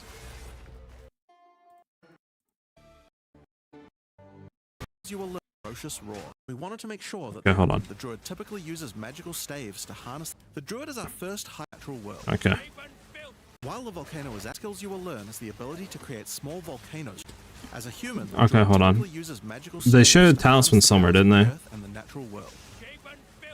One of the first skills you can Where was choose it? which Okay, animal- here we go, but here we how go. do you turn into an animal, you may ask? Well, the answer is a new weapon type that Druid Oh, figures it's a white, bro. animal. So it's fizz damage though, and it has crit chance. Okay, so it's not spell damage. This is all fizz stuff. But how do you turn into an animal, you may ask? Well, What is the answer crit chance a new on weapon this? type Let's that see. Druid- So 8% crit chance. Okay, 10 to 60 fizz, 1.25 attacks per second. Okay, that's white base. Back to a Interesting. human. Okay, I don't think they ever show talismans again. Is there?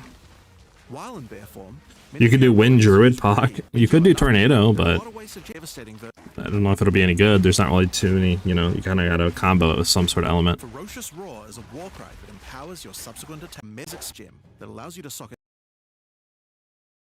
Let's see damage. Maul, Ferocious Leap. any war cry gem from another class, into it, 1,000. giving you the calamity. This skill summons a storm of fire. See, this seemed cool. This seemed decent damage here. More rage to power your This other seemed cool, and, a true but bear pocket. I really don't want to be bear form. I'm either Known for being a slower and wyvern more slash lumbering wolf is what I want to do. slower- For the wolf form, we wanted to go fast and furious. Even just the wolf's basic attack will leap forward and rake his foes. After attacking, the wolf stands up on 2 legs. But after Hmm. running running for a short time, he goes back on all fours, allowing to move more quickly between packs of enemies. Druid's more rage-based than warrior? You're not wrong. It does seem like that. Association with the moon, and the first of these is Lunar Assault. It's great for freezing your enemies in place. What we thinking, chat? What we thinking? Frozen, use your basic rake attack to knock shards of ice off your I mean, I like the shard stuff, yeah. And explode. If you want to get into battle quickly, you can use your pounce attack. This skill leaps at a target and applies a mark. Anyone got any ideas right now? I'm thinking like Ice Druid. I don't know. Should you spell based? I just need to see the Ascendancy more, because like for Druid at least, it's interesting because most of it seems like kind of spell stuff, which is interesting because it doesn't seem the forms are spell related. So it's, you know, might like, are you about to play shapeshifting without Druid? Is that the way? Like, should I just go a different thing? You know, by allocating druidic like there has to be different ones. Okay, so you can go up here, and there's two different ways to go, right? So you start from here. Okay, so you can go there. You can go there. You can go there. These look like different elements, like lightning, fire, ice, right? You gain spell damage that I'm not bugging on that. Yes, lightning, fire, ice.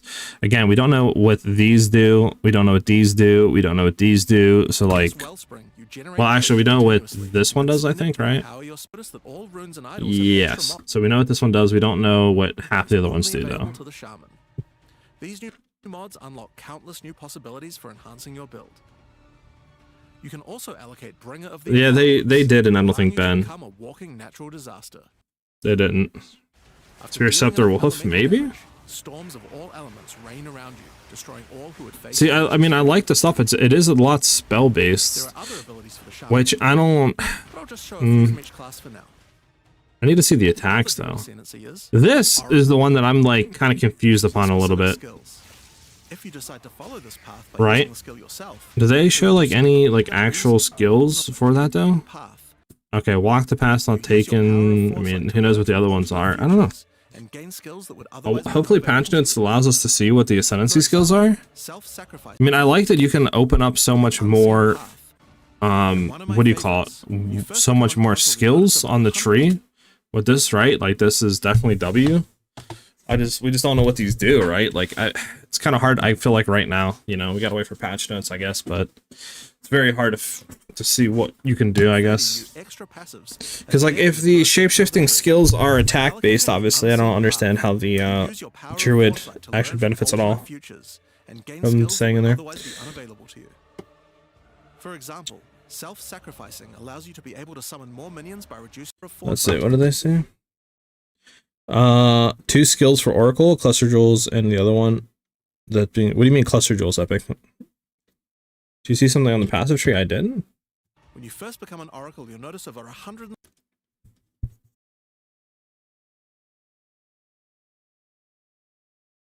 I'm not seeing nothing. I'm confused.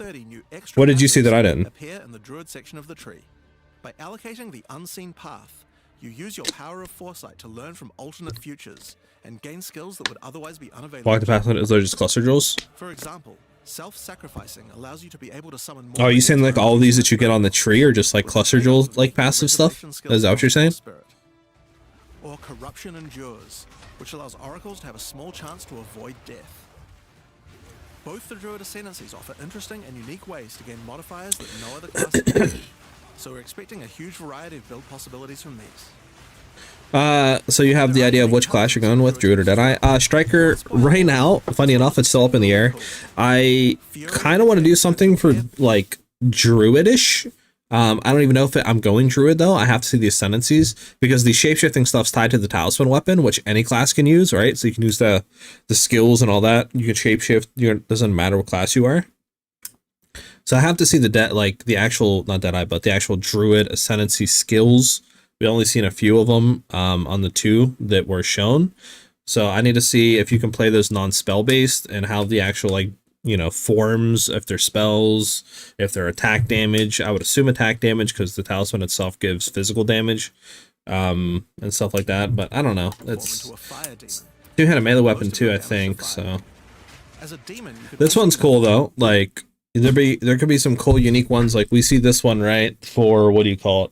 For Bear. So you get a crap ton of out of fire damage, reduced attack speed, which is Bear skills convert 80% of physical damage to fire damage. Interesting. So majority of your stuff is just all fire now. Enemies in your presence have exposure, and your skills gain glory every 2 seconds. What does glory do again, guys? Does anybody know? Fishes around you. This unique also continuously grants glory. Oh, really epic? Gotcha. Ultimate abilities more easily. Oh, ultimate abilities more. Of Okay, course, that's the what it Druid is. isn't the only thing we're That's what it introducing is. at 4.0. Gotcha. We still have a bunch more to show. Okay. And then we get into the Val like mechanism and stuff like that.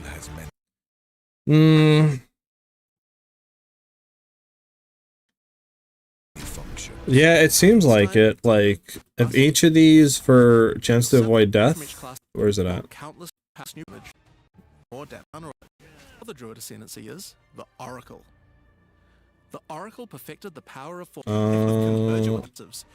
in the Druid section of the tree. Yeah, let's see where was it. You to be able to summon more minions by It was here? with the trade-off of making your reservation skills cost more spirit. Or corruption. Yeah, so if each of these are like chance to avoid death, like all of these are chance to avoid death, that's pretty high. It's what, like 27% chance to avoid death right there? If those three are the same? It's kind of nice, not gonna lie. Probably Ben, yeah. Probably gonna be streaming until patch notes. Then we'll take a look at patch notes, maybe like chill for like an hour, try to theorize some stuff, and then we'll just end it. Which allows oracles to have a small And then I'll try to think overnight, and then tomorrow we can be back again trying to figure out stuff. offer interesting and unique ways to gain modifiers that no other class. Because I'm just trying to think right now, like, what I want to play, and I keep going back to like woof, woof, woof, woof. So I might go woof stuff. Are they still doing like Q&A stuff? Yeah. What was the one thing that they showed? Didn't they show another unique? Or am I bugging? I think it was that Zeri stuff, right? They showed.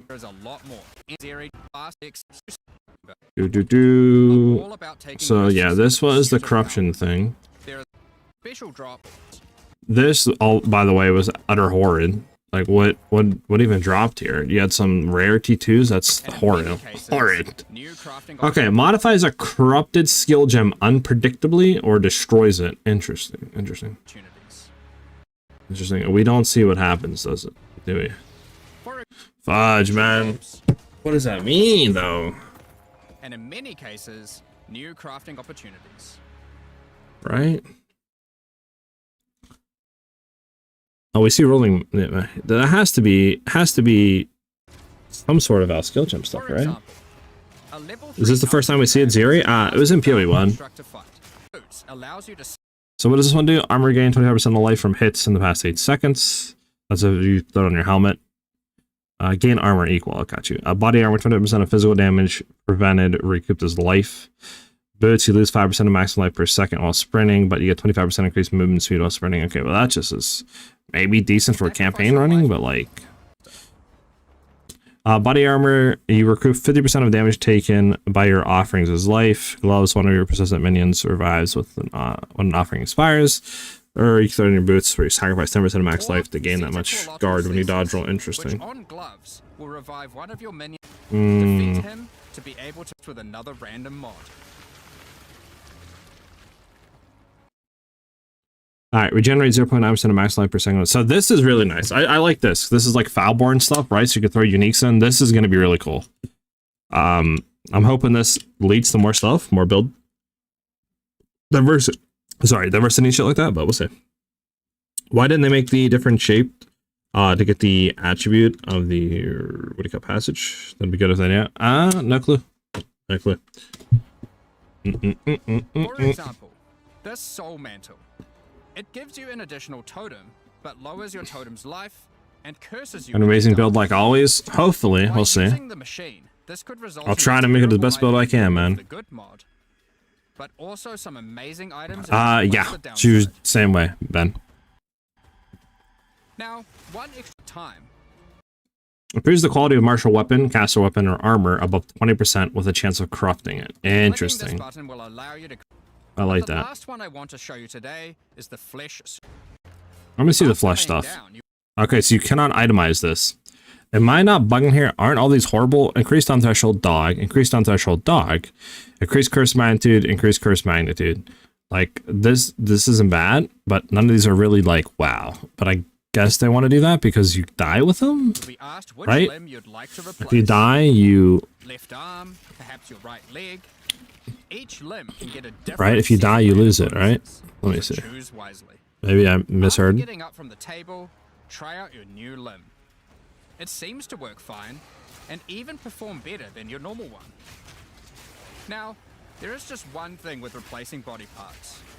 If you die and are resurrected, your body will return to its natural state. You might need to return to the Val Surgeons if you want another robot arm, and maybe get a better one next time. Interesting. See, I don't like that though, because that means you got to continuously run this to then hit this, and then if you die at all, you lose all of it. These here don't seem good enough to me to be able to spam run these.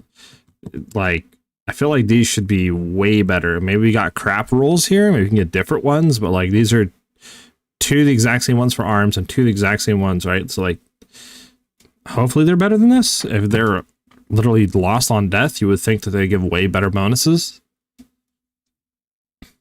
Like to replace. I'm thinking Titan Slow Curse with this would make everything stop.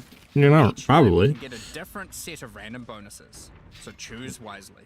More cooldown? True, double cooldown would be insane. And may use to manipulate the temple requirement other ways. Okay.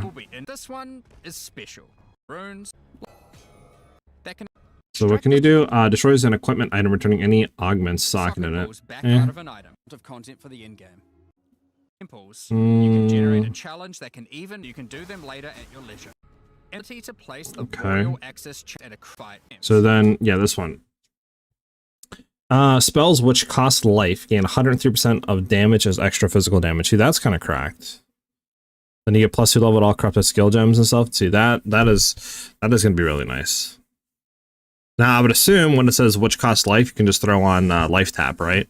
And pretty much gain this bonus.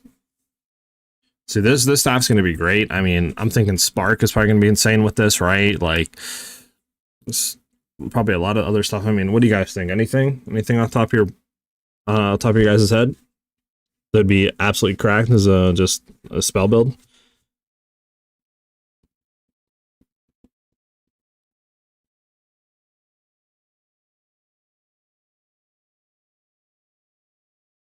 Blood Mage? Yeah, you can go Blood Mage. And lets you trade life for extra damage. Plus you get Mirrors of Reflection. I mean, while using the staff, Mirrors of Refraction will constantly appear on the battlefield.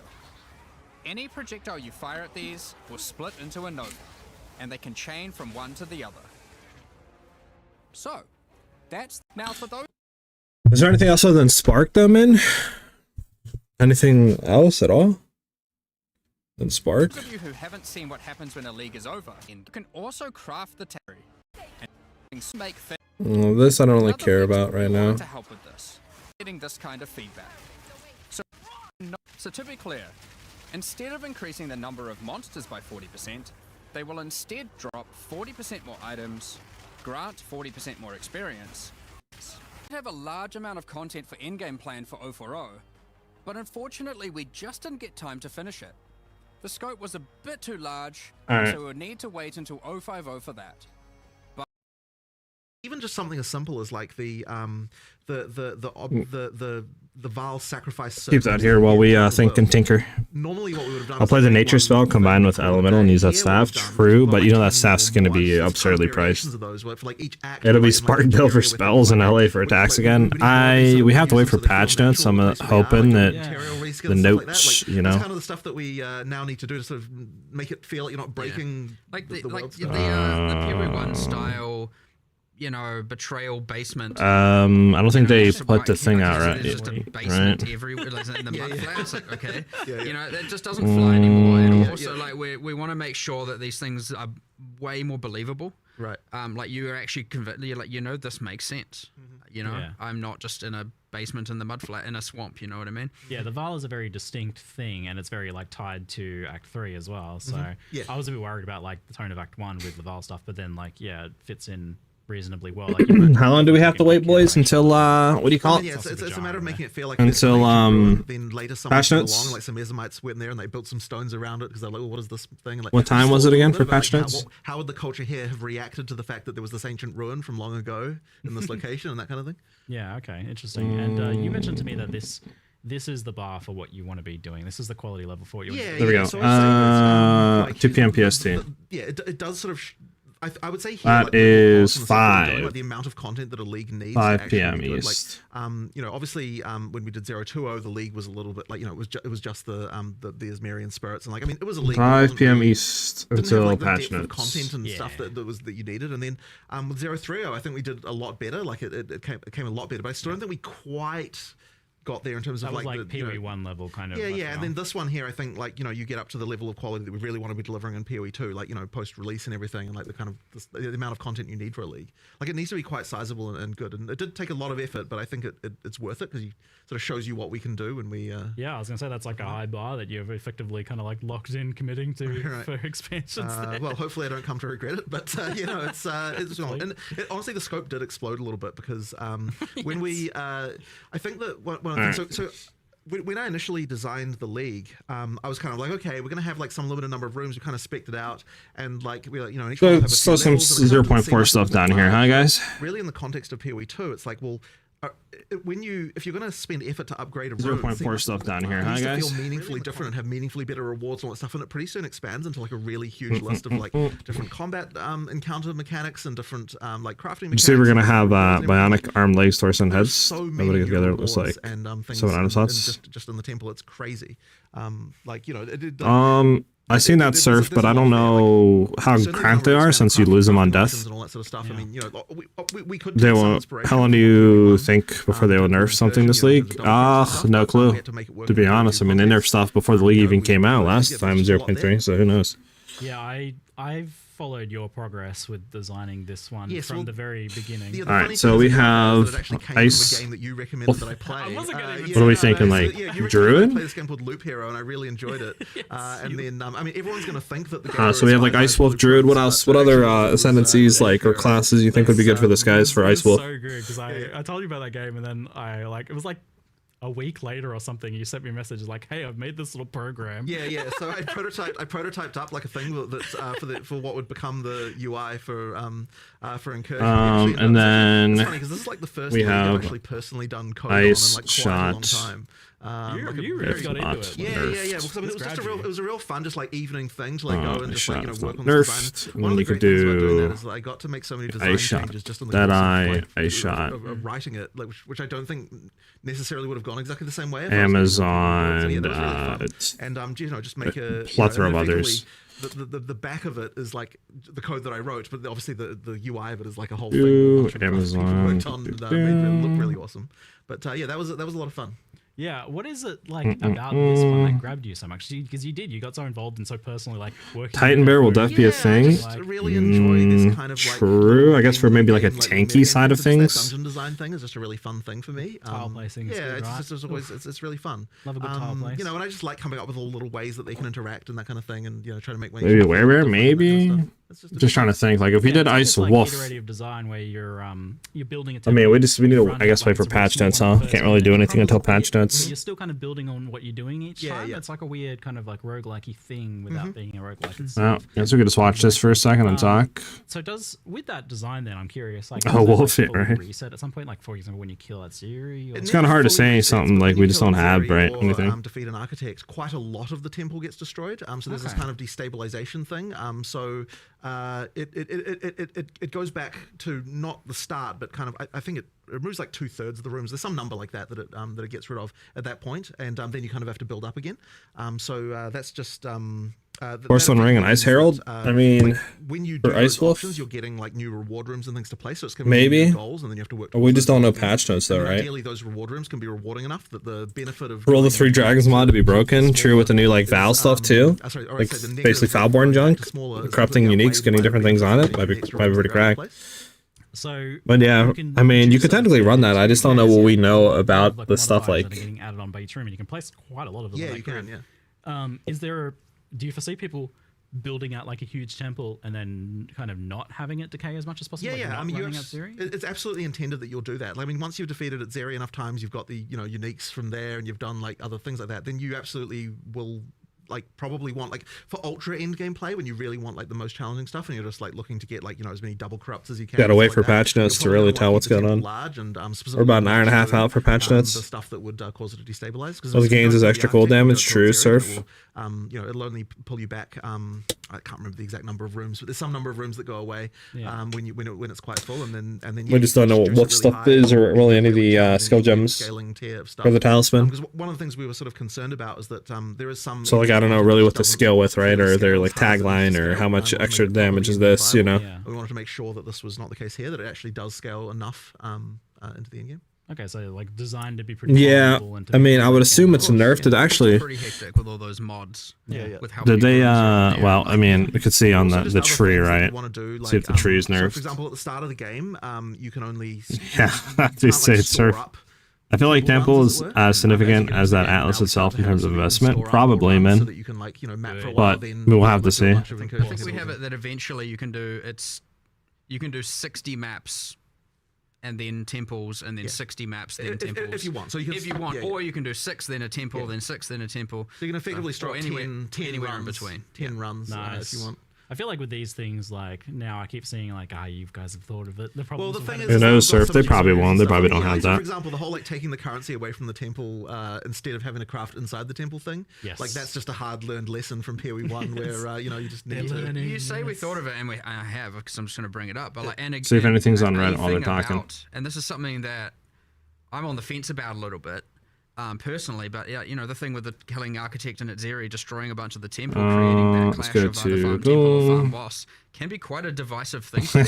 You're looking at Betrayal Katarina, right? And the exact same thing. Okay, let's see what people are saying here on it. When we separated those two things, so they're not, because it always felt bad doing one or the other. Or it could feel bad doing one or the other, depending on how the balance went. And so you might get a similar thing here. Now, of course, the amount of the temple that can get destroyed is variable, and there's a bunch of stuff we can obviously tweak. But yeah, like getting that right and feeling right will be important.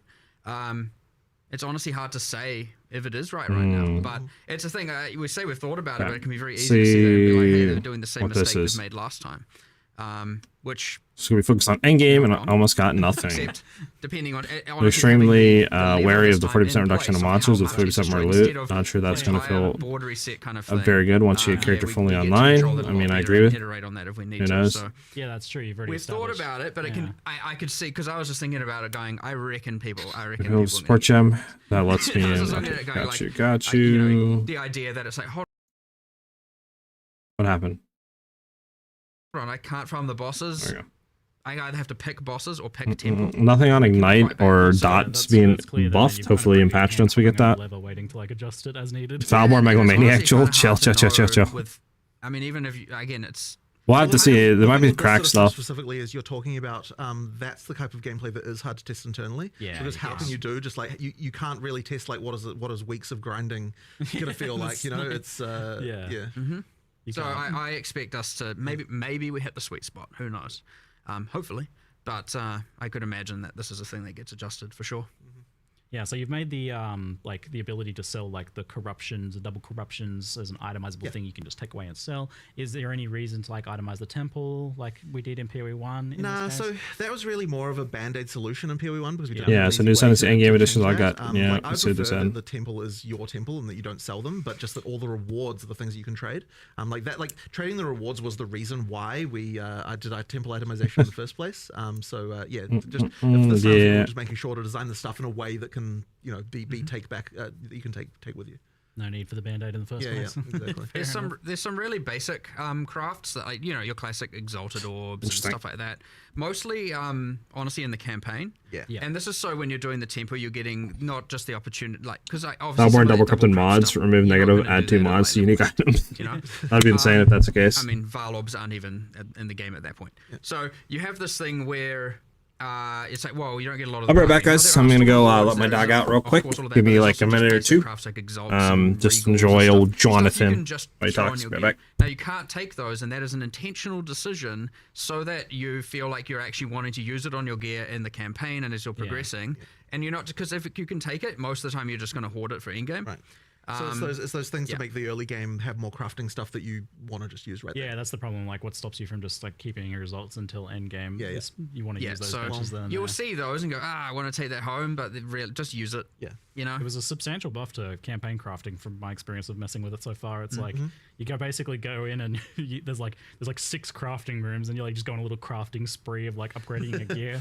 Like, yeah, I mean the temple. We it's funny because there's always the question whenever we make a league of like, well, what if people always say, oh, there's no reason to do this during the campaign, and it's like you really have to incentivize that to make it so that no, there's actually worth doing. Like you're going to get a substantial power boost if you decide to engage with the league. Yeah, you could. It seems like you can kind of like hold off as well. Like you can be like, oh, my gear's kind of okay now. I'm going to do that a little bit later. You always want it to be both feeling rewarding and give you obviously an advantage, and also not feel so mandatory that you're like, ugh, what? Yeah, it felt like kind of a bit optional in the sense that like, oh, I really need some gear upgrades now. Let's go into the temple and spice up all my gear. Perfect. Nice. That's what we want. Yeah, cool. And it is interesting that you've got this like raiding the broken down version of the temple in the beginning, and then it basically changes into this whole other thing halfway through the campaign. That story beat there. The other thing about the campaign thing is the same thing we learnt from Abyss, where we did the area specific rewards throughout the campaign. We have also dropping here.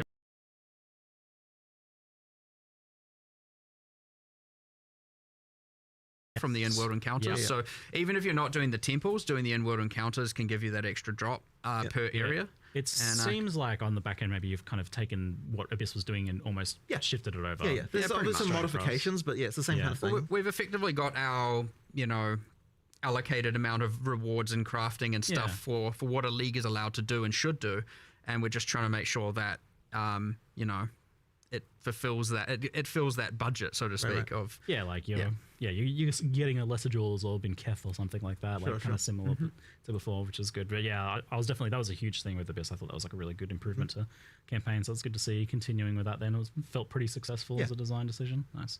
I'm really glad double corruption is back. I feel like that's a great thing from PoE 1 to be returning. One thing we've changed here is that because double corrupt existed in PoE 1, you never Valorb gear. Well, I don't say never. Obviously, there are still cases, but generally speaking, why single corrupt it when you could double corrupt it? So we've made sure here that the double corrupt has to occur on top of a corrupted item. That's cool. Right. So yeah, you have to Valorb land it, and then you have to land the double corrupt on top of that.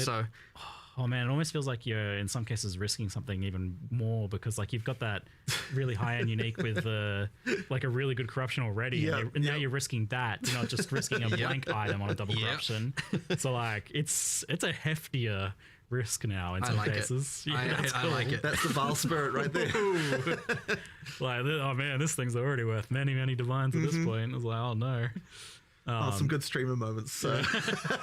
so you actually have to though, like it has to be crafted. Yep, so you craft it first and then you can apply the double craft. Okay, cool. It keeps the usefulness of the Valorps there as well. To kind of I didn't want to Valorps to just. I mean, you still use them on light waystones or whatever, but I didn't want them to just be like never used on gear anymore, because you'd rather just double corrupt it. And so it was a suggestion a developer made a while back, and I was like, that's immediately a win, and I almost want to change that in PoE 1 as well, but then I just forgot about it, to be honest. So, I'm not sure if I do want to do that, just before everyone maybe goes like, what the hell? No. But, consider it. I like the idea, and I think it is an overall improvement, Yeah, it sounds like a great idea. And then you've got this whole other system now, which you had a little bit of in PoE 1 recently, where you can corrupt uniques and it replaces a random modifier on them. Yes. So this is limited to specifically Adziri. No, what not Adziri, Val uniques. Yeah, so I really wanted to make it so you could just replace arbitrary mods on any unique. But the problem is, it was just a can of worms that was just not even possible to contain.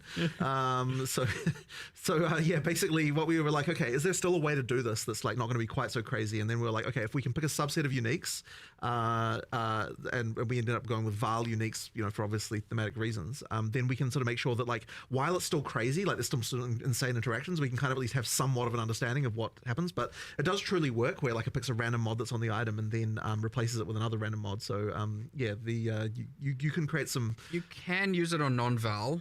It works differently. Huh?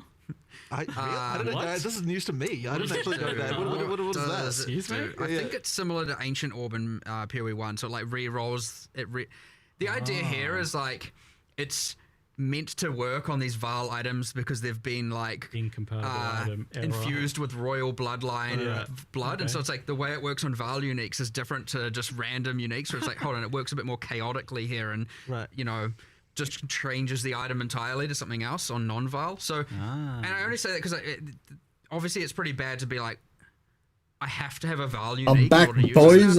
Straight up, basically back in the cut. Well, but I want it to be like, you know, just go grab some random unique and re-roll it.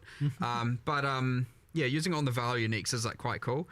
Right now, I'm trying to make sure, you know, a process that we've been doing is that you better have a boss with 20 mods on billion HP. Jesus. Basic stuff like that will happen. That is a part of the pull, but we're trying to go through because we have a I did set of uniques we have to actually do the mod replacement on.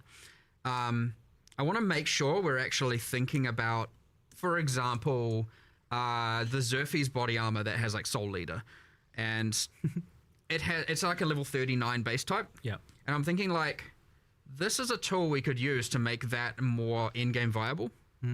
And so you can do things like heavily increase the defenses because obviously level 39 versus a level 75 base type or whatever is going to have very different defenses. But then you could also be like, what about if I was like, what other weaknesses does this item have? Well, you can't generate Soul Leader stacks on a boss. Maybe this can turn that really? On. You know? So all of a sudden you can replace the life regeneration rate with a Soul Leader now generates once per second while a boss is in your presence or something like that, you know? Now these are kind of examples, but that was a specific one that I really wanted to do. So then I was like, I don't know, what if you did plus 25 Soul Leader stacks and stuff? But it's like very specific outcomes, very specific to that unique. Yeah. And I wanted to do a bit of that to use it as an opportunity to be able to save low-level uniques, if you know what I mean, to make them more in-game viable. And I thought that was a cool way. And obviously that's restricted to the Val pool for now, but like if it works and works successfully, there's no reason that like some other mechanic can't do it for Ezomite uniques and other, you know. Now, So, you know, we'll see how it goes, but I'm hoping now, obviously, because I don't know how like an hour and a half. We'll get with all of these 5 p.m. East. It's like a lot of stuff. Once you Which sucks because I wish it would come out right now, man. So many it's things. a lot of stuff to implement. So I don't know how far, but I was like, let's start with the mythic uniques, the rarest, most powerful ones, and we'll work backwards, getting to the more common, you know, ones at the end. I mean, and you've also got the general like buffing of a bunch of other uniques as well, right? I mean, there's a lot of that. Yes, true. Did they talk anything about the corrupted gems and what that does, or valing it or whatever in the thing? Like, this is too low level, and I was like, well, we have this system in the league, so yeah, I mean. We'll see how it goes. No? Okay. Did they talk about any of the Ascendancy class changes? Balancing? Anything like that? In some various means. So if we don't hit the mark entirely... Oh, 6, 7 year time is hilarious. Eventually get there where we'd have a good, cool, really thought out set for literally every value. They said they were balancing some Ascendancy classes, but like in what ways, you know? Are they adding anything? Is it just number changes? Which classes, you know, like... Replace the exact 2 bad sides with the exact 2... because you can replace more than one sometimes. Oh. And you get the you get the exact like holy this unique just went from being worth, you know, something 1 divine to 300 divine, you know, kind of territory. So hopefully that happens. If it doesn't happen, I'll be a bit sad, but we'll try. You can never know with these things for sure. And this includes the new like Adzira uniques that she's dropping then, obviously, since she's kind of the queen of the Val. Yep, Adzira uniques, Trial Master uniques, you know, like it, you know, a bunch of stuff. So a fair few there then. Is that something that you anticipate expanding upon in the future then? Like, we don't know any new loadout skill. True. Yes, but in terms of for other cultures, that would probably come in a different form in a different league mechanic or some other place like that. Yeah, that makes sense for sure. In terms of the overall idea of, you know, upgrading low level uniques. Yeah. Did you ever like discuss the idea of Val's skill gems? It feels like weird to like add that when you're Oh, starting. here we go. It doesn't quite. So, I mean, fundamentally, what a Vast Skill Gem is in PoE 1 is like a kind of ultimate type style ability in some sense, you know? So, it's like we're kind of doing that in our normal gems at this point. So, it didn't really quite make sense to do it here. Fuck you, Jonathan. Glory on the skills glory is kind of like, yeah. That's what I figured. That it's kind of like you'd only be really doing it for nostalgia value at this point, I think. Now, that isn't to say It's there crazy. won't be something in the future, but I agree that doing something like that when you haven't even got, you know, all the classes and skills in place. Well, whose fault's that, bud? I would say that's a We're a year in. We're feature, 2 classes you know, deep. not a pre-release feature kind of thing. Yeah. He did do the 6-7. Are you still kind of with challenge leagues planning on having things like challenges, challenge rewards, etc. So post-launch? So the plan for that was post-launch. Like it basically was sounded That's like just early access, lazy, doesn't quite make Dev. sense to do that. But post-launch we'll return to that again. All right, shifting onto the topic of Endgame, but I'm first, trolling. just a brief detour. Trial of the Ancestors, or the mystery content in the new act, and our third means of ascending. What's the progress like? On that? Well, we don't have anything to say at the moment, but it'll need to come obviously at some point. But we didn't have time in this one certainly to work on that. All right, well there you go. It is really just a matter of that sucks. When a new Ascendancy Ascendancy extension thing. You know, just resource distribution kind of things where it's like, when are we going to do it, and what, you know, instead of this, and we have all these different ideas, and so it's just, but right now, nothing. All right. So on Endgame, firstly, thanks for nerfing the Delirium Fog. Yep. You saw the memes, I guess. For sure. So I've been enjoying all the foggy memes everywhere. That's good. Visibility improvement for the Endgame. But So what you guys going to be league starting? Any ideas? Any got ideas? Things with the so I mean Waystone system. I mean the very first question, and before we even toned down the fog, the first question was, okay, well, why do you feel like you have to run every map this way in the first place, right? Like the fact that something feels mandatory is already a problem, regardless of the fact that the effect is also annoying, you know. So that was the first thing to solve, and it really then started coming into, okay, well, you know, like how like people are finding Waystone crafting more annoying, and we only made it more annoying in Abyss with the you know, having to go somewhere else and get it, you know, like it just made it not not particularly great. So the first question is, well, how can we fix this problem, right? Like and effectively we're kind of like, we can go 2 ways with this. We can either make it so that every league has something that feels mandatory that multiplies with the rewards, or we can say no leagues do, in which case it's more about you know, like which league do you want to run for different, you know, for various different content that they can provide. So we decided to go with no leagues do, because I think that it's probably just like less busy work. Druid backup blood mage, got you. But like, what about Druid, man? Like shaman Druid, spellcasting, gonna go wolf for bear, wyvern form, like which Waystones, they will get regular. They'll have the regular crafting, just regular base currency, but we're never going to add to them again like a thing that requires you to do more crafting than that. Another layer of that, because I think that having to do that every map is too frequent. Doing it on the tablets means that you know, it's just way less frequent that you have to do. Oracle looked interesting. Like the fact you have to like align yourself or something with your visions to do the extra damage is weird. The new skills like on the Druid side looks amazing, but again, who knows how much power that'll actually add. We don't know about the other Ascendancy nodes though. Same thing with Shaman, so who knows what the other power the classes hold. We're hoping to do more Endgame for this expansion. So what's kind of happened with the? Well, I guess the sort of 2 things that we see as like the major problems in Endgame. One of them is when you get there, it can feel like you don't really have a proper goal. Like you don't have immediate, like, okay, here's a quest to do this and a quest to do that and that kind of stuff. So there's like a little bit of that missing, and that really is a content thing that just requires us to expand upon what a league is. Now, something like something like Fate of the Vast, right, man. It immediately has story stuff to do, and so on. So when that goes to Endgame later, you'll have like storyline. Well, yeah, it's because most of the Druid quote unquote skills is for everybody. It's just tied to the weapon. So it's like obviously, you know, Druid quote unquote skills are our Ascendancy skills. We just need to do a lot more there. I opened that tree yesterday and I was like, oh, this sucks. It's a little tragic. It sucks. Like, so, but the thing is that in order to make it good, you have to spend a lot of time and attention making new notables that are cool, that require like actually modify things in cool ways and like actually really meaningfully do something, and that's just a lot of time and work to do that. So yeah, an idea for what you want to do with the Ascendancy tree side of things? Like, is it kind of angling more towards what you've done in Puppet League, which has been pretty successful? Well, I don't think we should be talking about that yet, just because that'll be it's more for later. But yeah, I mean, there's things we want to do. Yeah, there's stuff we want to do. We're trying not to spoil anything here. Yeah. we obviously are spoiling the fact we are doing something. And I'll tell you, it's not even. It's not the same. It's not similar. Yeah. It's like what are they talking about right now? Sorry. So it's kind of tree? Which makes it a little bit hard because obviously we're in this state where we want feedback about the end game. Yeah, it's and tricky. So I do want to put people should keep giving feedback because I don't want people to think they're reworking it in game anyway. So I'm not going to say anything. Oh, the Atlas tree?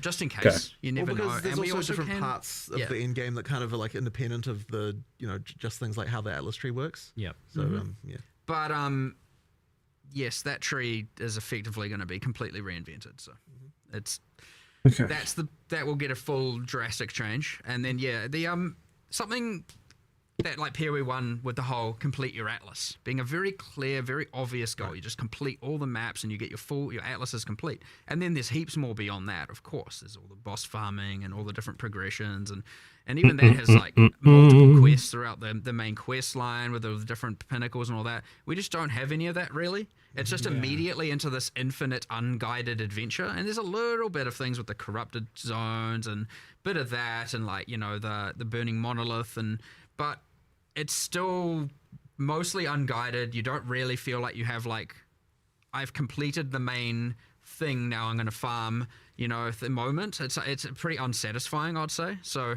really trying to drive that home. And then the other thing that honestly, we spoke about upgrading the leagues and adding more bosses is like, that whole like having King in the Mists and Olroth as the pinnacle bosses of the leagues, just being like copy pastes from PoE 1 was not our end goal. You know what I mean? Like they're a bit sad as pinnacles right now, and like honestly we need to up the epic a lot. So we've got a lot of that coming, and then just general upgrades to all the leagues. Like some of them are too, Ritual has the whole omens are too good, and others are just like, well, why would I do this? And there's a bit of that going on. So just a general balance and via adding more content and different axes and all kinds of stuff. So hope they fix it next league. Based on all that, the original next league should hopefully be fixed. How it didn't make the cut because it is a ton of work. It turned out to be way more than we had anticipated, and it was just like, oh. Damn, we kind of talked about wanting to do an in-game upgrade, a big revamp in 040, and now we've got too much work, and we still believe it's the right thing to do, so we're going to commit. And normally we often get faced with the option, do we cut it down to make it fit, or do we commit to it all and do it? And I don't think in this case we could have cut anything without kind of just honestly making it look half-assed, to be honest. So we were like, no, we need to do it all, which means, unfortunately, yes, it's not going to make 040. But then we were like, well, we can't just now do nothing. So what can we do? Well, obviously, we're not just going to be like, because we're doing an 050, we'll just leave the fog alone. Yeah. Obviously bad, which was a bug, by the way. Really? All fogs, like the volumetric fogs in the game, have a cutout around the player. Yeah. That like cuts out and then tapers off.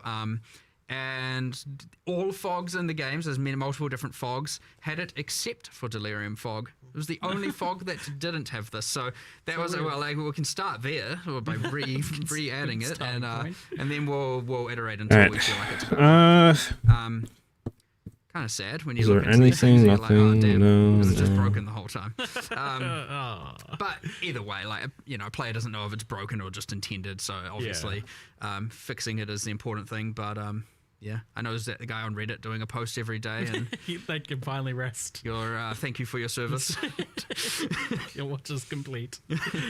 Yes, we can actually see the ground. It was just hilarious in some maps, whereas like they have holes in the ground, and like there's so much fog you actually can't tell where the holes are. It's like I can't move anywhere.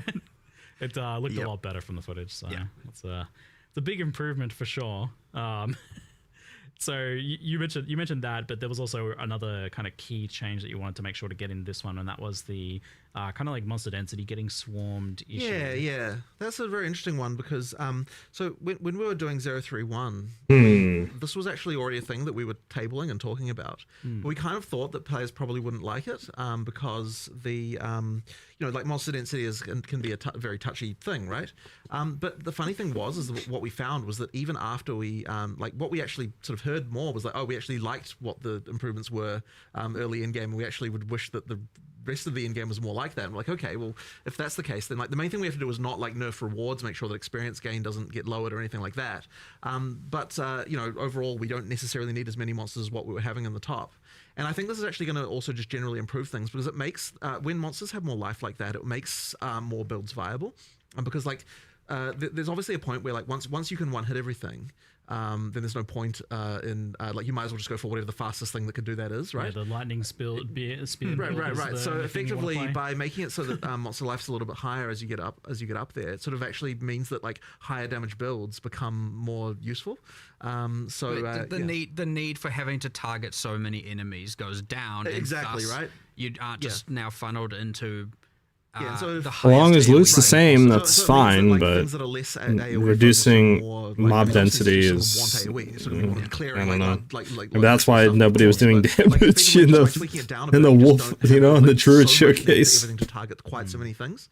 And so, the sort of higher damage skills that are a bit less, not like more than a screen in size, can actually be viable. And that should hopefully improve the situation. I want to make sure that even if people are like, but I prefer the swarminess, and it was fun for my build. And the thing is, like, that, speaking of, like, Atlas Tree, that's a thing where the Atlas Tree should be the thing thing that you can, it's like your build can do that. So, like, I want to make sure, like, for now, not doing it, but I wanted to do a thing, because we're doing this whole, like, monster effectiveness goes up more, right? I mean, it's a pretty hard thing to understand, because monsters just get stronger with higher levels, so like it kind of just happens. You don't really, it's not like a thing you need to worry about or anything of the sort. But I want to do. I can agree with that, man. You can spec into making like on the Atlas Tree, But I like what he's saying though. A little bit of a because like Atlas Tree, you should be able to go into more pack size or more of this. I want to make sure that your build can do it, so I like that. Tougher without increasing the number of monsters. Where like I like that. Pack size, it's just we didn't get it this update. So maybe 4 months from now we will. Do a thing later where like you can convert that effectiveness increases you can get into like pack size. So it's like, you know what? Nah, I want the swarmy, weaker monsters thing. And I don't want one to at that point you can make sure the conversion results in the exact same amount of drops, and XP and all of that stuff. That way you can incentivize.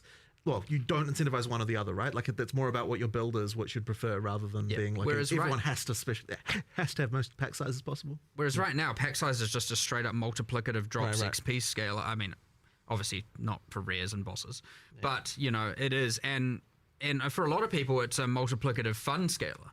Right. And I don't want to take that away. Like, I want people to be able to do that. But that's what the Atlas Tree should be able to achieve. However, it is too chaotic at a base level. Right. You get this weird thing where it's like the campaign has a entirely different vibe to the end of the endgame now, where it's like you step into the endgame, it's kind of a right, and then you get towards the end. I mean, at the start, for people who didn't play 031 onwards, it was just like, okay, I'm going through the campaign. It feels a bit more tactical. Feels a bit more, intention. My actions are more intentional. And then I get into endgame, I'm like, what the heck is going on? There's monsters everywhere. It's out of control.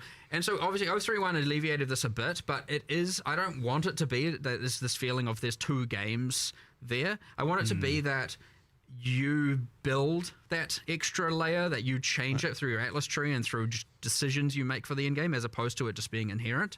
So if you want to, we're going to make sure that we try and keep it that if you want to make it more swarmy and that kind of stuff, you can. Unless I'm like, give the invested already? Yeah, I could see that, man. That's where the Atlas Tree should allow you to do that. It's just then I get to it, which sucks. That's fine. There'll be heaps of mechanics and stuff, but like, ideally, you can kind of play the game you want to play the game. And so in our tree and our builds, much like you can play the character how you want to play your character, we can do that with the end game as well. And that's the beauty of the Atlas Tree, and the keystones and stuff like that. So, but I can't. It's hard to get into more of that without getting into like kind of spoiler territory. I mean, but yeah, that's interesting to hear that you want to kind of make things a little bit less binary, where like in the past it often has been the case where it's just like, oh, you just stack as much of all of the things you can stack, or it's just stack as much pack size or stack as much rarity as you can, but maybe having angles for both of those things, like I'm juicing pack size, or I'm juicing difficulty and rarity with. I mean, that's exciting to me because I like the ability of being able to spec content that rewards your character that has low AoE, that is like really good at like dueling really tough rare monsters. And like, you know, we did get to see a little bit at Imperial 1 where there was different strategies for juicing, where like you had like Titanic Scarabs or something that was making like really strong rogue exiles, and that took a specific sort of build to do. So it sounds like that's kind of the direction you want to head with that, which is pretty exciting to hear. And kind of tying into this topic then, and you touched on it a little bit, was like, there's definitely been, like, it's been noticed that rare monsters seem to drop the vast majority of loot in endgame maps, or at least compared to normal and magic monsters. There's a bigger difference, I guess, than has been the case in the past. And where are you guys at with, like, noticing or feeling that, or what problems do you foresee with that? It gets talked about a lot. I don't think it's necessarily wrong that it's like that. One of the things we really want to try to make sure of in PoE 2 when we're sort of doing a sort of from scratch pass on this is that the amount of rewardingness of something is equivalent to the amount of difficulty that it takes to kill it. And that's kind of where like we're trying to normalize that, because by doing that, it means that we can try to get like we don't want a situation where like some content just is randomly just way more rewarding than other content, and so we're trying to just make sure that we're keeping tabs on that really well. And what that's kind of ended up with regard to the magic versus rare is, like we've got the balance of that where it should in an ideal would be the case that like killing a rare versus killing a white monster is does in fact drop the correct amount of rewards relative to each other. Now the issue can come with the fact is, what if your build can one hit either of them in any case? Well, so that kind of like changes, I guess, the way that feels a little bit. So but as I said, it should be the case that rares drop more than white monsters, and white monsters can drop anything still. It's just it does make a certain amount of sense, but I guess like with what you were talking about, Mark, it seems like something you'll have to think about, because like if you want both strategies to be viable, like the pack size juicing, then there needs to be a reward, a payoff to that ultimately. 100%. So that's something you'll be looking at then. But I mean, as far as I'm aware, it really is the case that if you looked at entirely just around the life of the entity, the drops should be pretty equivalent to the amount of life that they had to in order to kill them, as far as like relative to each other. So if it's got 5 times as much life, it does 5 times as many more drops effectively. Like that's kind of what we're shooting for when we're trying to balance this stuff. Yeah, I think with the balance of how things are and the options we have now, it probably makes sense. But yeah, it looks like something you'll be keeping close eye on moving forwards then. For sure. There's a bit of a parallel with one of the kind of issues I see in Path of Exile 1, where like everything is in reward icons, little floating symbols. And that seems like something you're trying to avoid moving forward. We haven't really been doing that for a little while now. There was certainly a period there in PoE 1 design where it was like every single league was just like those reward icon type things, and it ended up really beiging the rewards a lot, because you just had this thing of like, every league drops, every other league's drops, and it kind of didn't really, like it wasn't really that great. So I mean, it's going to be a little while since we've done that stuff in PoE 1 even, and in PoE 2 we kind of steer away from it to make sure that like, everything feels like it's got distinct drops and a reason to do it and that kind of thing. Yeah, I mean, it appears in some regards. Like, for example, when you get the reward rooms in Fate of the Vow, you have a unique item room. Sure. Like, but it's not just like a floating symbol above the monster. Right. Yeah. Give us also, patch notes. Give us the patch notes. Immersively. I don't know. Just release them, bro. But making us wait another hour is criminal. It's just nothing. It's a clear and just obvious game mechanic. I see some like floating, glowing cash money dollar bills above your head. Guy's loaded. Whoa. Don't kill me. Don't kill me. You can't have my loot. But I just remembered you spoke about rare monsters, and I was like, hold on, did we? I don't think we deployed or spoke about this change, but I know that taking away all the rare minimap icons was a bit anger-inducing, because honestly, we knew it. We knew it was going to be. Yeah. Now, they aren't a requirement of the map, but as you're saying, they kind of drop a lot of the loot, and people were just doing the whole minimap, coasting between minimap icons. The middle ground we've come to here, which I think is quite cool, is once you've activated all the checkpoints in the map, which sometimes is 4, 2, the things for fast traveling and respawning, then all of the things appear on the minimap. The The funny thing is I thought we already deployed that. I don't think we have. Okay, right. That's what I was just remembering. We intended to deploy that back when people were complaining about it, and I feel like maybe we just kind of forgot. But that was implemented a while ago. Play your map. You generally find the checkpoints. If you're in a straight line map, there's one at the start, one at the end. Yeah. How the heck are you missing rares? Anyway, I don't know, but it can happen. Yeah. But it doesn't just reveal the rares; it reveals everything. Every icon. So strong boxes you missed, rogue exiles you missed. Okay. Just so basically you can find if there's any content that you still wanted to grab. Now some people might argue, well, hold on, I'm just going to run around the entire map activating them all and then go clear. And I was like, well, okay, if you want to waste time. Right. But you're going to clear the map while you're doing that, right? So you probably clear the whole map anyway. Yeah, so it's kind of meant to be a like, look, you've explored at least, I mean, like, if there's generally speaking, if you've got like a big square or circle map, you're going to have 4 checkpoints. You activate all 4. You've at least explored probably 75% of the map, right? Right. It's about getting those last things, and then it's like, okay, look, you're now allowed to see if you missed anything. But then you can also use the checkpoints to get to the closest place where the stuff you missed was, which is kind of nice. So it kind of helps with that. So we did finally find a solution. I'm hoping this is a good middle ground. Okay, sorry. Because got your drops, nice. 75% of the map. Probably. How are we gonna run a Titan? Doing blind mini map. Yeah, right. And, I don't know what I'm gonna run. But yeah, Titan Werebear. If you're doing Titan, maybe if you want to do like transform stuff, would be cool. I kind of still want to do something with a wolf, but like I don't know. Revealing the rares, it's gonna reveal even more. You know what I'm saying? I don't know. So you'll know about everything else you missed. So we'll see how it like goes. wolf ice, theme. I like that transforming, but again, like for a lot of people. I definitely thought Druid stuff would have some sort of play, but it doesn't really seem to. I mean, Shaman is spell junk. Then the other one, whatever it's called, the other Ascendancy, seems weird. Like, case study, because I'm honestly you have to position your character in a specific spot to do extra damage and like match with your after images. It's just like what? Like, I think it's kind of a tedious mechanic. Seemed like a change for our own good. Unless you're doing like 2x damage with that attack or something. Yeah, it seems like it's saving. But I don't know. The we'll players see. that feel like that they're FOMOing because we just need patch notes, man. Just patch notes. Like a league mechanic in the map somewhere after this, like that is really bumming me out. And then they have to go and crawl back through everything and waste a bunch of time. So that's just kind of saving them that. Sounds like a good compromise change. A nice little extra bonus reveal there. Good stuff. Good. Yeah. You just said rare monsters, and I just had this random like. Good. Wait. What more words can I say? Probably should have put that in the live stream if we hadn't deployed it yet. But everyone forgot. It's in the Q&A. Good stuff. Yeah. We shall move on to kind of gear and passives, and this is in the topic of balance and character power, and this sort of stuff has been talked about a fair bit. Something that's mentioned a lot is that the ratio of player power that comes from gear versus what comes from Ascendancy and passives is much more tilted towards gear than in Path of Exile 1. And so kind of like roughly for an example, like the average PoE 2 passive is like 10%, whereas the PoE 1 passive is 16%, whereas the amounts on gears are pretty similar. So like the 100% increased fire damage on a wand is consistent as tier 1 affix between both games, meaning that like more of the power has kind of been shifted away from the tree, the thing that you get by default, to gear.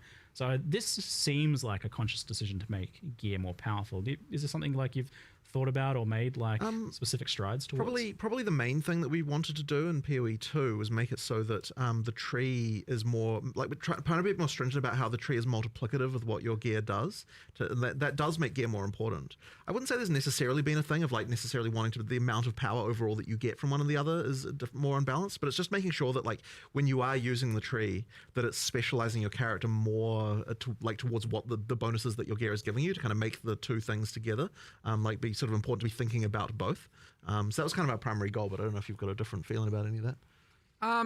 It certainly wasn't like the passive tree being weaker. Like I guess we didn't really even think about. I mean, it was just match skill. We just kind of like. What do you mean by match skill? We went really back to the basics and evaluating a lot of our base balance, and so it wasn't like let's nerf it. Oh, was it just like match the element of the skill to what your dude is doing? Is that what it was? Not in the same spot? What do we want? And all of that at the end of the day is that all it was, Epic? Then how do we want the monsters to scale and how which they're all different, right? The way that the monster scale per Interesting. So how does that work if you're like interesting? The tree benefits are different. The So just say I'm running different, like I don't know, so, fireball, really, right? It was conscious And decisions, but not that's pretty much the only skill I have. Maybe I have like ball lightning on or something, right? Just for like does that mean it only transitions between the skills that I have? So it'd only be fireball or ball lightning, or if I only have fireball, it'll only ever be fireball. So generally, the nodes are meant to go up a little bit in power as you get further away, so you don't just get the like class hopping kind of thing that historically. Oh, okay. Quite a bit. But I don't know. So I wonder if that goes for every attack or just spells. Like, is that any attack that I do? Is that for attack-based skills as well, or just for spell-based skills?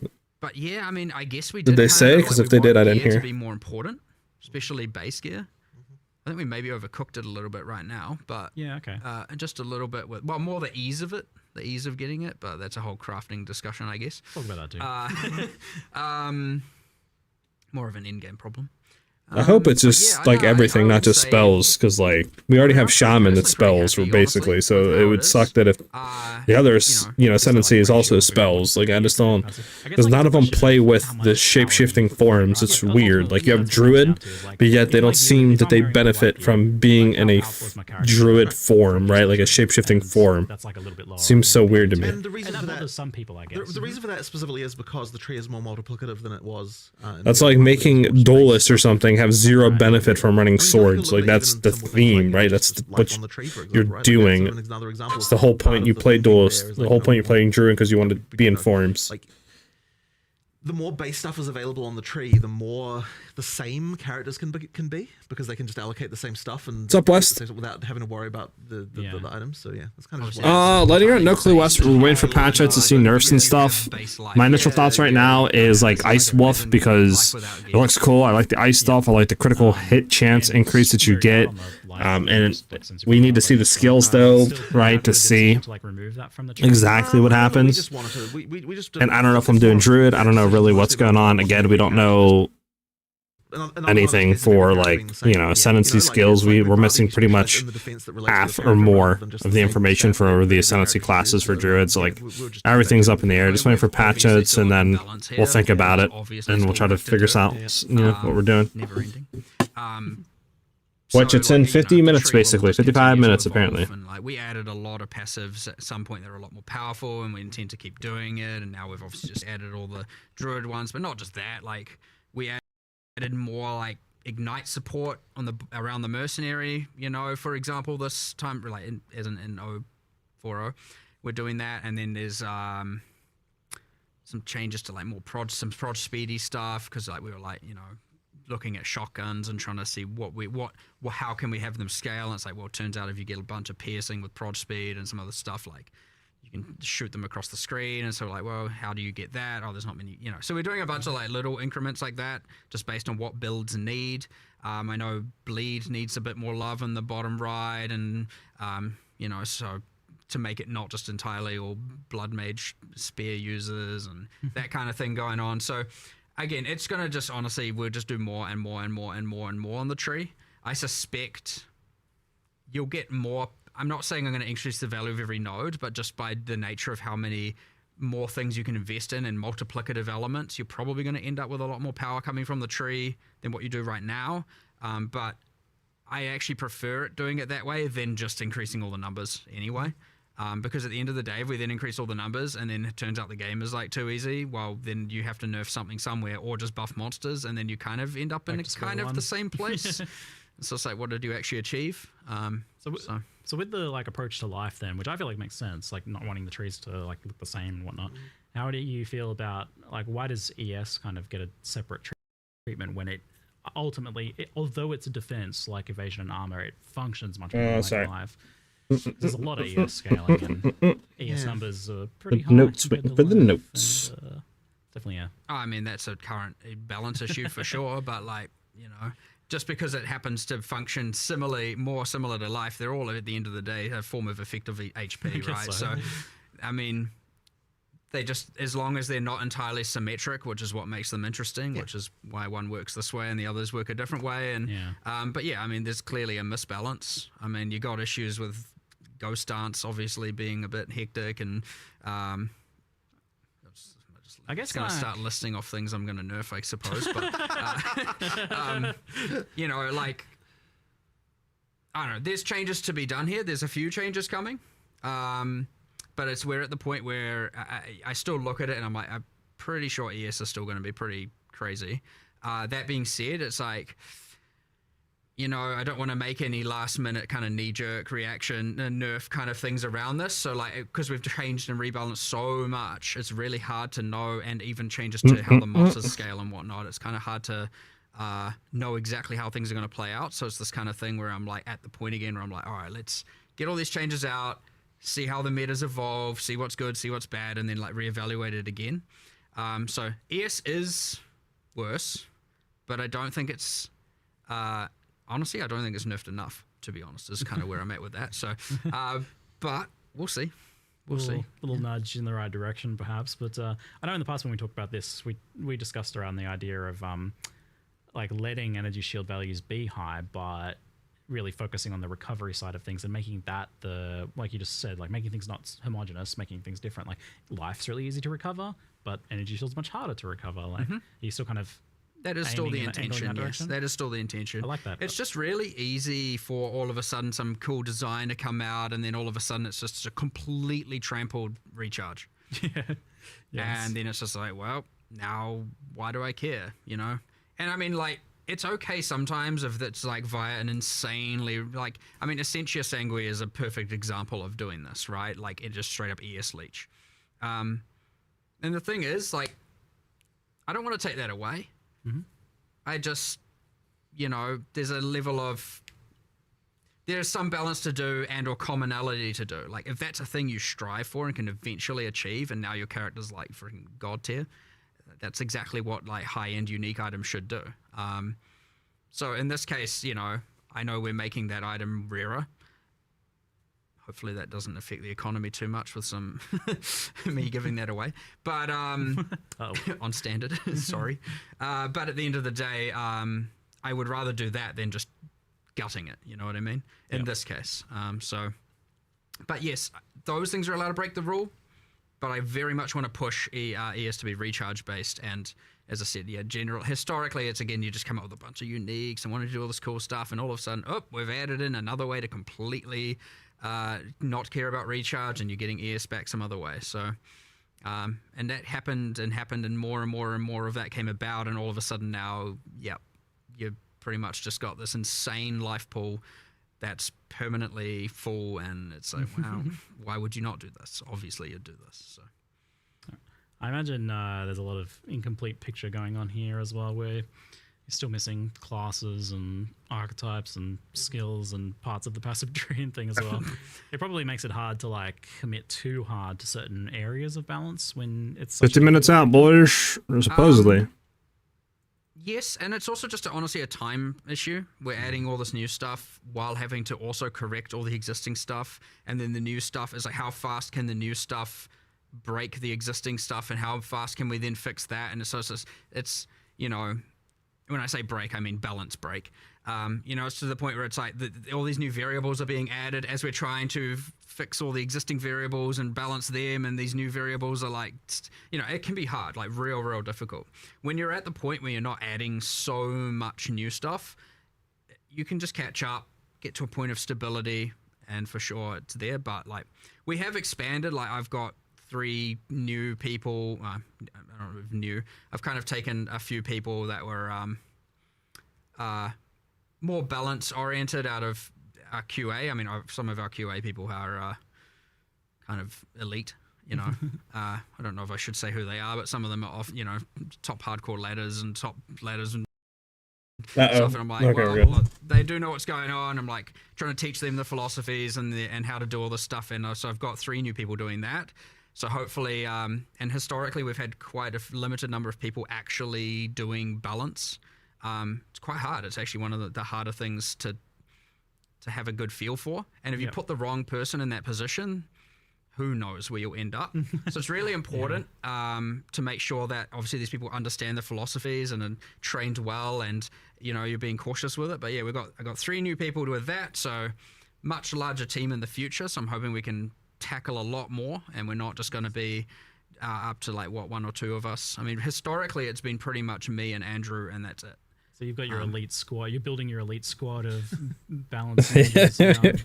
I mean, 3 new people, man. And, they doubled if we what the end up with, QA like, team 5 of was. us, it's a very, very. So. Considering I also have to do the leagues and the Endgame and the monsters and the bosses and oversee all of that, it's pretty hard to also be able to find a lot of time to sit there with the spreadsheets and with the game and going, what does this build do? What can it do? So getting more people there is going to be a game changer for the future in terms of, what we're able to actually balance, and we probably will be able to do a new class and keep the game up to date in a much better way and keep iterating on this, because we've got a lot more work to do. Like, I don't want people to ever think that we're just like going to stop with this stuff. Everyone hasn't stopped.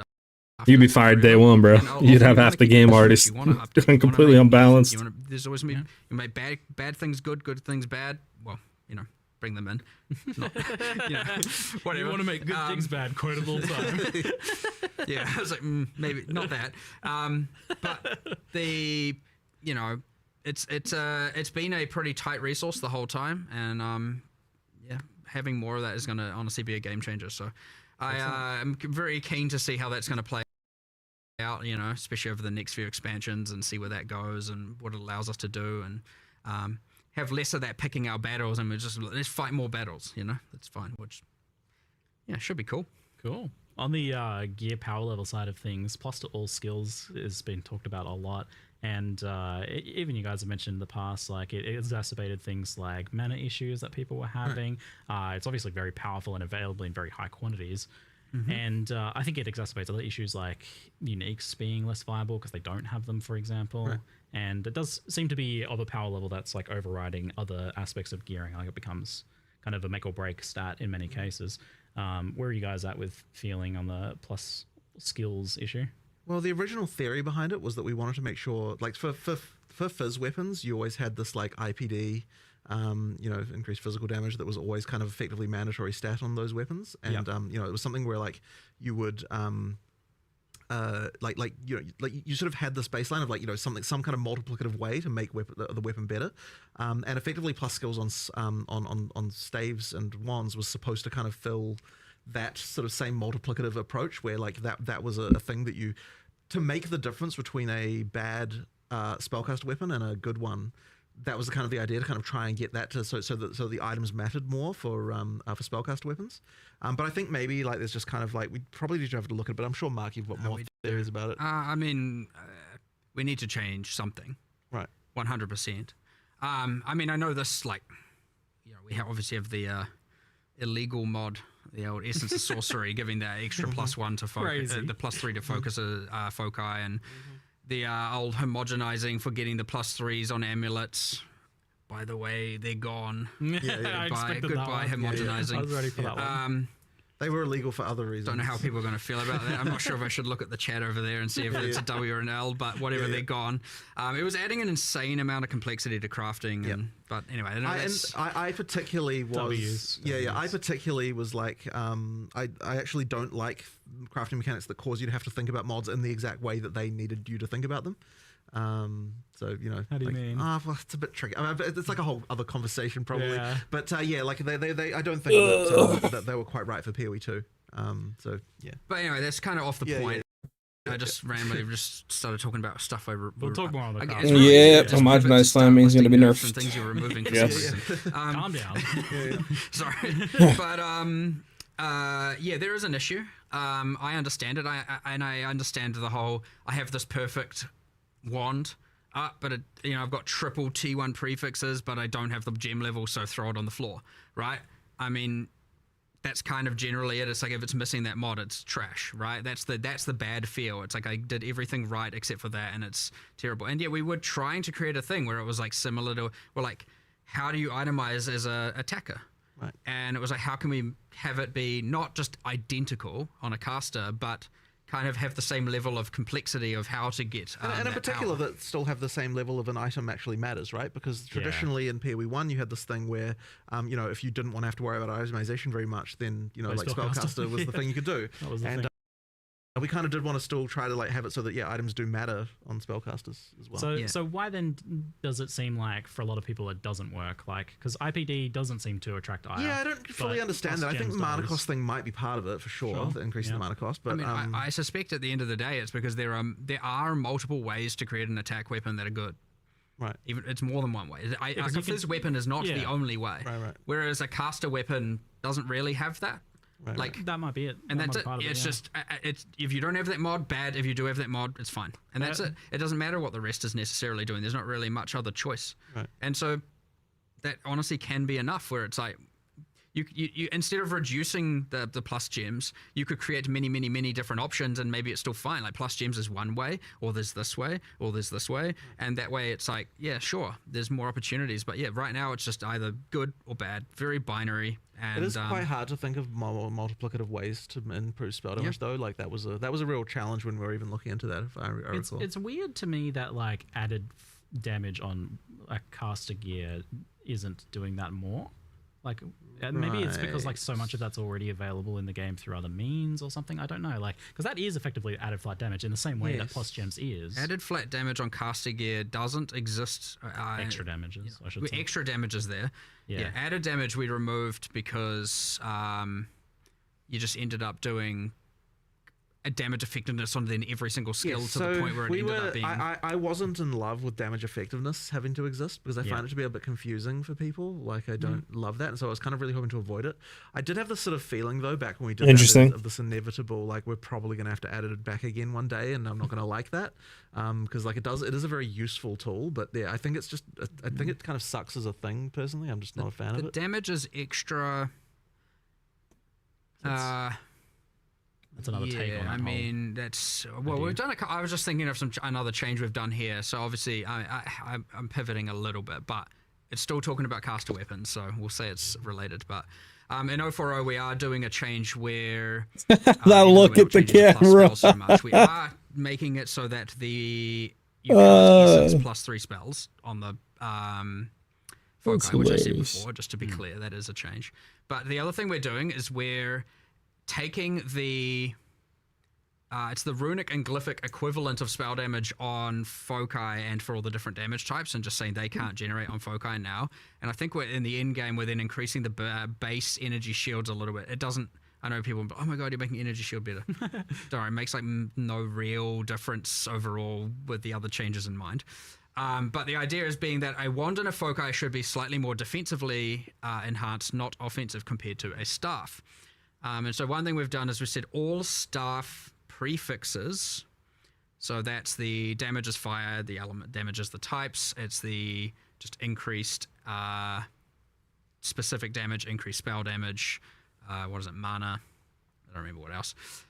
The prefixes. Those are all now double wands as opposed to, I think it was 50 to 55% higher than wands, give or take. So if you want...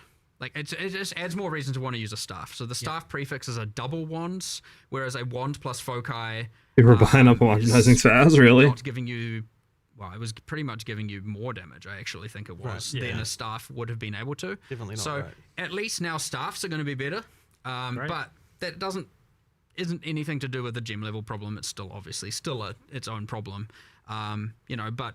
It's again just talking about a little bit of the like overall improvements to just like finding different types of gear where it's like, well, why do I want the staff when I can have a wand and a focus? You actually made a ton of changes. I don't know why he keeps doing that. Like generally, right? Like in terms of the progressions and stuff, especially through your campaign. Yes. When we were adding the talismans for the Druid, we were like, what do we want all the endgame base types to be? What do we want the damage in the campaign? And what we then started looking into was a lot of the other weapons going, well, what were they doing? And then I was looking at things going, well, this doesn't seem right here, and this doesn't seem right there. And you get these weird things which people probably don't honestly appreciate, maybe, where it's like you're upgrading your weapon, so you're going from like random examples. I don't know. I don't actually know if this is true. I'm just going to hypothetically. It's like you go from two-handed mace to 3 to two-handed mace 4. You're going along I don't know what the actual names are. And then all of a sudden, like two-handed mace 5, it's got some implicit on it, and it's like, oh, that's interesting. But the damage is actually, the base DPS of that weapon is actually lower than the one before it. That was like 6 levels lower. And you're a few like, cases of that. I don't know if that damage is worth the trade-off of the implicit. And so Definitely it isn't worth it. it isn't, yes. The valuation of the implicit's damage penalty was mismatched in a lot of spots. And so you get these things where every third weapon in the campaign is just like a random DPS drop. And so we're changing all of that as much as we can, at least. The thing is, you might not even necessarily recognize this as a player, because generally speaking, you just like, you see a weapon that dropped and you're like, okay, what's the DPS of this compared to another one? You're not necessarily thinking about the fact that there's a new upgraded weapon type, or that's like, or that should have been higher. So what it ends up being is there's just a hole of like 20 levels go by where it's like, I can't get a weapon upgrade, and it's frustrating. And that's what it actually feels like when you actually play it. But in reality, what it was is that the weapon type that was supposed to be an upgrade is actually a downgrade. Interesting. That's something that Mark immediately saw, and he was like, okay, we're doing a little bit more. I don't know if we're going to get through all the weapons, but we're trying. Whereas, like, you get to endgame. This isn't coming 0.4, right? This is 0.5. This is coming. Weapon? What's your just standard good weapon? And then here's implicit A, implicit B, implicit C, you know. And then it's like, which one's your bonk weapon? Like, which one am I just going to bonk things with the slow, heavy hitter? And trying to just do a lot more of that and make sure there's all the endgame choices for all of these weapons. Bunch of different cool implicits. I don't know. I haven't heard him say anything about what patch. They're just talking about stuff. I don't know. Pretty much all of them going up across the board in little ways. Like, they're not nothing make or break, but like, it's enough of a thing that as you're going through the campaign, you're not just like, where the heck are my upgrades? This patch? Okay, I mean, that'll be good for campaign leveling now that the item bases are actually properly balanced or looked at or fixed, whatever you want to call it. Yeah, it's kind of one of those things that, you know, it's easy to go a little bit underappreciated, but, you know, it matters, like in changing the staffs and all of that stuff. It does, you know, contribute to the overall picture of just things feeling good. And, you know, it's another one of these things where it's like, yeah, we just in the process of adding the Druid weapons, we were like, well, let's go do the rest of this right as well while we're at it. So yeah, we've still got a bit more to do there, but I don't know if that will come in this, you know, week to come and or got you, Nathan. Like that. But we're just going to try and do as much as we can. So even if not all the weapon types are in the patch notes, it isn't to say we aren't going to do the rest of them before the end of next week, because it doesn't take too long to do them. But you know, at the same time, you don't want to rush it and mess it up. So yeah, I don't know. Random thing. I think people are increasingly souring on rarity and gear, especially now that it affects currency drops, and which makes it feel very mandatory, right? Because like, what do we play for? Currency, obviously. Well, don't you worry. We've had our you know, every 3 months discussion of talking about rarity and what we're going to do with it. I think we did it again, didn't we? We did a little bit. We cut off some of the top tier mods, so just the overall amount of it is lower.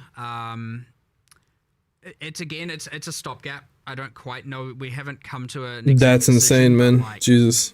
It is true that it feels like every change we're making at this point is getting slightly closer to just it despawning. Keep having those meetings then. I will get rid of it eventually. It's just that we need to find we need to find the mods that can replace it in the mod pools that, like, in order to make it work. And it's like, this is the annoying thing. Is it's like if we just removed it right now, there just wouldn't be enough of a mod. Like, the mod pools wouldn't work. There is an interesting thing we see where and I don't like.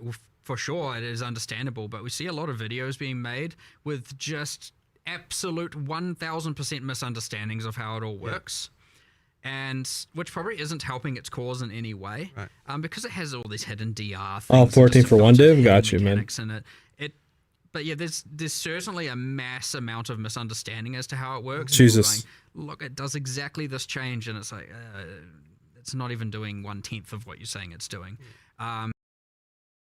That being said, I'm not saying it's not a problem. It is 100% a problem, but there is certainly a mass misunderstanding with, again, because we don't even explain it anywhere. It's just this hidden, there's some formula somewhere, you know, that no one has access to, except for us. You've always been a bit secretive on drop-related stuff in particular, and like, you guys kind of happy to keep it that way for that one, or is it something you're like, misinformation? We wanted to make it clear. We wanted. We were like, why don't we just get rid of the DR and find a way to make it work and actually display the actual value? But that is at conflict of removing it. So, you know, there's a little bit of like, we just got to pick our direction here. And It's inherently unclear even to us in some sense. Like we can't say like the number of the like what okay, but that sounds a bit weird. But what I mean by that is like it's not like that when you get that it just increases currency. Like it's through like 10 layers of like different ways things work that kind of result in an overall amount, like overall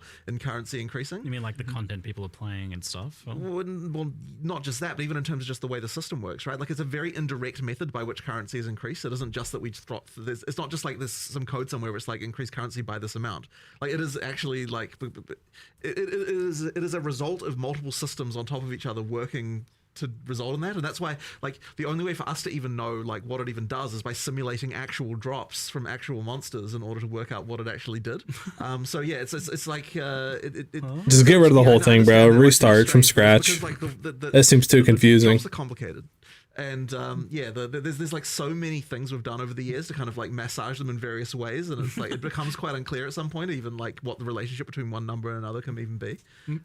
So but yeah, I think the takeaway is Jonathan said he's removing it. I want to get rid of it. We just need to find a thing to replace it within the mod pool. Like, and that's very it's okay. I don't need to understand it. It's exactly the same conversation if we bring up what Dex gives as a yeah. It's like it's 100% the same type of problem. So what should Dex Jesus, give? yeah. What if we make Dex give rarity? Yeah, exactly. No. Exactly. Dex scales currency drops. Yeah, exactly. But through several layers of abstraction. And gold find if you're a wyvern. Only if you're a wyvern. Yeah, just for dragons. Makes sense. Cool. Oh, no. Okay. On the topic of balance for damage types and damage scaling, lightning damage seems like a clear cut. Okay, here we go. Just in terms of doing more raw damage, having access to shock, and even having its own kind of version of stun through electrocute, and I guess separate problems with, like, for example, fire and ignite. Where are you guys at with like the balance between the elements and I'm not going to say that they're in now equal, but like a few things. So I mean, I know there was like a 15% more max damage notable. That's now 10. We've done, I think all of the skills that had multiplicative shock effect are now increased, so they stack additively with the tree. So, you know, it's honestly just like a whole bunch of different little things. Lightning rods are nerfed at Endgame, just while we're here. Lots of things are buffed that aren't lightning builds necessarily. Nice. But no, they WI shot. Please. Yeah, not nerf I shot. I don't want to just make it about let's gut lightning. I want to make it be like, well, let's make these other things feel cooler and more special. So it would be very easy to just go and gut lightning across the board. But that just seems like an overall net loss of fun. I'd much rather, you know, find ways to incentivize the others as opposed to just take away the thing that currently is, you know, kind of enjoyable. So again, it's more important to not just nerf. Oh, now they're equal. So yeah, I won't say we're there yet, but the problem is obvious, so at least it's not. And you don't really want things to be like the same power level ultimately. Like it seems like, you know, one of them should be more damage, and one of them has like more utility, like cold with freeze and chill. Well, for sure, like cold was but ultimately, people aren't going to accept if one element has more clear speed than another. So like, while it may not be damaged directly, it is in some indirect way it needs to translate to damage on some level. I mean, you know, you need to, or rather, it needs to indirectly translate into clear speed in some manner, right? So you know. Unless you're making the monsters 40% stronger. Well, but that's what I mean, right? Because and then you're freezing them. Yeah, but I mean, because we're doing that, it means that it ultimately means that, you know, the higher damage, smaller AoE, like not having to actually rely on arcing all the time to be able to get the massive AoE can kind of like make a difference. So even just that change alone can shift the meta like a little bit. Yeah. Okay. So it sounds like fair amount of changes to like the passive tree scaling for lightning and stuff like that. Yeah, shock. I mean, shock is pretty hectic. Like, kind of, you have this thing where it's like, okay, well, let's say even cold. Obviously, you can freeze more often, but then often the boss is sitting or the monsters are sitting in there. Then, you know, poise timer before they can be CC'd again. You don't have any real control over that. And chill, well, chill has a maximum magnitude of 50, so you can't really scale. So, like, already alone, you can 5x the power of a shock, because I think the cap is 100. And in some cases, you know, Stormweaver even go further than that. Whereas you can't exactly be doubling the power of of a chill necessarily, and so on. So there's like even just that as a random thing. Like Ignite doesn't have enough love right now for sure. Yep. So even if it was meant to be those 3 ailments are a point of comparison, I mean, Shock is kind of a little bit crazy right now compared to what the others are capable of doing. Not to say Chill isn't strong, not to say Freeze isn't also obviously powerful. You know, they will have their time, and they may have already had their. I mean, we had freaking cast on Comet on Crit for a while there, and all of that as well. So, you know, it will always change. But yeah, I mean, just bringing some of the Shock back and some of the other outliers here and there was a first step in the direction, but it's very important not to just do I hate lightning, goodbye lightning, you know. It's like be easy to do, it's the wrong thing to do for sure. So yeah, people also like playing lightning. I think it's just, exactly. I think it's just the feeling when they're like playing their cold builds and like it's better to convert to lightning. That's why I think that's when it becomes more problematic. You kind of mentioned you touched on the fact that you feel like Ignite needs some love. I feel like with damaging elements, there's a fundamental thing maybe that's causing problems where it's scaling with like hit damage and crit so directly, I guess, in this case, differently to how it's been done in the past, where it leads to maybe, in addition to it being a bit weaker, feeling like just kind of an add-on, like Ignite's not really a thing. I don't really have a pure Ignite build. Ignite's just like a bonus added kind of damage on top. Yeah, it's a bit flat, honestly. I agree. We've had heaps of discussions here about all kinds of different options. We had some boil down to whether or not we're going to do keystones. We want to do something. We just haven't landed on exactly what we want it to be and how. Whether or not it's like we change the base versus change it through again a keystone or something you spec into. But yeah, it is a bit flat, and it doesn't have enough. I mean, well, yeah, it is, as you said. It's just, well, here's a bit more DPS, I guess, at the end of the day. And then even there's limited ways of kind of scaling it. And, you know, I'm not going to say there's none. There are some, but it's not enough. It's yeah. I mean, overall, I'd say it just hasn't got enough love. Okay. So. But we want to. Backtracking a little bit on the gearing, we touched on crafting a little bit, and so I love 0-3 crafting. Like, it was such a huge change from like a game that some would joke didn't have crafting into some of the most powerful and interesting crafting we've had ever in Path of Exile. I think like it's right up there. 0-3 crafting was amazing. Like the combination of the core currency changes, the changes to essences was really good, and how these things interplay with some of the omens and the abyss crafting even. So like definitely felt like some things were a bit illegal, and just the overall like how good it was. Like I don't know, like, oh no, I feel like this is illegal. So what of that was illegal or is illegal or is being? Well, you said essences. So we talked about essence of sorcery. It's not like we're gutting anything like that, right? There's just a few illegal things. It's a few. Yeah. Are you pretty like you like overall like where it ended up? I mean, I think it's way better than it was before. Yeah, 100%. Great. Yeah. It's what I found playing, and obviously and collating a little bit of data, but you know, it's the kind of thing where I don't have enough data to go and or enough feedback to go and make some sweeping change. Is that people find that getting the, you know, it's too easy now to get to the absolute upper echelons of gear. Is what I kind of honestly, and I assumed that there'd be. Right, I got nowhere to go. I got no, you know, I want to play for longer. There we go. Should we fix that? Nothing to spend my time doing. Like, it's done. My character's finished. Come on, boys, give us the patch being tips. very binary on that for sure. But then it's like 20 minutes how until much of patch that notes. just comes 20 down to minute homogenizing, for example, and a few different axes like that. I think a fair amount. And, 20 minutes. But yeah, I know there's other problems. Like, for example, because of the high tier currency, there's a little bit of like you don't even need to pick up tier 5 rares anymore, because what you actually want is a base type to craft from. And so in some ways it's wrong in that regard, for sure. Like, if people feel that way, that's probably not good. Yeah, and then there was some other things with the essences that went wrong. Like, for example, the essence of haste, being able to craft melee tiers of attack speed onto bows. Right, there we go. Right, that's better than what a bow can even yield. So like now a dropped bow can never be the best thing in the game because there's an essence that can grant high value.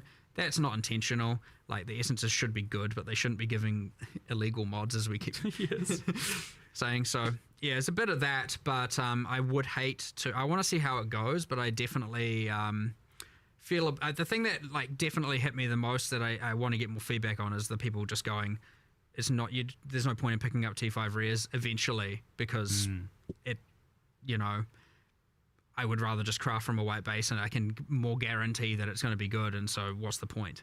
But yeah, there's a bit of that. And so, but again, it's very important with these kinds of things not to just like, yeah, that's obviously right. Let's just change everything. And now item gearing is just ruined because you could very easily undo with a lot of the good that 030's crafting added. So, yeah, fine tooth comb, being very careful with it. Yeah, okay. For sure. So it sounds like definitely getting rid of a few specific things.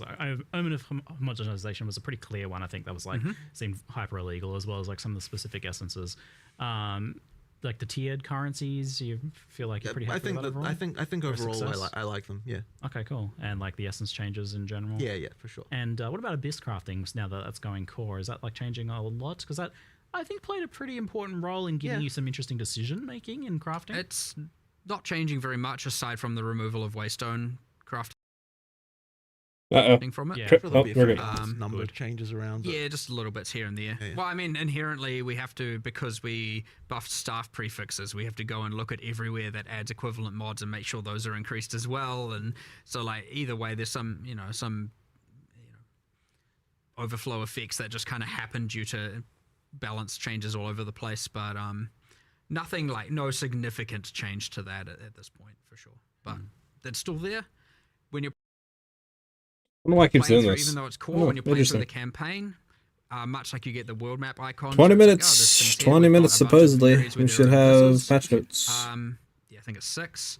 And each give throughout the entire campaign. Each will give a crafting thing, so you have at least 6 guaranteed campaign crafts. Oh, great. Awesome. If you explore and do the areas, and you can see it on your world map if you've done it or not. And so you're giving you a bit of that throughout. So we don't lose that the league had. And then in-game, sure, use your tablets and then start running it. And awesome. You want to get the crafting, yeah. Well, I'm amped to hear that, like, overall it seems to be fairly intact then, because I was definitely a huge fan of, like, the direction crafting's taking there. So, and I'm excited to see it getting built upon with, like, the Sacrifice of the Vile stuff too. Well, the new Vile stuff. Excellent news. Alongside that, we had the addition of asynchronous trade, and both things obviously very powerful for gear acquisition, raising both like the kind of floor of like what's considered your like baseline gear. What's your 1 exalt gear basically goes up a lot, but also like getting it more accessible to get to, like to craft or to obtain the really high end gear. How much of an effect have you seen in terms of like players kind of making the game easier? Like, has the game gotten a lot easier overall for people? Are people like reaching their final product earlier? It's really hard to tell how much of it is the trade system and how much of it is the crafting changes. Like, it's actually really quite hard to disentangle. So what about as an overall picture? Yeah, I mean, look, but at the end of the day, it's like the crafting system the trading system as it is something people just need to have. So, like, we just have to, work within that. Yeah, I'll tell you, like, if we have a endgame itemization problem, we're not going to go and say we need to nerf trading. Good. Right. We're past that. Finally, we can put that in our review mirror. Excellent. Yeah, so the question is, like, I guess now more just adapting over to that. I'm just curious, like, as to how extreme it has been, because it seems like it would be absolutely massive, like crazy. But it's honestly quite hard to tell, as I said, due to the other changes. I guess it's like a longer period thing to analyze. But then at the end of the day as well, you could say that if this is a feature we need to have, then it doesn't necessarily matter. Like, we just need to work with it and just deal with it. So, I know in the past there was interesting question. I don't on crafting a lot where I don't even know why that's relevant. Like really good gear super easily. That they would stop playing. Like the player retention would go down. I feel like in some cases we've seen some of the opposite phenomena. Like there is, to an extent, the opposite phenomena where like people gain access to the builds they want to play. They gain access to content they might not have otherwise in a more reasonable time frame for them.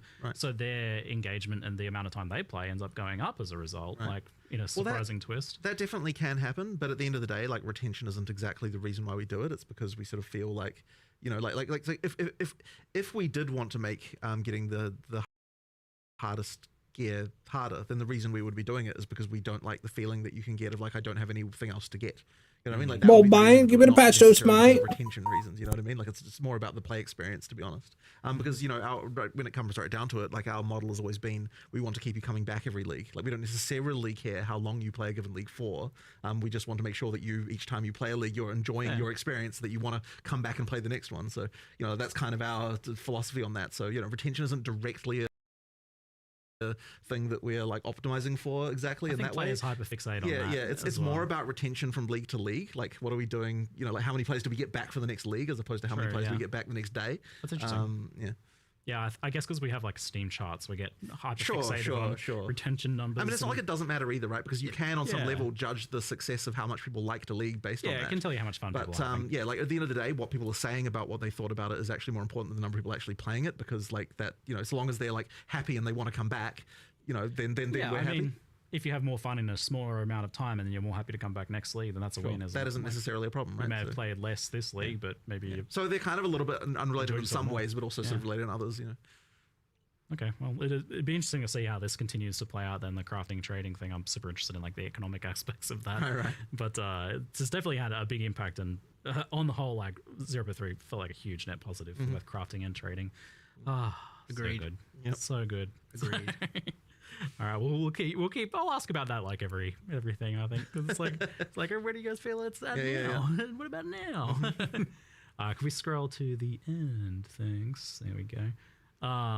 So we had just a couple random questions. I do see one in chat, but it's not really a question. People just typing move speed, but I don't really actually know what the context for that is. You guys know? It's the speed at which you move. Oh, very insightful. Thank you. Maybe you guys could type an actual question in chat. I'm just saying instead of just chanting, but well, I mean, adjacent to that, one change we have made, which is kind of interesting, and I think it's a kind of I don't know if the general desire is more or less of it. I suspect you'll find a bit of both. But irrelevant of that, like a change we made is there's lots of endgame runes where you can now only use one of them, and it's quite interesting because obviously before it was like get the double socketable effect on boots, put all the removal speed runes in, and it's well, great, now you got, and you know, it's kind of interesting, but it also meant that generally what was happening is every single slot was just stacked with the same rune type. So now you're getting this like kind of nice mixture of different runes being used and different things, and it's kind of interesting. Yes, it overall makes the amount of movement speed you're getting from boots lower at the end game, but those were like very, very, very expensive. So which is kind of cool. I don't know if I like that change. Not much else has really changed kind there. of like a rehashing of the old discussions of like the mandatory move speed on boots versus like implicits and things like that. I've always been a big fan of like a little bit of implicit movement speed on boots as you go up or something like that. But I know you guys are happy with like having move speed be an important stat on boots. Like, yeah, I guess, and maybe some people just want more move speed, but I mean, some people always will. That's a thing, yeah. There's probably some people that I don't know. He said some runes you can only stack at one end. I think movement speed runes is one of them, but beyond that, we don't know. Have to move so fast as well to some degree, but I've been more on that side of things. Like, maybe make some of the maps a little smaller, so it's less important. I feel. We don't like mandatory mod items on. It was that topic. Okay, cool. Thanks, team. Just confirming that. Yeah, I feel like that's been discussed fairly well at this point. Yeah, we're at the same stance on that, really. Which is, it's interesting because technically, if we end up acknowledging that is wrong in the context of staffs and wands, then we might have to reevaluate why it's right in the context of movement speed. You know, it's an interesting thing where one discussion might yield the other because it's kind of a similar problem in both contexts, and we might end up who knows what side of the fence we're going to land on. You know what I mean? So I've seen Acolyte of Chayula get mentioned a lot. I have not played that class, so I can't speak to it too closely. But is that one that is getting we've done number love, buffs at the very least, yes. I think almost every Ascendancy class has some level, like, honestly, some of it is like one node changed, some of it, like, for example, Pathfinder's got 2 whole new notables. And oh my god. We got rid Pathfinder Giga Juiced? We got rid of the poison spreading notable because it's pretty much Herald of Plague. And we just put the 4-pointer to the 2-pointer, so you get the actual more powerful spike one for cheaper. We got rid of that like multi-choice They said they added 2 whole notables, removed the poison spreading because it's just Plague Bear, and they combined some other notables or something, they said. Inspiration from the PoE 1 Scion, the Pathfinder can now also allocate passives from either the Witch or the Warrior start points, you know, for just like, you know, doing some crazy builds. And I think there's even a new notable on there where normally you have your highway nodes and it's like 5 dex and strength. There's also now 3 other options for the Pathfinder can take that node, and now there's 6 choices you can do on your travel nodes. So it's like, oh, I don't want as much attributes, I'll get instead damage. I think it's damage, defenses, and like cost efficiency or something. Damn! So you can kind of like better balance how much defenses you want, or reduce. Where's the patch notes? Kind of cool, interesting thing. So yeah, I mean, that's a class where it's gotten a bit more changes. Acolyte is numerical for now. But again, we want to do something grander with Chaos. It's on There's quite a lot of just monks generally improvements as well, just balance wise, right? Yeah, I mean, at this point, every class has kind of got pretty changes everywhere. in the thick of it. I think the patch notes currently lacks. We have a thing where we're doing a bunch of changes to specific monsters for being spected. Yeah, I might have to make a Pathfinder. Oh no, man! Got to see it on patch notes. Overall, it's going to increase the specific specters. Like, we want to increase the amount of the pool of viable monsters for different cases. So here's the thing. Now it takes it from a skills balance team into the kind of monster balance team situation, and like sort of different resource. So we're going to start doing that process where we try and do like, you know, 5 to 10 from here and here and here and here per patch, and kind of just start trying to get them to be more viable. Specifically as specters, and honestly, you'll find most of the time it's just changing. Theirs is crazy, man. To be like not, because normally this is crazy. About a player, and maybe some minions are there, but honestly, sometimes they just don't even care about the minions. They're just like, nah, there's a player, right? They assume there's a player, because generally speaking, there is. And so now, when they make a specter version, well, there's no player for them to target. There's, you know, only monsters, and so they might be just making some silly decisions about how they're targeting and when they're using their skills and stuff like that. So want to do a bunch of that, but those won't be in the patch notes because the intention's that we're still doing them. I don't want to release a half-baked set of patch notes for that. The other thing is, I think we're still doing, I've held back from the patch notes, I've held back a bunch of the minion occult, specifically a bunch of changes around command skills and stuff like that, just because I want to just do a little bit more iteration before we release that. Couple of Ice Ranger changes. I think that's like a massive improvement. To the Ice Ranger kind of play. Using the existing skills, a lot of numerics, a lot of changes to ice stuff like that. We might have to hit the run back. There's a few other bits and pieces not on the patch notes, and that's because all of our stuff is, and that's just not to say there's nothing changed. Might have to hit the run back. I'm just taking them out for now because I want to make sure they're right. Otherwise, we have to give some false Ice Ranger, baby, we coming again. I'm updating the patch notes over the course of a week now, so people should still probably expect that. Yeah, for sure. Initial patch notes coming. I know they were like, I mean, I think we ended up changing something like 80 different unique items or something like that. Sick. Again, mostly focusing on yes, sir, Epic. I don't know. I had to. Yes, sir. Rarity, so like more of the ones that are meant to be higher value and meant to be higher effort. We've demoted some to be more common. We've promoted some to be rarer, stuff like that, and done a whole pass. But even then, like I know last night we were like, oh, there's like kind of 5 or 6 here that we're like maybe on the fence about. Let's, to be safe, pull them out, discuss them, reevaluate them, and then pull them back in the patch notes afterwards. Just to be safe, because again, I don't want to mislead people. I saw a question about that from our resident summoner expert in chat. But the monster changes, like for making specific changes to monsters for specters, does that end up in patch notes? That seems like pretty hard to track. It will this time. Nice. Well, I don't think we've done much in the way of actual specific monster changes this time around, but this, what I was talking about doing will, yes. Okay. It just what I'm saying is it won't be in the initial set of patch notes because we haven't finished them yet. So, but they will be, like, I think the patch note says will be in a post later this week, or later, you know, in the week coming.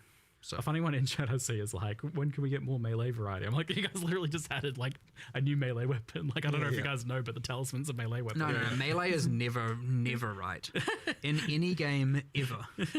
No, I mean, because it's kind of true, right? Like, it's quite. There's a funny phenomenon right now where it's like, whenever we talk about melee, people say that like there's literally only maces in the game, and it's like, It's like quarterstaves over in the corner crying. It's like no one pays any attention to it. It's just like doesn't count as well. But it's like a half-ranged weapon, I guess. Stormwave really melee, you know, then you get that. There's always this funny exception with it. But like ultimately, I think what it comes down to is that the game doesn't have swords Yes, yet. I know. Is that, I know. We need swords. Yeah, I get it. We need swords. We need swords. So swords are... funny. From talking to you, it sounds like swords. Swords are getting added to the game at some point. At some point, we will like. have swords. I never played Torchlight 2. It's crazy. It's, the importance is understood, it seems. It's a bit too fundamental, isn't it? Yeah, for sure. It's a bit cool. But yeah, I mean, we were talking about the Ascendancy. So yes, a lot of numerics, some more broader changes, some getting a little bit, some getting a lot. Like just because it's getting a little bit doesn't mean we think it's in the right spot. At the end of the day, we've just started going. Like Smith and Katava got a decent amount of changes. Nice. You know, kind of a lot better now. For sure, we like over nerfed it. But yeah, lots of like around the. I mean, honestly, like I want to say 90% of all the balance changes are probably in the direction of taking underplayed and underpowerful things and making them a bit better. Nice. That isn't to say that we've successfully made, like maybe at the end of the day, lightning archers are still somehow better than ice archers at the end game. But certainly the gap has narrowed, and you'll feel less bad for playing one over the other, and less bad about decisions. And so that's ultimately the goal, and we'll get there. What a sucker, stop freeze! Yeah, huge step in the right direction, I'd say. But yeah, and then things like Outer Louis, you know, all those outliers on the top end, those are coming down a bit, for sure. Sometimes more than a bit, depending how extreme they were. Culmination's another one where like just having an uncapped combo thing, when you get damage per combo, I mean, and then obviously you can just one-shot everything in the game at that point, so that's a problem as well.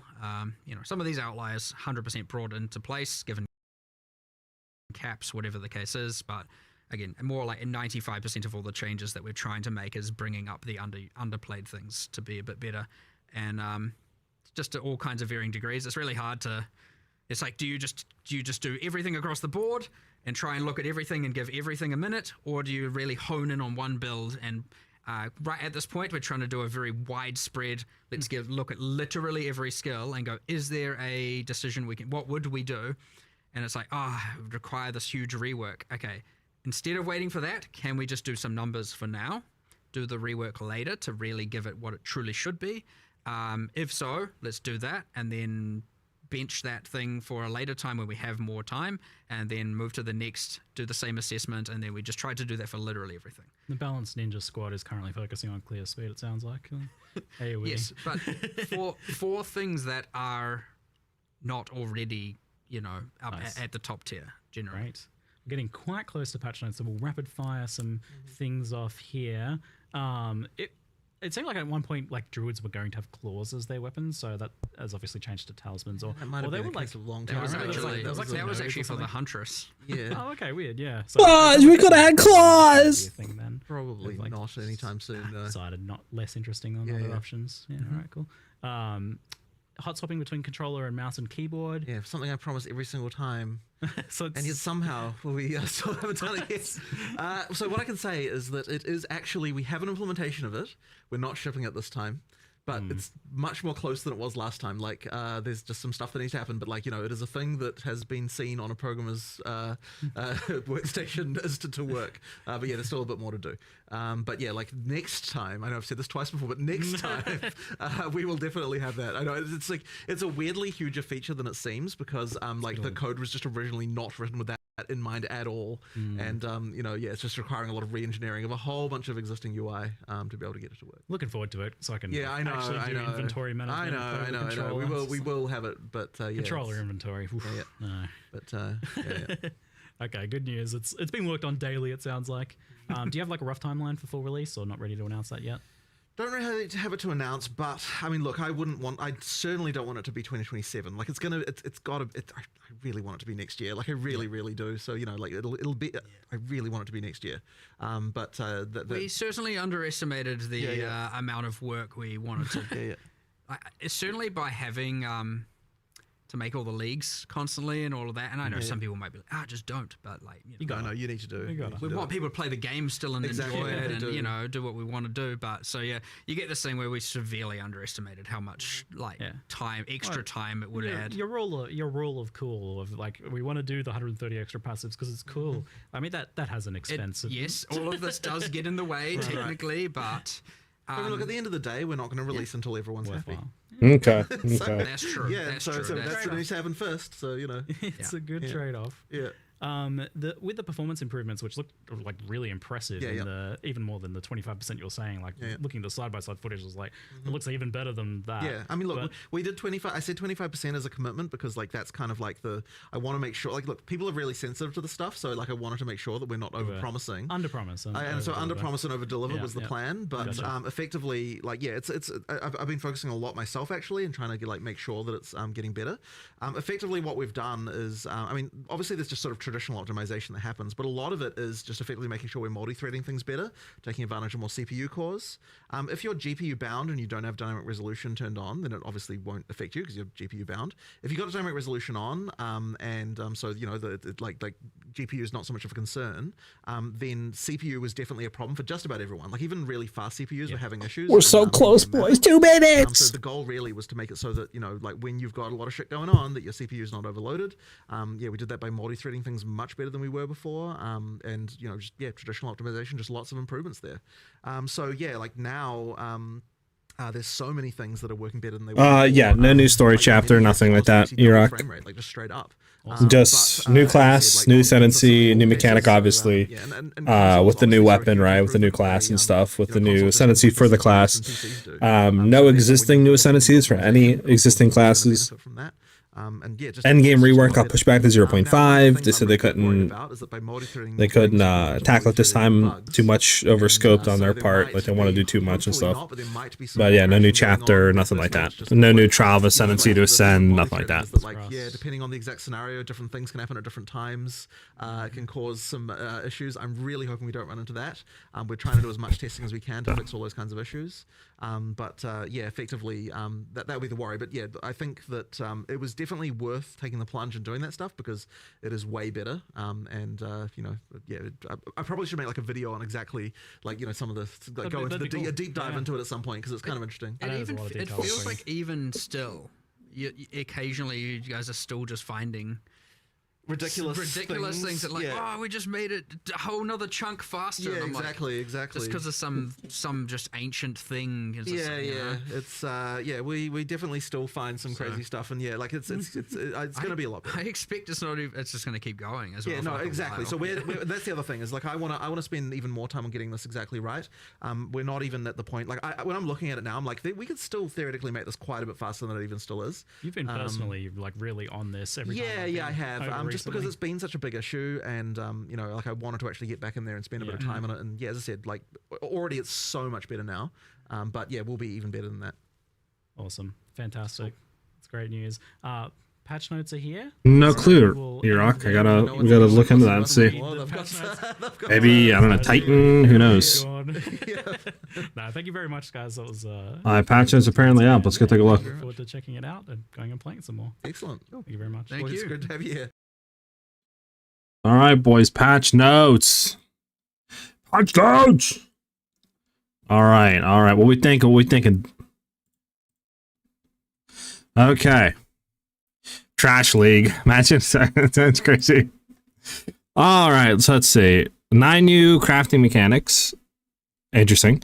Build your own dungeon. Fatal Vow. I mean, we all know that. Wolf Bear Wyvern. We know that. Druid. 21 new skills and 30 plus new supports. The new supports are going to be really cool. 2 new Ascendancies, obviously, with Druid. Edziri, 11 new uniques. Vista Core, waste on crafting changes, rebalance uniques and skills. Okay, that's what it is. All right, so should we just like skip this? Because like we could read, I guess, through all of it, but new content, new playable character class. Okay, we read through all this, right? Yeah. Added over 250 new passive skills to the passive tree, which is W. 8 new lineage supports, much more powerful supports. So yeah, I like that. 8 new lineage, so we'll have to see what those do. 10 unique items. Again, hopefully they're kind of cracked. I would assume most of these, though, are probably for talismans. Talismans, we know, are the melee shape-shifting weapon. 4 new augment items with new modifiers you can craft on your items. W. Okay. Abyssa Core, general improvements. Yep, this is that. Player changes. Okay. Tailwind now grants 1% increased move speed and 2% increased skill speed. Previously 3%. 10% increased evasion rating. Previously 15%. And prevent 1% damage from reflected hits per stack. Got you. So you get a lot less movement speed on Tailwind now. Base unarmed attacks is now 1.65 attacks per second. Previously 1.4. So base unarmed attacks got nerfed.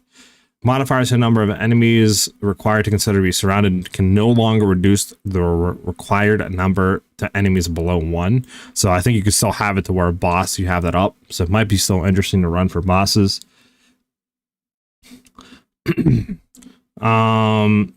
Rage generation now pauses rage decay similar to other means of gaining rage. This means your rage will never decay while it is regenerating, which is W. All rage spending costs have been changed to 10 rage. Rage no longer causes a visual effect on your character until you have 10 or more rage, so that you know you can use these abilities. Interesting. Interesting. Yeah, pretty much epic. Physical damage reduction from armor can no longer cause a hit to deal 0 damage. This is most likely targeted at preventing cases where multi-hitting player skills could do 0 damage to armored enemies at very low levels. In these cases, the hit will now deal 1 damage. That's cool.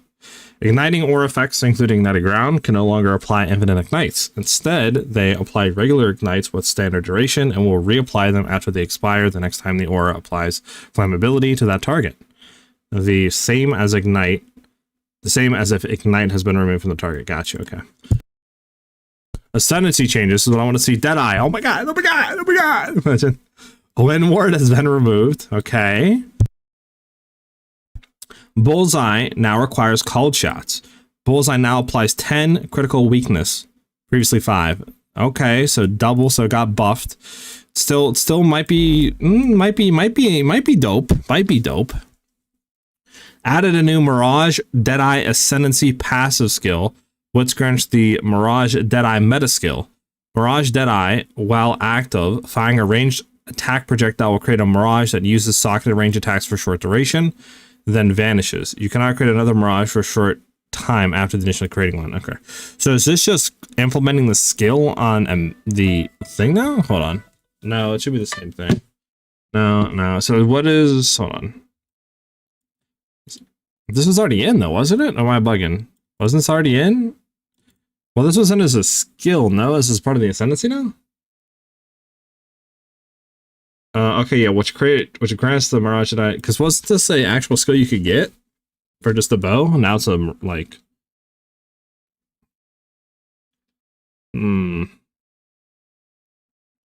Interesting.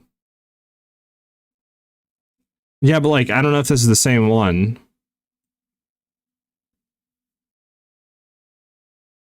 But states as well, active firing a range projectile will create a Mirage that uses socketed range attacks for a short duration. So does it attack where you're looking, or does it attack randomly? Because if it acts like a ballista totem almost, where you can like, you know, or just say it'll shoot where you're shooting, I mean, that's good, really good. But if it fires randomly, it's stuff, then it's bad. Like, I don't know, because the normal Mirage Archer's absolute dog, because it fires randomly at everything, and it just is horrible with attack time, and et cetera, et cetera. But I mean, if this one actually attacks where you're looking and shoots, right, and you can, like, kind of do that, I mean, it might be good, but I don't know. I mean, this is a nice change. Wind Ward has been removed, sucks balls. Alright, Pathfinder, Contagious Contamination has been removed. Practical Remedies have been removed. Running Assault now grants cannot be heavy stunned while sprinting. Okay. Add a new Path Seeker multi-choice ascendancy skill, which allows the following choices. Path of Warrior can allocate passives from the Warrior starting point. Path of Sorceress can allocate passive points from the Sorcerer starting point. Each choice also grants 4 passive skill points. That's kind of W. Yeah, I get it, Epic, but still Mirage Archer is dog unless they buffed it, to be honest.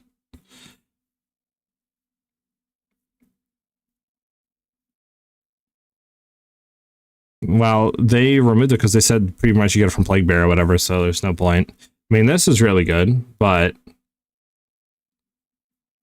Traveling Wisdom now requires Pathseeker. Traveling Wisdom can now instead grants attribute passive skills, offer additional options, 5% increased damage, global defenses, cost efficiency. All these are W changes. That's all nice. So this is really good. Yeah, these two, I don't really know how much of an annoyance that is, but I think they said they combined them, didn't they?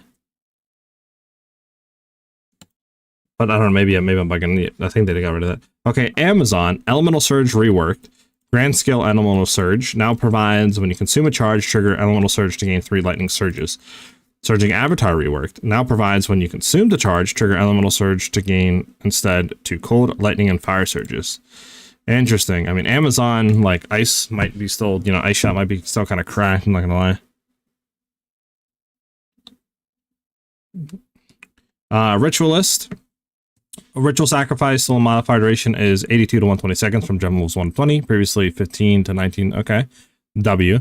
Quality is now plus 20%, plus 20 seconds to still 1 modifier duration, previously plus 2. Just a bunch of increased duration, but nobody really uses Ritualist for that, to be honest. Corrupted Life Force now also has you deal 15% more damage to enemies affected by Blood Boil. That could be kind of cracked. I mean, it's still ring, you're still going to run it if you're wanting an extra ring and juicing rings. So, I mean, Ritualist is still W. Warbringer, Imploding Impacts now grants fully broken armor you inflict, increases all damage taken from hits instead. W change. The Ancestral Warhorn minion summoned by Warbringer's answered call notable now more consistently hits close-up enemies with the second part of its slam attack. Never played Warbringer, so I don't know if these changes are good or not, but I would assume the first one's good. I mean, this is just an AI fix, so I don't think there's anything bad about that change. Titan, Surprising Strength has been removed. Crashing Impacts now deals 25% more damage against heavily stunned enemies. Added a new Mountain Splitter Ascendancy passive skill, which grants every third slam skill that doesn't create fissures, which you use yourself, causes 1 additional aftershock ahead and to each side of the initial area, requires Crashing Impacts. No clue if that's good changes or not either. Yeah, Ritualist definitely needs more love, but we'll see. Smith of Katava got a crap ton of changes. Holy. Tax wall. I don't know if I'm going to remove, like read through all of this. Each channel connected to the Smith of Katava's Masterwork Notable now grants plus 200 armor in addition to its other bonuses. A bunch of stuff got removed. Lead lining, heavy bracing, padded plates, all got removed. I mean, yeah, I don't know if I'm going to read through all this. A bunch of changes here, to be honest. Don't know if these are good or bad.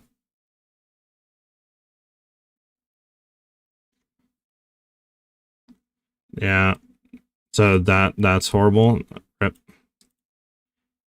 Infernalist, Seething Body no longer grants while on high Infernal Flame, you and your allies in your presence gain 50% damage as fire damage. Seething Body now grants Elemental Archon when you cast a spell on high Infernal Flame. Elemental Archon does not expire on you on high Infernal Flame. Lose Elemental Archon and reaching maximum Infernal Flame. Interesting. Blood Mage, Whispers of Flesh now also grants targets cursed by you have 100% reduced life regeneration rate. Cool. No change basically to Blood Mage. Alright, then we get into Storm Weaver. There's a lot of changes to this stuff, isn't there? Not that many changes. Refracted Infusion now grants when collecting an Elemental Infusion, gain another Elemental Infusion. Previously 50% chance. Okay, so this is 100%. Good change. Swarm Recollection now also grants remnants can be collected from 50% further away, and Multiplying Squalls now grants plus 2 limit of elemental skills, previously 1. So I mean, all good changes from Stormweaver, that kind of buff. Chronomancer Inevitable Agony granted by Inevitability has been updated, now ignores the curse limit, and now causes cursed targets to take 50% of hit damage dealt to them, while cursed again when curse expires, previously 20% in gem level 1. So into 33% gem level 20. Got you. So I think good changes on Chronomancer too. What have you missed, Surf? I mean, patches come out. Nothing really is insane so far. I mean, you had Titan lose Surprising Strength. Deadeye got Wind Ward removed, which sucks. Call Shots got buffed, so it's now 10 stacks instead of 5. And they added Mirage Archer to the Deadeye Ascendancy passive skill, so you get Mirage Archer now whenever you fire a ranged attack projectile. You'll create a Mirage Archer using socketed attacks for short duration. But again, you can only have one of them up, right? And I don't know exactly how cracked that'll be. Like, I think, I don't really know, because the Mirage Archer now is kind of dog, not gonna lie. So unless this one's better, maybe they buffed it, maybe they, you know, this has better stuff. Like, I don't know. I don't know. Chrono looks okay. Got you. Yeah, I don't know about Chronomancer. Gemling, what do you call it? Eternal Infusion now grants +1 at maximum cold resistance per 3 blue socket of gems. Previously 4. Okay, so that got buffed. I would assume it's talking about the socket of gems. Also max fire res 3. Okay, same thing. So you just get that without having to have 4 basically colored sockets. Got you. Dynamism granted by advanced thaumaturgy. Notable passive skill now grants a charge once every 5 seconds, previously once every 8. So that got a buff. So Gemling got a buff. Tactician, I don't know anything about. You might have to tell me on this one, Min. The supporting fire skill granted by Unleash Hell. Notable passive skills have been updated. Command Death from Above. Cooldown is now 20 seconds, previously 40. Now fires a volley every 0.5 seconds, previously every 2 seconds, and now fires 6 total volleys, previously 4. Now has 14 meters width, previously 7.5, and attack damage is now 763%, previously 1100. So huge attack damage nerf, but it does fire way more, but you still only have the max limit though. 6, so you have 2 more volleys, it fires quicker, but you have less attack damage. It's still a buff, but it's not that insane of a buff, I don't think. It might have been Ben that played Tactician, my bad. Strategic Makement's has been updated. Okay, Artillery Barrage no longer grants 40% increase in mobilization buildup, now grants 20% skill speed. Might be good. It's probably good. 20% skill speed is probably good. Siege Ballista no longer grants 50% increased damage against the mobilized enemies, and now grants 25% more damage against mobilized enemies. I think that's an overall just buff. I think. Might be the same workout, 25% more. It might be the same as 50% increased. Mortar Cannon now grants 25% of damage gained as extra fire, previously 15, so that got buffed. Added Spell Totem to Embankment Auras. Spell Totem grants 50% increased crit chance. Interesting. That's a good change. So I think Tactician overall is a dub change. Witch Hunter, Witch Bane now has enemies have maximum concentration equal to 30% of their max life. Previously 40%. This is a buff. Okay. This is a buff. Seminal Absolution now instead grants sorcery ward, also protecting against physical and chaos damage. So Witch Hunter got a buff.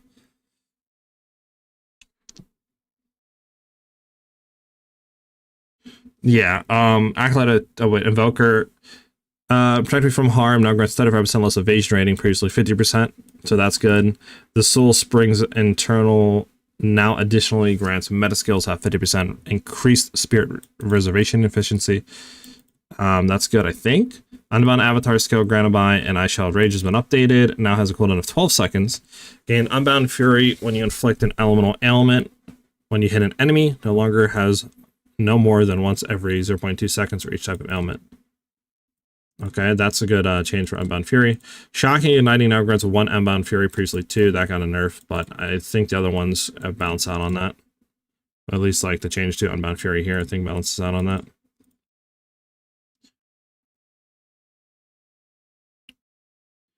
Yep.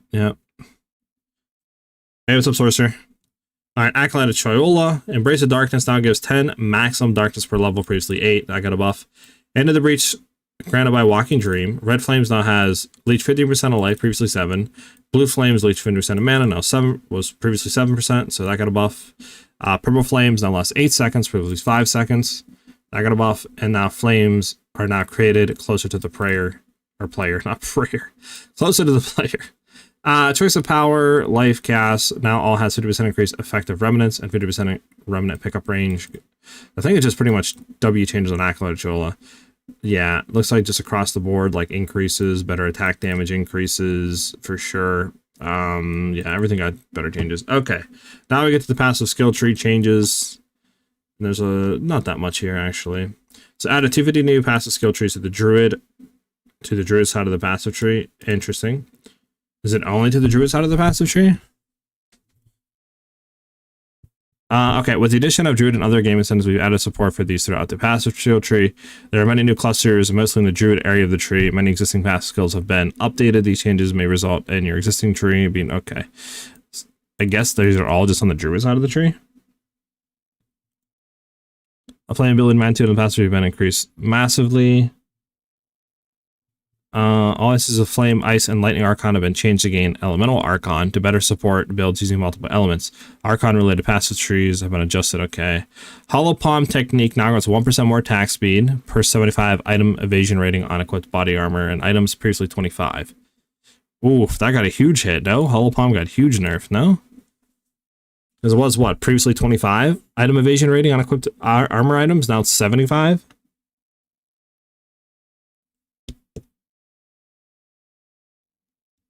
So this is what? This is like a 3x like nerf for attack speed? Or am I bugging?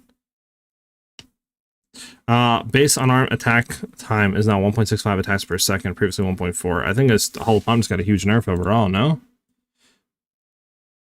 Like, less attack for base unarmed attacks, plus you're getting less attack speed now per evasion rating. Interesting. Walker of the Wild's Keystone has been removed from the passive tree, and its effects have been moved into a newly entire added lineage support gem. Interesting.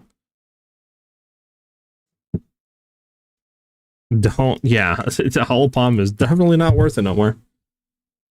At least not early game. Maybe late game. Interesting. So now lineage support gem for Walker of the Wilds. Elemental Equilibrium Keystone now grants Cold Infusion Remnants. Okay. You created are instead lightning infusion remnants you created instead of cold. The Crimson Assault Keystone now grants 50% more magnitude of bleeding you inflict. Yeah, Molten Blast is a rip. Passives that grant a reduced movement speed penalty from using skills while moving on the passive tree have had their values lowered. More passives on the tree now grant the stat to make up for the same of this. Interesting. Added 3 new attack area of effect clusters to the monk part of the passive tree. Okay, there might be good changes there if you're trying to do AoE stuff. Have to look at them now whenever they do show up. Add a new projectile speed cluster to the passive tree for the mercenary section. Added a new bow cluster. Let's go! And modified a projectile cluster in the ranger section of the tree, granting suppressing chance to fire an additional arrow. Surpassing chance, not suppressing. Surpassing chance to fire an additional arrow. W, bro. Well, listen, I might have to hit the run back for the one time with the ice shot, with the boom, boom, you know, I'll have to get to the skill changes though, but you know, might have to hit it.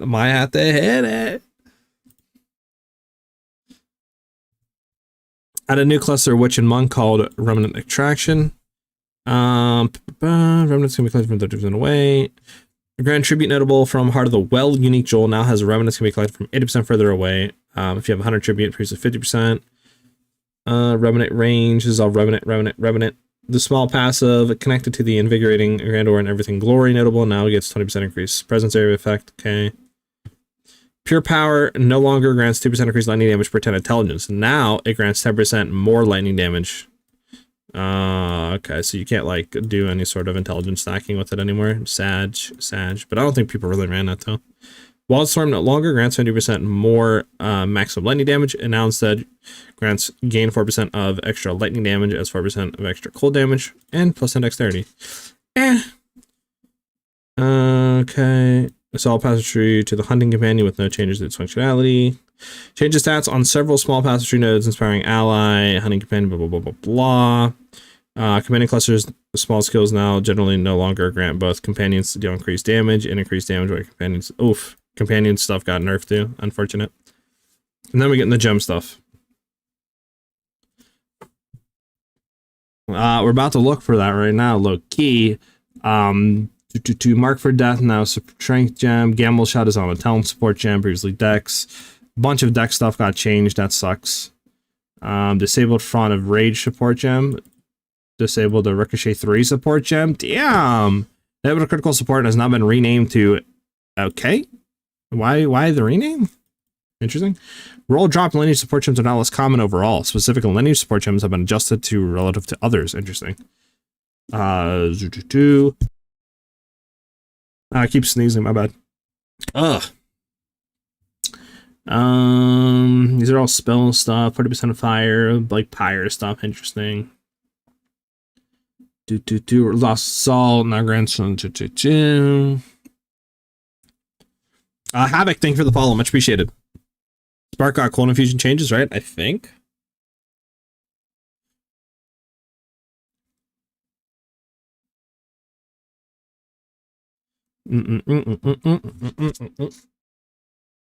Yep, you're not wrong, Avidity. Comms Madness support gem now deals 20% less damage for using 40. Dang, I'm just seeing a lot of nerfs. Am I bugging here? Yurk smelting, fully breaking, permanently takes 5% increased damage, up to 20%, plays 2 to 26, 20. Okay, so this got, did it?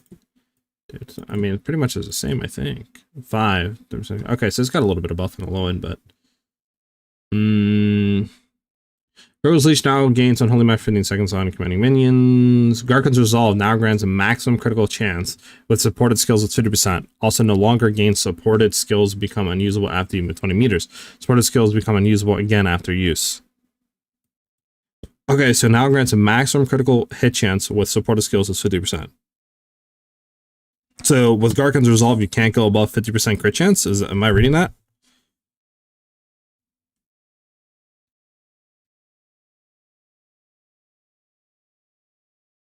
Am I reading that right? So like, previously you get to 100%, now this is just max critical hit chance is 50? Interesting. Interesting. Arbiter of Ignition, no projectiles, no longer cause supported skills to gain 4 additional projectiles, supported skills, now do 40% less damage. Okay, so what does it do then? Okay. This does nothing? I'll steal it. Listen, Avidity, we might have to do a run back ice shot again, you know what I'm saying? You know what I'm saying? Chain 1, supported skills not chained 100% more times, 30% less damage, previously 50. Chain 2, chain plus 2 times, previously 1, so more chains to that. 50% less damage, so 10% less damage, but plus 1 chain on chain 2. Chain 3, 200% more times, and now plus 2 chains. Got you, okay. There's a bunch of stuff with Culmination, Living Lightning, Enraged, Upheaval, Impact. Okay. Skill change. This is what I wanted to get into. Some Inspector stuff I don't care about. Okay. Ice Fragments created by skills such as Escape Shot and Ice Tipped Arrows are now only able to hit an enemy once per group of fragments created. That's a negative. That's a wow. Okay. That makes them pretty dog. Not gonna lie, for bossing at least. Really dog.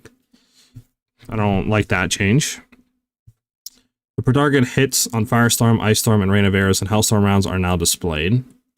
Okay. Rollins now take on elements from overlapped allies, Element of Ground for 8 seconds, previously 4.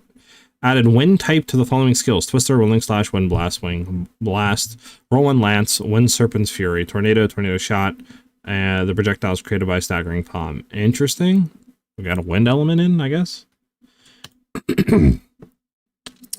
Buff, lost it. Okay, I have to read all that. Acidic Concoction no longer consumes poison nor triggers acidic burst from innate objects like Vine Arrows Plant. Ooh, huge nerf. Huge nerf for Pathfinder. Huge nerf on Pathfinder. Yeah, I read that, man. I just don't know what that means, though. Like, no more projectiles does not, like, what does that even mean? No longer causes supported skills for 4 additional projectiles or to deal 40% less damage. Well, I mean, majority of your damage was coming from the Vine Arrow Plant. Now you can't do that, so, I mean, you're still losing damage regardless how you look at it.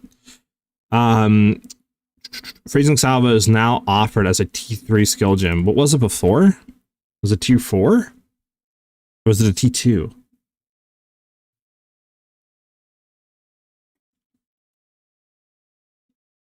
Okay. Wind Blast. Ice Tipped Arrows is not a T5. Vaulting Impact is T5. Arc now is 50% increased magnitude of shock inflicted instead of 50% more magnitude of shock inflicted. Oof. So less shock effectiveness there.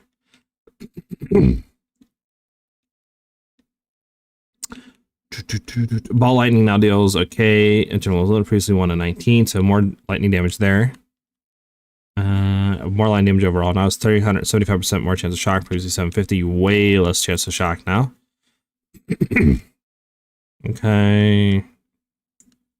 Okay, I think just pretty much a buff overall to the damage stuff.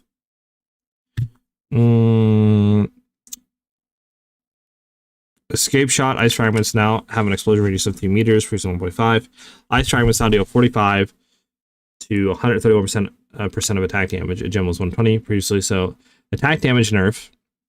And I believe the ice fragments only hit once. Now fires 3 instead of 4. So attack damage nerf, projectile creation nerf, and now I think it only hit once. Escape shot kind of got nerfed, to be honest. I mean, just with the stuff. Explosive sphere, I have winner, projectile, now try to learn. 20 lowest projectile speed. Okay. Where's ice shot at? I need ice shot. Where's LA at? I'm actually interested. Where's LA? Ice shot. Here we go. Now converts 80% of physical damage to cold, previously 70. Buff. Cone angle increased by approximately 50%. I mean, it got buffed, but not by a lot percent. Only 10% phys damage converted, so it's not that insane. 20% duration, previously 8. Ice fragments now created 1.8 meters, previously 1.3. And power attacks gain 100% physical damage converted to cold. Man, that's cool. Lightning arrow. Here we go.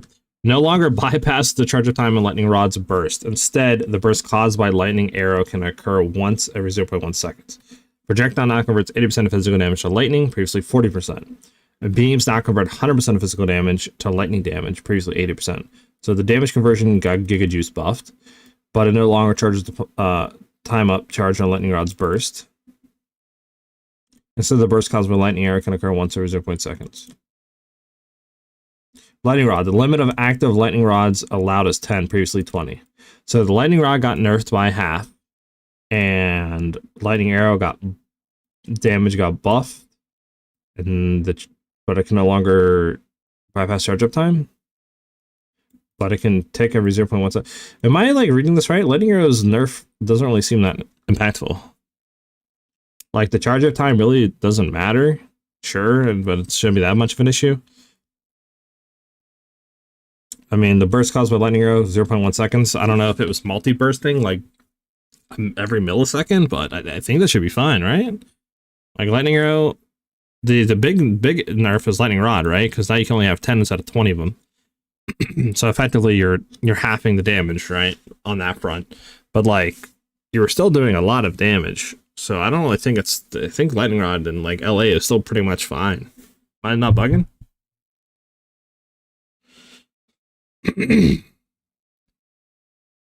But am I not bugging? This doesn't really seem like like right. Like this is fine. Like I mean, yeah, I mean, just say we're doing like 20 million damage, or you're doing 10 million damage a second. Woo! Like it takes 2 seconds to kill a boss now. You know, if you're at 20, like it doesn't really seem like a big of an issue. I think lightning arrow is fine. I mean, unless I'm reading something wrong or not like picking up on something, I think lightning rod and lightning arrow is totally fine. Like, definitely is a big damage nerf, but I don't think it's anything insane though.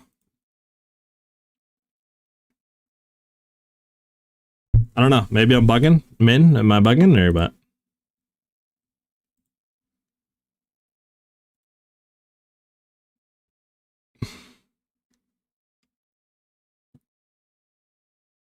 Where is Snipe at? Snipe. Icy Blast now deals 644 to 2,160% of attack damage. Previously 1,800, so they get attack damage buff. Removed Heavy Blast and Heavy Stun interaction from the skill. So, I mean, the Snipe got a buff, but like, I don't know.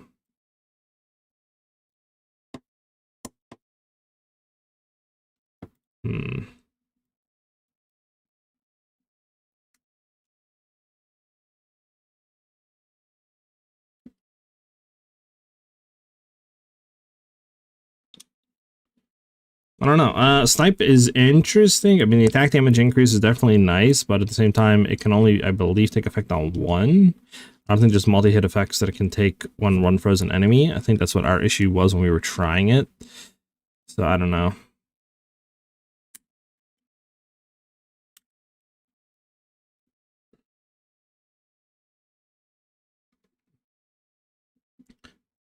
Wind Dancer, Gale Force Audios, okay. And change. Okay, then we got unique item changes. Sister Cry got buffed. Enrage War Cry. Fix the bug where Transport was not working for higher Sister Cry.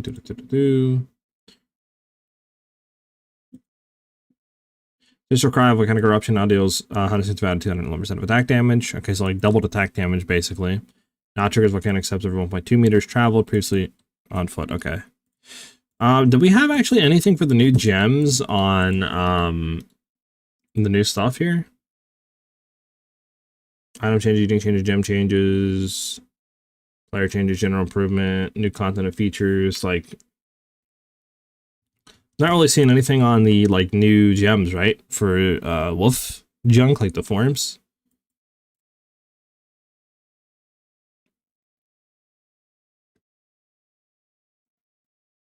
What about Roa? Anything on Roa? Roa mount no longer increases your movement speed. Now 100% reduced movement speed penalty from using skills while mounted, previously 80%. Okay, well, it's okay. It's no touch on Roa at all. Roa was still just as good. Probably better, honestly.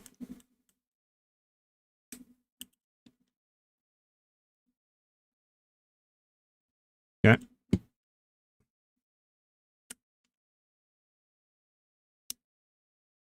Yeah, I mean, Snipe is looking good, but I don't think it's still viable, though. I don't know.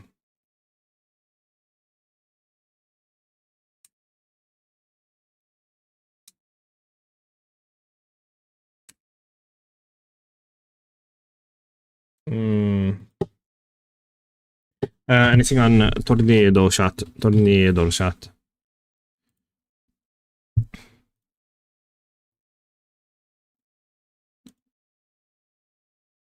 Nah, Tornado Shot didn't get touched.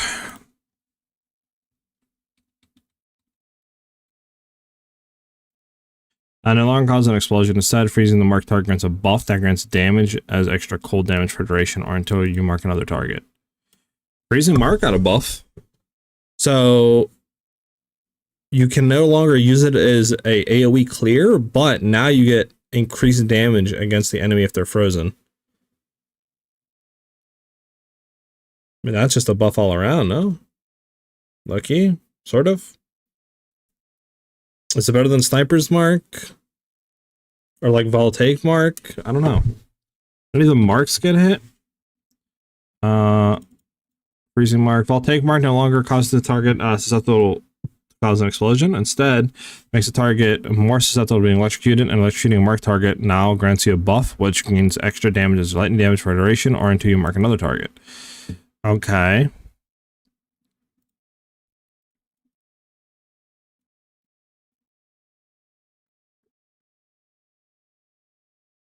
So there's only those two.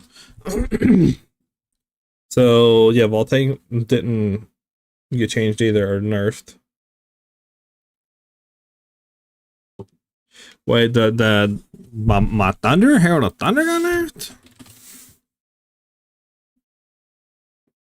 Herald of Thunder now has attack damage of 40 to 122. Previously, Hedgehog was, I mean, that's nothing, dude. That's nothing. That's nothing. What, a 20% attack damage nerf on it? That's nothing.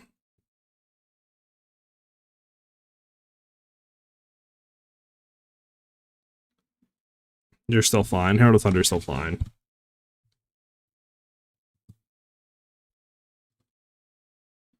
Yeah. The Coming Calamity now has Herald skills deal 50 to 100% increased damage. Got you. And then that's it. So Herald of Ice, none of that got touched. I don't know what we thinking so far, chat. What we thinking? What we thinking? We thinking W so far or what? Like, I'll be honest, Ice Shot, like, so you get 10% of your, so you get 10% more, right? Or whatever you can call it, 70% to 80% now. Physical damage, coal, and then cone angle increase approximately by 50%. But nothing really insane though, like, better for clearing, and that's about it. So, it was already God for clearing, now it's even better for clearing. And then a little bit more damage to it. And then that's the only changes. Lightning Arrow actually got buffed, I think, right? Right, I'm not bugging. Lightning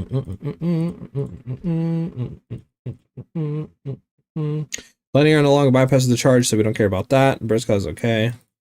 Yeah, so increased conversion damage to lightning, and now the beam converts 100% of lightning damage. Previously it was 80%, so it got overall a damage buff.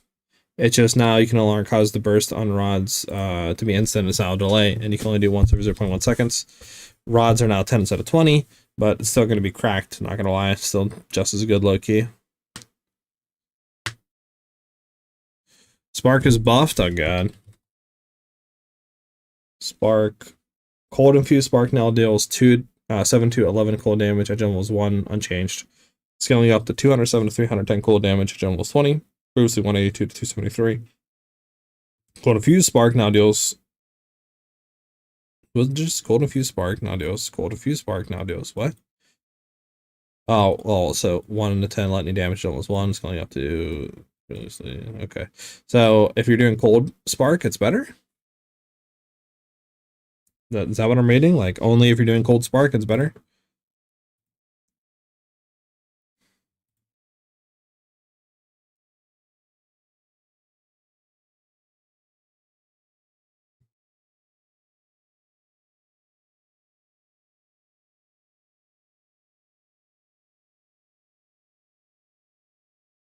Monster Growth now has a limit 12 pulse tools, previously 8. Now fires 4 pulse tools, previously 8. 12 pulse tool limit with 4 pulse tools. Okay, so nerf on how many you can fire. Now it's 100% of base attack speed, previously 80. So you can have more, you can fire less, but you fire them quicker. I mean, yeah, it's a buff. But I mean, was Toxic Growth actually like good at all though?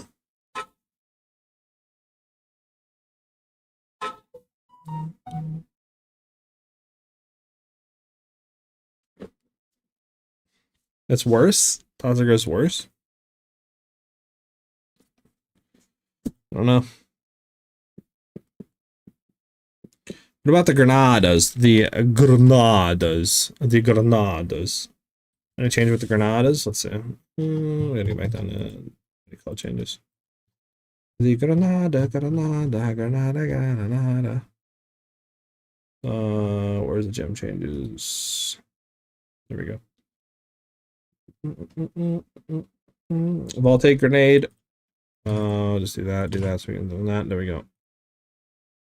Oil Grenade, Voltaic Grenade, that's it. Cooldown is now 4 seconds for 5. Ore Grenade and Oil Ground duration is now 6 instead of 5. So Ore Grenade got a buff, nothing insane. Voltaic Grenade now has 3 uses, previously 2. And cooldown is now 4 5. So grenades are unchanged.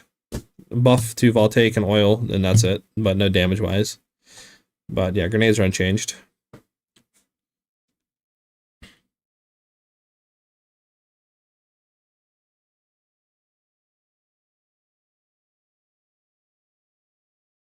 Yeah, maybe, man. Maybe.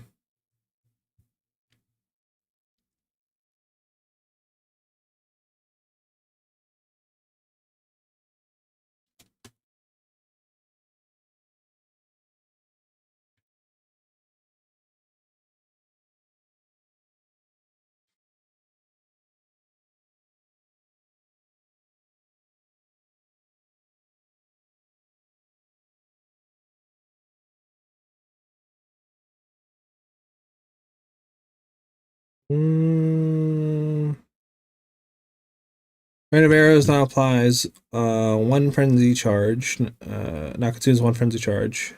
Only consumes 1 frenzy charge, got you. Attack damage increase. 100% more arrows. It was previously 100, so that got increased. Removed, fires 50% more arrows per frenzy charge consumed. Oof. So yeah, Rain of Arrows got nerfed. Storm Lance, under charge empowerment. Lance shocked ground duration is 8 seconds, previous 6. Okay, so nothing really there for frenzy charges, nor anything on like frenzy charge generation.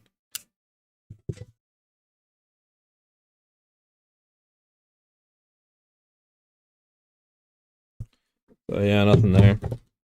Rain of Arrows actually got nerfed. It's not buffed. They removed the 50% more arrows per frenzy charge consumed. So you're firing less arrows if you're frenzy charge stacking. The per target hit limits of Firestorm raiders, Hairstorm rounds are now displayed. Yeah, that doesn't do anything. Yeah. So you consume 1 to deal more attack damage, right? Now deals, yeah. More attack damage, cool.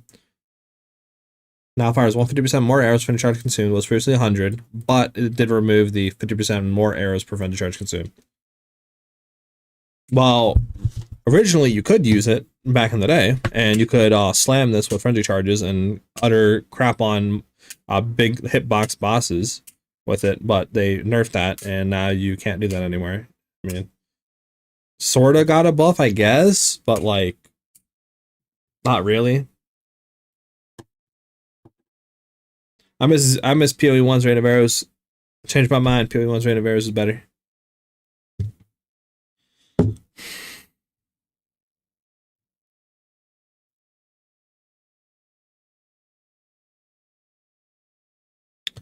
I don't know what we thinking, Chad. W patch notes or what? What we thinking, man? W?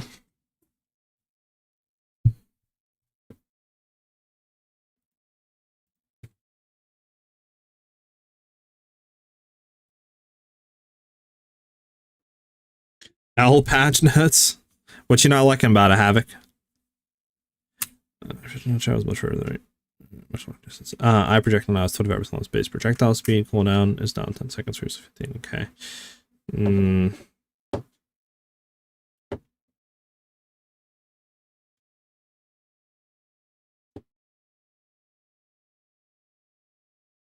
True, man, true.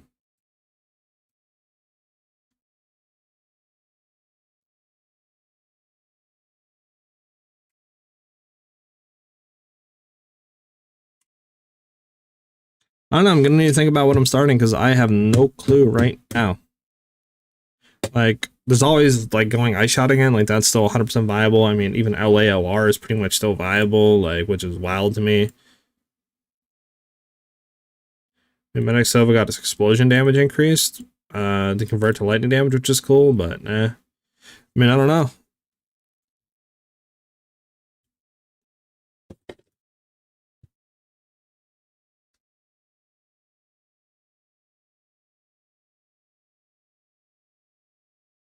What you guys thinking you might go? Twisters are probably not that. Yeah, true, true.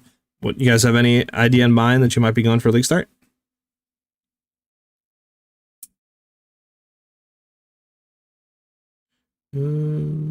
Doomfletch.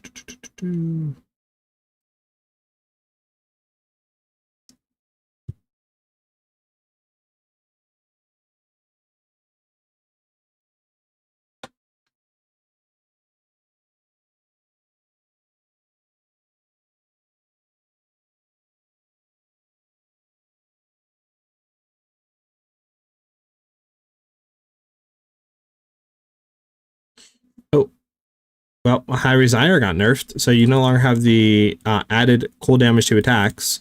The increased chill duration doesn't really matter.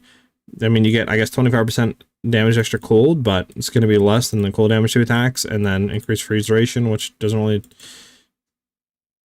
really matter. So Harry's Ire kind of got nerfed. The Druid fails and when Spark, BM, or Twisters. I mean, it could also go Spark Druid, Spark Shaman. But yeah, I don't know. Fails Rune, item changes, right, Wolf Idols are all limited to 1, all this stuff.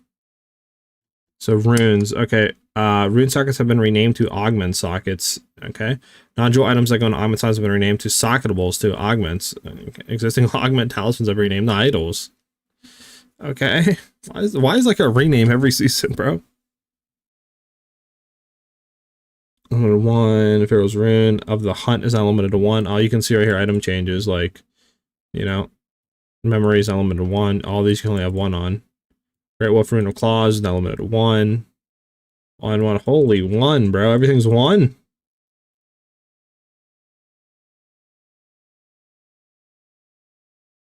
here we go. A new modifier has been added to bows. Surpassing chance to fire an additional arrow. Of surplus of many. Of 200%. So surpassing chance to fire additional arrow. That just means you fire an arrow, right? Like that. I'm not bugging on that. You'll eventually just fire an additional arrow. Oh, there we go. The modifier of bow attacks fired X additional arrow have been disabled. A new modifier has been added to bows, surpassing chance to fire an additional arrow. You can go up to 200% apparently. Okay, cool. So all damage, 50 types of damage, elemental damage on stabs, not that it's been stronger on average. Because now it's going to be able to do a divine orb. Interesting.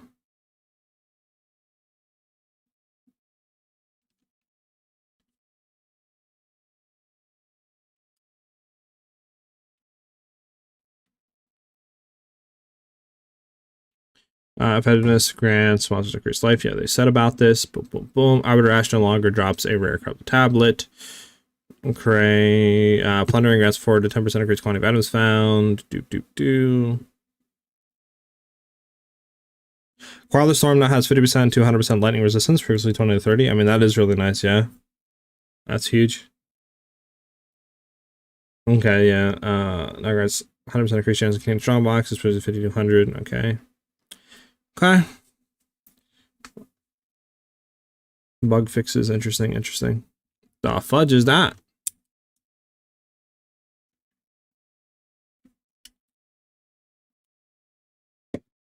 They controlled? Tournament no longer has negative 23 to 3 to cast. This does not affect this now. Okay, so just remove that entirely. I mean, that's huge for like survivability. Interesting. Anything with what do you call it? Invictus, Hires Ire, Choir of the Storm. Yeah, I don't see anything.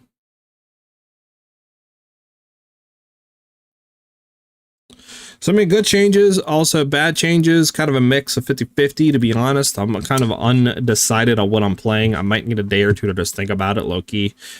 I don't know. Kind of sort of want to do something with, like, Ice Wolf still. But, again, we don't know the Ascendancy skills of Druid. We don't even know the new skills, right, of the stuff for Druid, like the actual gem info of it, or the text of it. We don't know, so we just got to wait, I guess, on that. And hopefully they'll release it soon. Because I don't think there's anything for that, right? I'm not bugging, guys. We can really quickly check Path of Exile 2 to see if there is... There we go. See if there is anything on Druid. Shapeshifting. Okay, so here we go. We can finally see some stuff with talismans. The physical damage, accuracy, tune critical damage bonus, and then life. Interesting. So yeah, it's just a melee weapon.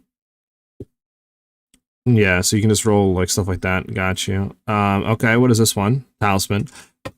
Adds physical damage and intelligence. Increased skill effect duration. Enemies in your presence are hindered, and you gain 1 Druidic prowess for every 20 total rage spent. What the fudge is Druidic prowess? Druidic prowess. What is Druidic prowess, bro?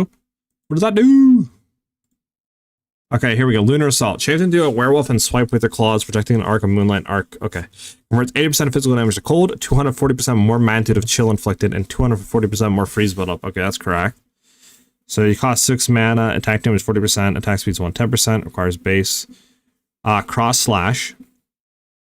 Shaped into a werewolf and leap backwards. Okay. And gouge slash is 4.7 meters. Gouge width is 1.6 meters. And flings ice fragments within 7 meters. Shockwave. Okay. Flings ice within 7 meters. Okay. Hitting marked enemy with both gouge will activate the mark and cause an additional shockwave. Ice fragments will be pulled into the location where the gouge is crossed and explode immediately. The skill can be used while using other skills under something. But ice fragments can only be like exploded upon a hit once, right? I'm not bugging with that. Ice fragments created by skills such as escape shot and ice tipped arrows are not only, but it's ice shot and ice tipped arrows. Oh, so only that can be hit once. But going with this, technically you could explode them and hit them all with the same ice fragment. Yeah, I've seen that, man. The coming calamity is going to be insane. Notice they reverted the called shots nerf. Now it's 5% crit instead of 2.5. I think it's worth taking out. It might be, Starly. It might be, but then you also have to consume marks, so I don't know. I'm more interested in the Mirage one. I wonder how the Mirage is going to be. And then what's the other one? Lunar's Blessing. Shapeshift into a werewolf and offer your rage to the moon to receive a blessing. Okay. gaining bonus cold damage, attack speed, and movement speed if yourself and any wolf minions you have from Wolfpack or Predator's Mark. Spends all rage to extend the buff's duration. While the buff is active, your werewolf's attack call down moonbeams on hit. What the fudge is a moonbeam? So Lunar's Blessing cooldown does not recover based on buff effect. Knocks back enemies. Buff duration is 5 seconds, plus 0.2 per seconds per rage spent. Buff grants 52% of damage gained as cold. Can you go into this and immediately go out? Probably not, right? Moonbeam converts 100% of physical damage to cold and impact radius is 1.6 meters. I don't know, might have to go Wolf. Wolf is kind of looking nice. I mean, I really like this. This one, I have no clue what Druidic Prowess is. No clue what that does. Oh, that is horrid, man. The fudge. That's a giga nerf. Did they nerf ice fragments? Yeah. So ice fragments, if you create them with escape shot or ice tipped arrows, can only hit once per enemy. But that's it really on ice fragments. Escape shots, ice fragments, now an explosion. So ice fragments, I believe, will do more damage. But basically, like for escape shot, you create less ice fragments and stuff like that. But you can only hit once with them. Same thing with ice tipped arrows, right? Better radius and stuff, more damage, but you can only hit once on one enemy. Bear, Ferocious Slam, more stun build up, base attack time, seconds to base using shapeshifting shockwave. Okay. So it looks like they all center around rage. Literally, all of them are rage. Like at least these two are rage, right?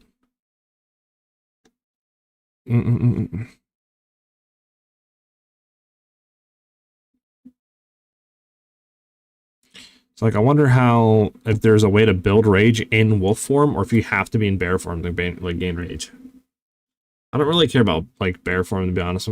Like as of right now, Wyvern. Okay, Wing Blast, stun back enemies, 10% chance, smash chance to generate a power charge on heavy stun. Okay, cannot cause stun build up. Got you. Decent attack damage, but these are low levels. Devour. Shame to do. Okay, Devour corpse, calling it callable enemy, an additional nearby corpse. For each enemy or corpse devoured, you generate life, you gain a power charge. Okay. Oil Barrage, we've seen this one. Element resistance. So you lower their element resistance by 20, which is cracked. It's pretty good. Gain, so empowered. Interesting. Creates 20% of physical damage on lightning. Oh, percent. Okay. I think it's just more attack damage, I think. It just seems like that. And to continue channeling for consuming power charges. Flame Breath, this is going to be the interesting one. So at gem level 13, it's 800% attack damage base. Or attack speed, sorry. Attack damage is only 70%.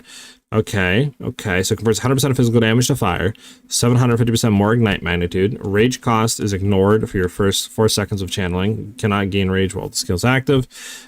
Emulation radius is 2 meters. Empowered Flame Breath gains 50% of damage as lightning, and Empowered Flame Breath spends 50% rage slower. Interesting. Maybe a good skill? I don't know. Maybe a good skill. Let's see, what was the stuff on this one? Min beams are 150, but you gain 52% damage as extra cold. You get a lot of extra damage. Is there anything cracked though with the attack damage? I'm not seeing anything on chat that's like cracked for attack damage.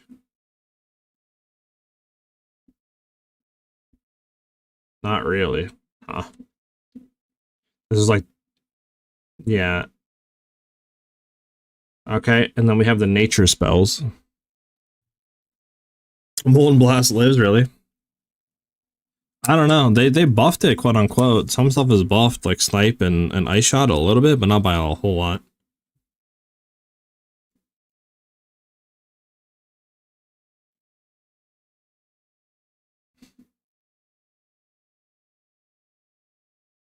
Oh, see, I read that Min is Choir of the Storm has 5-second cooldown, previously 1 second. That's what I read it as. But I see that is a buff, then I got you.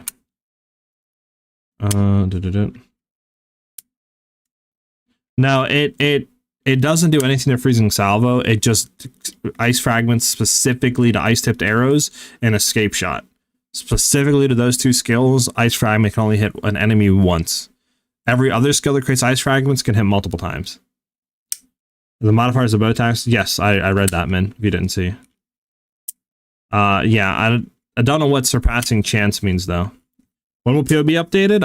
Soon-ish. Probably give me a couple days, right, to like accumulate, think about what I'm doing, try to figure some stuff out, right?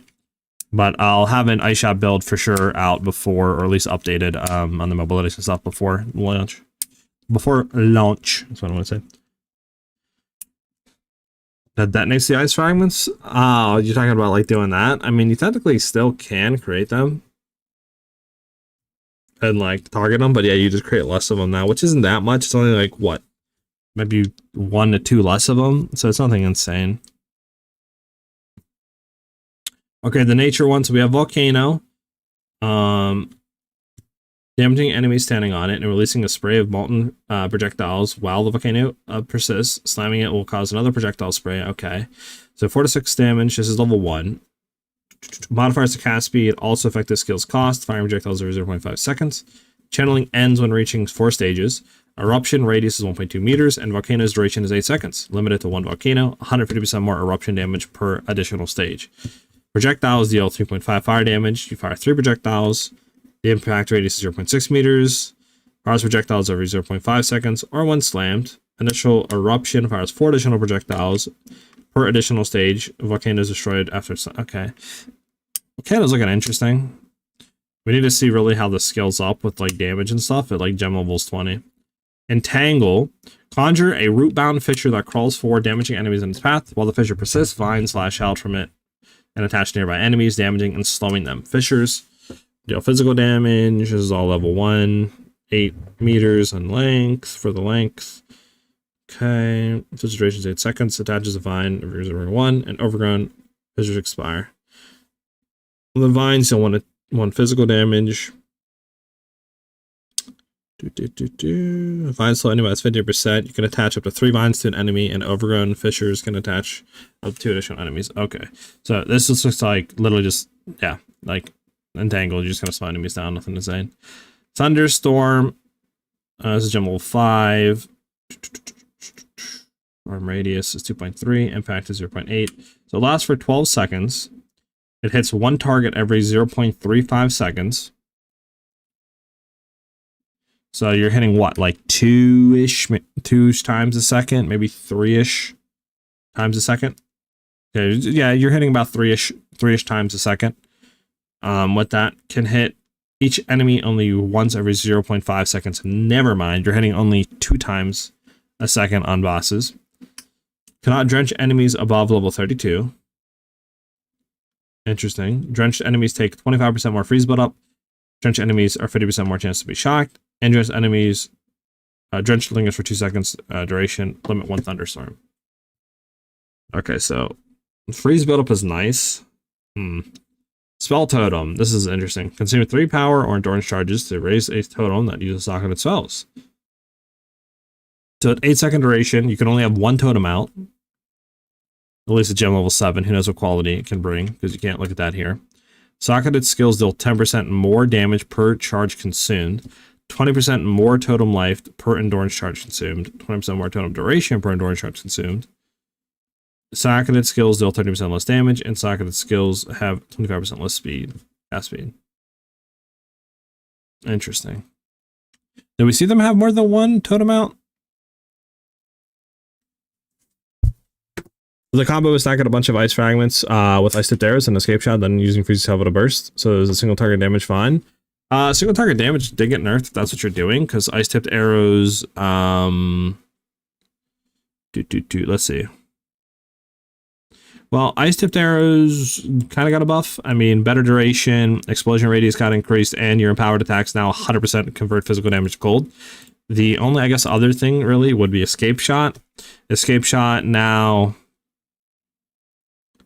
only fires 3 fragment projectiles instead of 4 ice fragments. So you're getting 1 less projectile from that.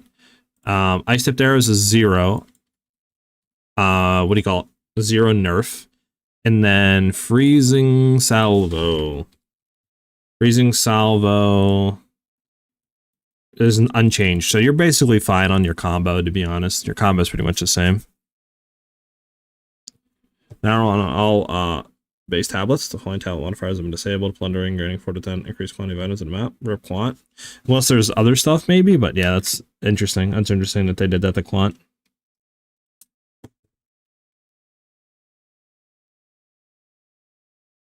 Okay, and then that's pretty much it. Ascendancies, like we can see that. Rage, harnessing rage and power spells and becoming a walking natural disaster, down meteors, lightning, and ice. Oracle has power using it in combat to gain a massive advantage by appearing to the future. Okay.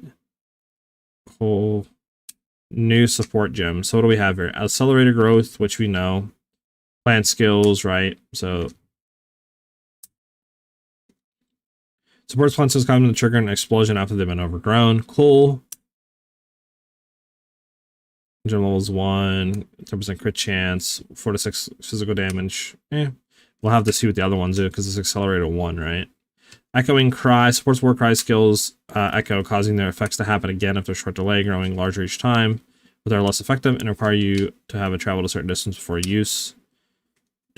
So you have to move 10 meters. They become unusable again after use. They have 50% less area of effect, do 40% less damage, have 50% less power, but they repeat 2 times with a 1.3 second delay. And they have 100% more area effect per time. So it's good to throw on if you're running cries. Tectonic slams. This is for slam junk. So slams use yourself, cause them to create simultaneous aftershocks behind the slam, but lowering aftershock damage and area of effect with supported skills. So you do 30% less aftershock area of effect, 45% less damage, but you create 1 additional aftershock ahead into each side of the initial area with 50% less attack speed. Might be good, honestly. I'm not really too sure about slams though, but I would assume if you can get them to like have enough area to hit, then this is probably going to be a good increase to damage there. Okay, we have a new, I think, lineage.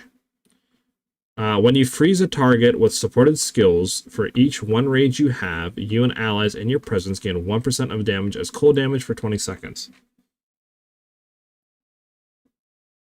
Is it just like, you can do a crap ton of extra cold damage, no?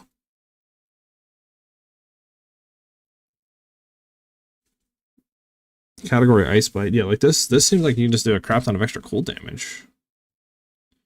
For 1 rage you have, I mean, you can have like 30 rage, right? A minimum. I mean, that's 30% extra cold damage on the check. I mean, that's kind of good. What is this? Supported skills that leap into the air, causes corpses in the area you land to violently explode, damaging surrounding enemies.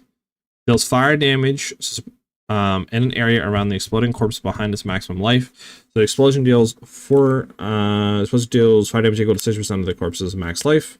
1.5 radius on the explosion and the corpse. Okay. You detonate a corpse in radius of 3.5 meters. Interesting. Interesting. This could be a good, like, maybe. So you have to, hold on. The leap into the air. So you have to leap into the air. Wonder how many skills you can do outside of, like, you know, the obvious ones. Interesting. Alright, that's pretty much it. City Concoction combo? Yeah, they did. Boss does not have an anti-burst damage mechanic. Rip Requiem? Damn, really? Where do you see that at? Fudge? Where do you see that at? Who is the lane? Bosses of concrete. This is 40% increase. Where do you see that at? Monsters. Boss does not have an anti-burst damage mechanic. Once a boss has finished its emerge or becomes aggro, the damage reduction period starts counting down. The damage reduction tapers down from the full effect to no effect over the course of the duration. For every unit the boss moves from its starting location, the damage reduction will fall off even faster. Bosses which cannot or barely move will have a shorter damage reduction period. That is the dumbest thing I've ever seen in my life, I'll be honest with you. So even after the boss starts attacking you, he still has a damage reduction like thing on? Why?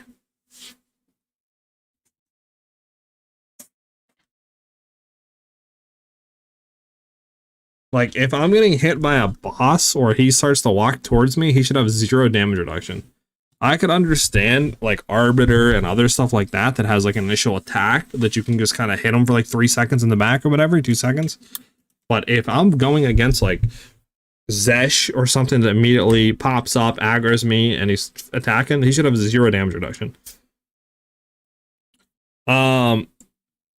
Why we're not a Reaper Twister? I have no clue what that one first one is, Rose, but I'm thinking maybe something with the Wolf or Ice or something like that. Wolf Ice, potentially. Need to see Druid Ascendancies to tell, but yeah, not too sure. But I don't like that one.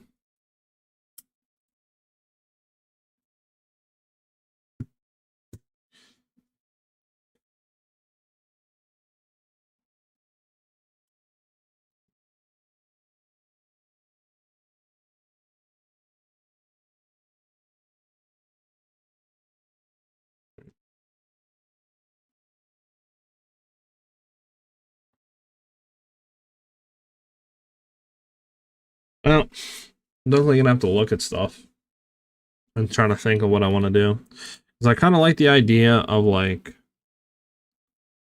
you can look at this bracing. Okay. Oh, there we go. We can see it twice corrupted. You can see it twice corrupted. The corruption alt allows you to add a second enchantment to your already corrupted items, but beware there's 50% chance. Okay. Twice. So what's corrupted on this? Base. Okay. Twice corrupted, cold infused. Cold chance. Okay. Damn. I don't know. Spark. What's twice corrupted on this, boys? Is it like the level and quality percent? Is that what's twice corrupted on this? Can anybody tell? Is that what's quote unquote twice corrupted? Is you can get more quality and then just the +1 level?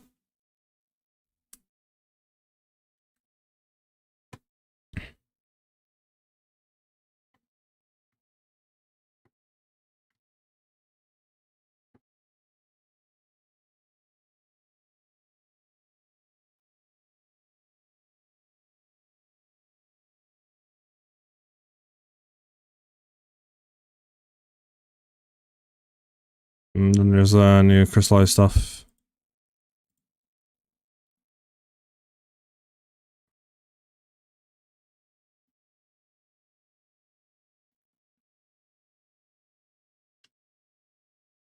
I don't really like that one.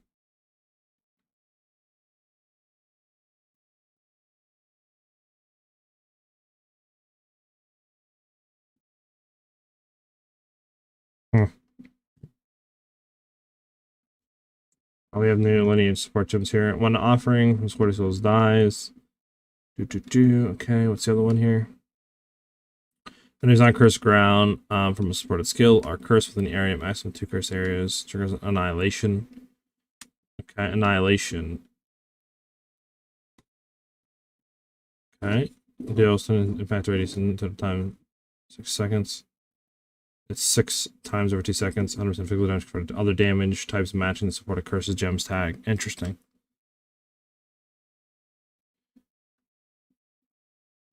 Oh, we have the new quiver here. Gain deflection rating equal to 31% of your evasion. Attacks projectile return if they pierce at least 2 times. Projectile deals 44% increased damage for each time they have pierced, and they do 44% increased crit chance for each time they've pierced. Interesting. Interesting. I wonder if there's a way to like throw that on bosses though. And we obviously know we have that, and then that. Hi for the next patch setup. Interesting. Interesting for the next patch. A lot of stuff I like. A lot of stuff is kind of with me. Like no endgame changes and other stuff, right? Really with like the endgame system, but there's a lot of other stuff I like. Like I like Druid. I like the Ascendancies. I need to see more on them. The skills look cool, right? I like the Ice Wolf form a lot. Kind of potentially want to go ahead and maybe do something with that, but again, we'll see. But yeah, I'm excited. I just got to think of what I'm doing, right?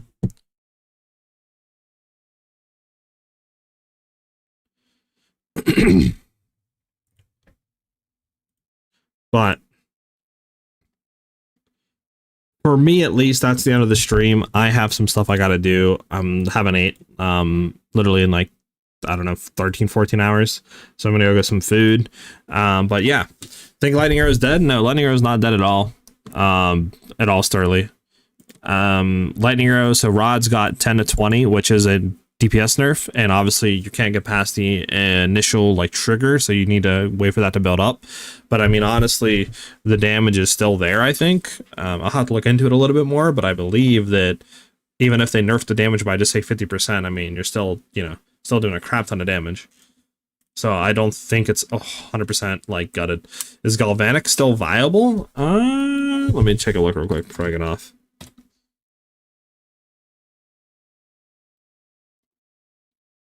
I don't think they touched Galvanic at all, so I believe so. Is it 11? So good night, bro. See you around. Yeah, I'll be on tomorrow, guys. Early, like 11 a.m. Eastern, 12 p.m. Eastern Standard Time, something like that, and we'll go through everything again. And like start theorycraft and stuff. I'm just gonna, you know, take a seat back, look at some stuff, maybe think. We'll try to figure something out tomorrow. Did you guys say bye to Nova? Yeah, I don't understand what the Nova changes if they completely taken it out. I don't know why they just went and say Nova projectiles removed. It's weird that they say like the additional projectiles and whatever, like what the gem doesn't do it anymore, but not say that it's removed from the game. It's weird. So I don't know if there's a typo there. Since Spark BM will only be better. Yeah, Spark is only getting better, which is interesting. We'll have to see what's going on, but